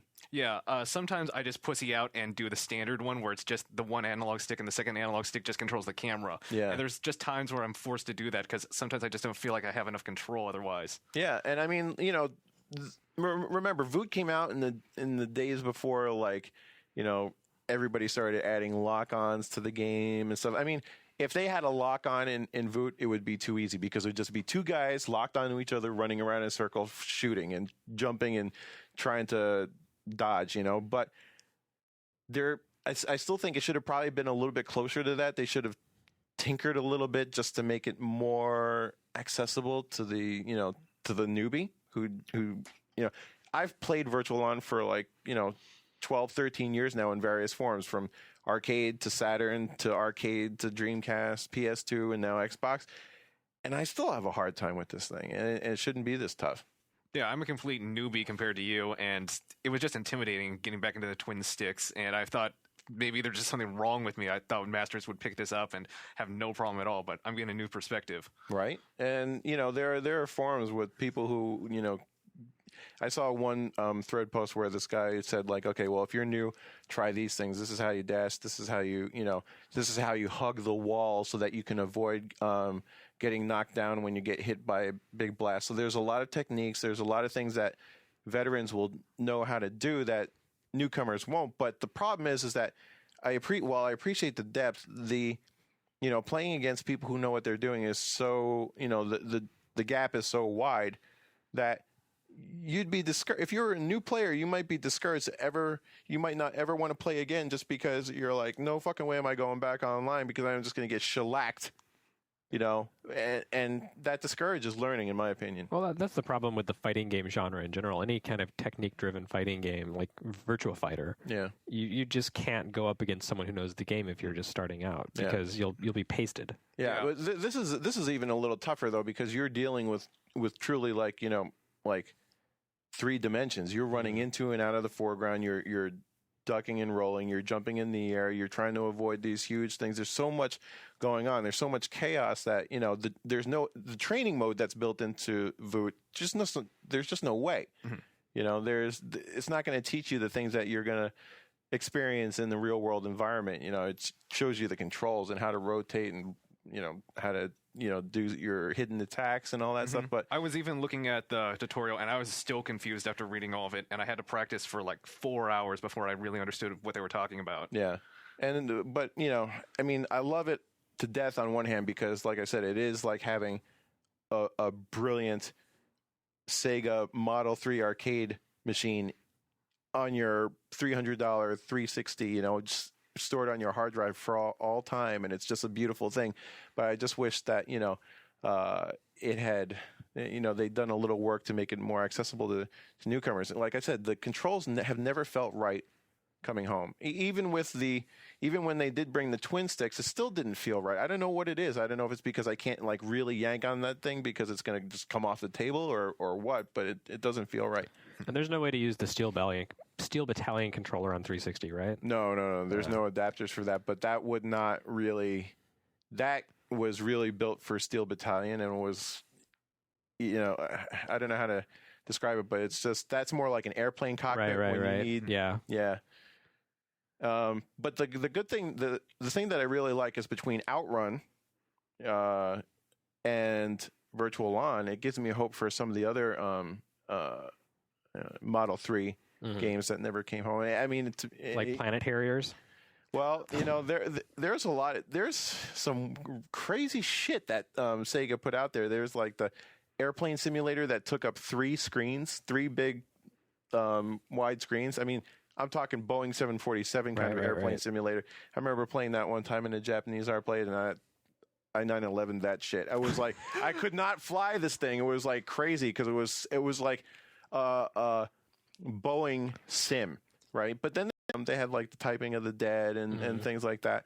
So, you know, hopefully more Sega arcade classics will come out because, you know, those things are just great. It seems like they've kind of caught on to this digital distribution as a good way to provide their classics, and they have a strong library. Yeah. So I'm hoping that they delve into that. That is something that I would like to see more of. Is just Sega arcade games. It'd be interesting. They have the huge Genesis collection, 50 games, but there's no Sega arcade I'm collection. so tired of playing those fucking Genesis Yeah, games, I know. Like, Vector Man, I loved you back in the day. I loved you. Here's a company with a 20-year arcade history, and they kind of gloss over And it in favor of Sonic the Hedgehog. Yeah, let's do Comic Zone again, or let's play Sonic games. But what other? There was some other. There must have been some other Model 3 things, but there's like the racing games like Scud Racer. Okay, that never came out in any form on console. So there's Scud Racer. There's just a ton of other things. Like, what would be interesting is if they ever brought out that game Quest of D. That. Oh right, that was what was that exactly? I remember hearing about it, but I'm getting that mixed up in my mind with Quest of Key, which was the sequel to Tower Quest of Draga. of D, I think, was like this multiplayer kind of dungeon crawler / card game. Right. I don't know, but since arcades don't exist in America really anymore, except for like Chuck E. Cheese or whatever, but that doesn't even count. If they want to try and create an addictive networked type of arcade game, I mean, Xbox Live or PSN, those are the places to try it. You'd think those would be really big, at least on the Japanese side of 360, because that's really kind of about half of what a Japanese arcade is anymore, is stuff like that, Lord of Vermilion by Square Enix, the Gundam battle games where it's like eight systems combined. They can leave the Derby Stallion shit at home though. Like, I think I'm honestly surprised that they haven't really brought that stuff home, because it seems like it would be a pretty simple matter to come up with some sort of interchange between the arcade and the home version. Well, I'm sure that arcades are dwindling even in Japan, so Sega still is trying, since they own those arcades in Japan, the Club Segas, I'm sure they still want to get like those salarymen out there with their cigarettes and plunking coins into the machine. But, in Japan, I don't think it's worth it for them to take one of those out of the arcades yet, because 360 isn't that huge in Japan, obviously, and PS3 has a long ways to go before it's worth porting that over, Yeah, I was just thinking of maybe like some kind of synergy, but yeah, that you say that, it would probably cannibalize their arcade performance. Yeah. It's amazing enough that they actually did put Virtua Fighter 3, Virtua Fighter 5 on Xbox 360 and PS3, because I think that was probably a concern at one point too. Isn't Sega closing up a lot of its arcades? I think it's possible. I think everyone but Taito is basically getting hammered in terms of the arcade. And why is Taito surviving? I don't know. It's a mystery. Space Invaders nostalgia. I guess they did do that. That whole redeco of their Taito stations with the deep red and the big Space Invader icons and everything. Going back to Space Invaders for a second, it's like I really love seeing the Space Invaders Extreme revival because that was like probably the first arcade game I ever played. Was like, I don't know, 1979 or something. I remember going into a department store and seeing all these kids huddled around this cabinet. And I was like, what the hell is this cabinet? And I was like all 4 feet tall or whatever. I walk up to the cabinet, I see a line of quarters at the top and hear those like little digital sounds. And all these kids and just like this little ship at the bottom going pew, pew, pew, and blowing up these Space Invaders was just mesmerizing. So I get those warm and fuzzies seeing Space Invaders Extreme. But what's funny about Space Invaders is that Taito loves to maximize the anniversary of Space Invaders every 5 years. Yeah. 25th anniversary, 30th anniversary. Yeah. 35th anniversary is coming up in just a few years. Yeah, exactly. It's like they will take every opportunity they can to celebrate the birthday of Space Invaders. But Space Invaders Extreme was the first time that they actually did it justice. Yeah. Up until Space Invaders Extreme, everything with the Space Invaders brand on it was just an embarrassment. It was pretty much seemed like the same thing over and over again. It was. They weren't doing anything interesting with it. Like, you basically had, They had a bunch of PS2 games that were real shit. Yeah, they were bad. Yeah. I mean, they basically said, hey, here is a version of Space Invaders that gives you every old arcade version up to like 1981. Yeah. Look, you can pretend that you have an overlay on your screen. It's like having colored cellophane. Wow, that's very exciting. Yeah. Yeah. So whoever had the brilliant idea to go back to Space Invaders Extreme or to go back to Space Invaders and just totally amp it up and give you all kinds of new features and like make it look cool and slick. Yeah. That's really what Space Invaders needed to even be slightly interesting. When I first saw Space Invaders Extreme, I could have swore. I mean, I was wondering. I was like, did Q Entertainment do this? I thought the same thing because it was fast. Mhm. There was a lot of great techno music, you know, and there was and it has all the digital effects in the background. Right. It kind looked of, like all their Xbox Live games, like Medios and you know all those. But it wasn't. It was just done by whoever did it, and it was fantastic. I couldn't believe how cool it was. Space Invaders creator Nishi Kaito was involved in the original Space Invaders Extreme, but he's somehow become attached to the project since then. I guess he said, "Oh, it's a success. I think I'll put my name on this again." Yeah, probably as a consultant. Right. He's not with Taito anymore. No. but- Did you see the promotional thing that Backbone, who handled the port, sent out? Yeah, I have one of those. The little plaque that has Nishi Kaito's signature on it. Yeah. Mine is actually number 25 of 190 or whatever. I've got number 13. Which one do you have, Curtis? I don't think I've got one at Sorry. all. Yeah. Sorry. I'm a See, here I thought it was all awesome because Sam's is like 60 and Alice's is like 90, but no, fine, whatever. I'm 13, but look, there's 12 dudes ahead of me. I bet like 5 of them are at Backbone Entertainment, though. Yeah. Ginny Sue kept number 1 for herself. She kept number 0. So yeah, Virtual On Voot is really awesome. I mean, who knows? Like maybe if I give it another 5 hours or something like that of hardcore intense playtime, I'll really get the controls down. But you didn't need that to catch on to the arcade version, did you? Like No. it was pretty immediate. Yeah, I mean, I just sat down in the cabinet. I followed the on-screen prompts to show you like how do you move right, how do you move left, how do you dash, and it was very, very simple to me.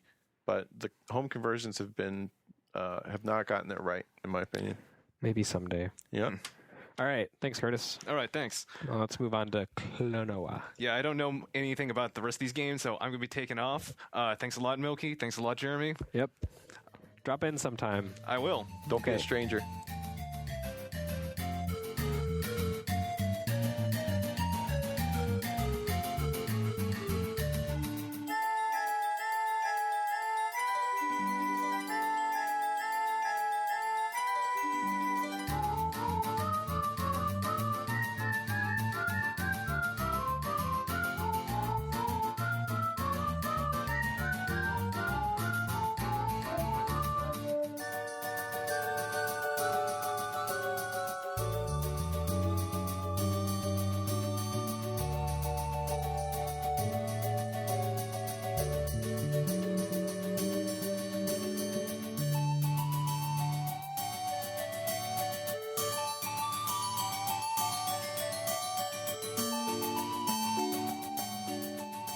So Klonoa, in my opinion, was and I know that you love Mario and Nintendo stuff, but I know that you also love Klonoa. I do. But for my money, like, and for all the games that I played in the 32, 64-bit era, I have to say that I think that Klonoa was the best platformer.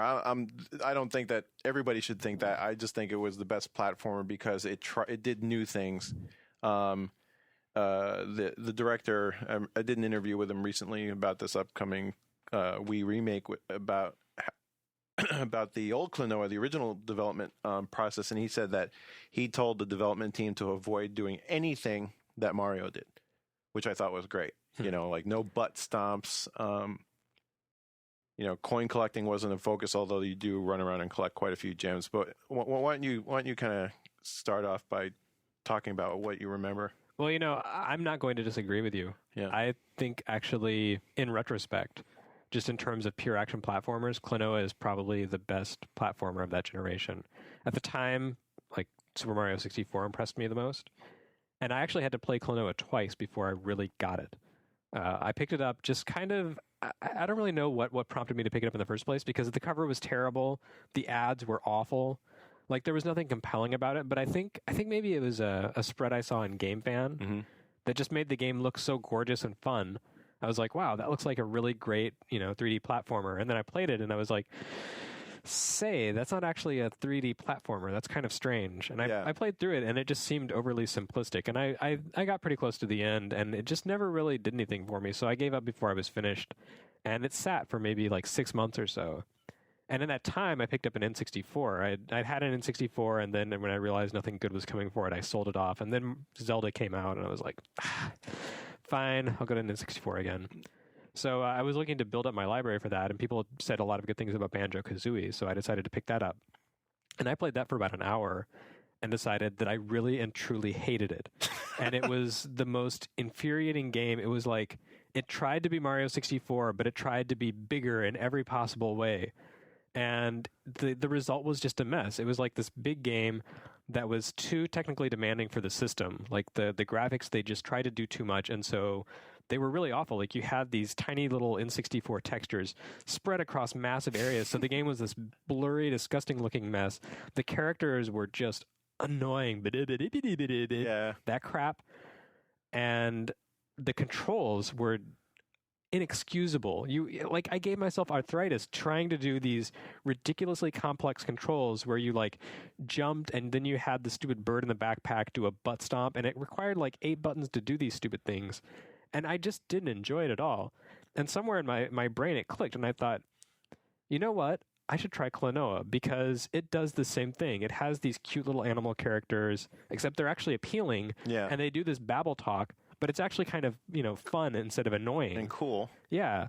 So I went back and I tried Klonoa again, and I paid more attention to it instead of just sitting there and saying, when is this going to get good? I loved it. I thought it was amazing. And by the end of the game, I was just completely blown away, and I realized, I think it was, one of the first revelations I ever had, that a game doesn't have to be cutting edge. It doesn't have to push the boundaries of game design to be great.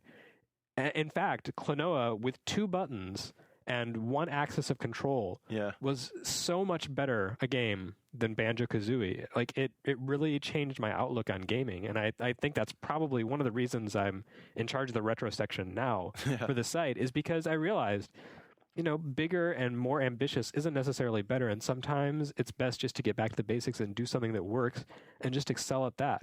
And what Klonoa excelled at was good, solid platforming gameplay. It starts out really simple, but about the midpoint, it starts to ramp up, and at the end, it's really, really challenging, especially the boss fights and some of the complex puzzle rooms in the final stages. It excels at telling a story. It seems cutesy and stupid, like the introduction, the FMV. It's so saccharine and annoying, but then halfway through, a character dies, and at the end of it, you find out the whole thing is just a damn lie, and nothing good happens to Klonoa. It's kind of heartbreaking. It is. You realize, oh man, that's one of the things I asked the director, and was about did you know that what kind of effect you were going to have on people who actually finished the game? Because it's actually a very bittersweet ending.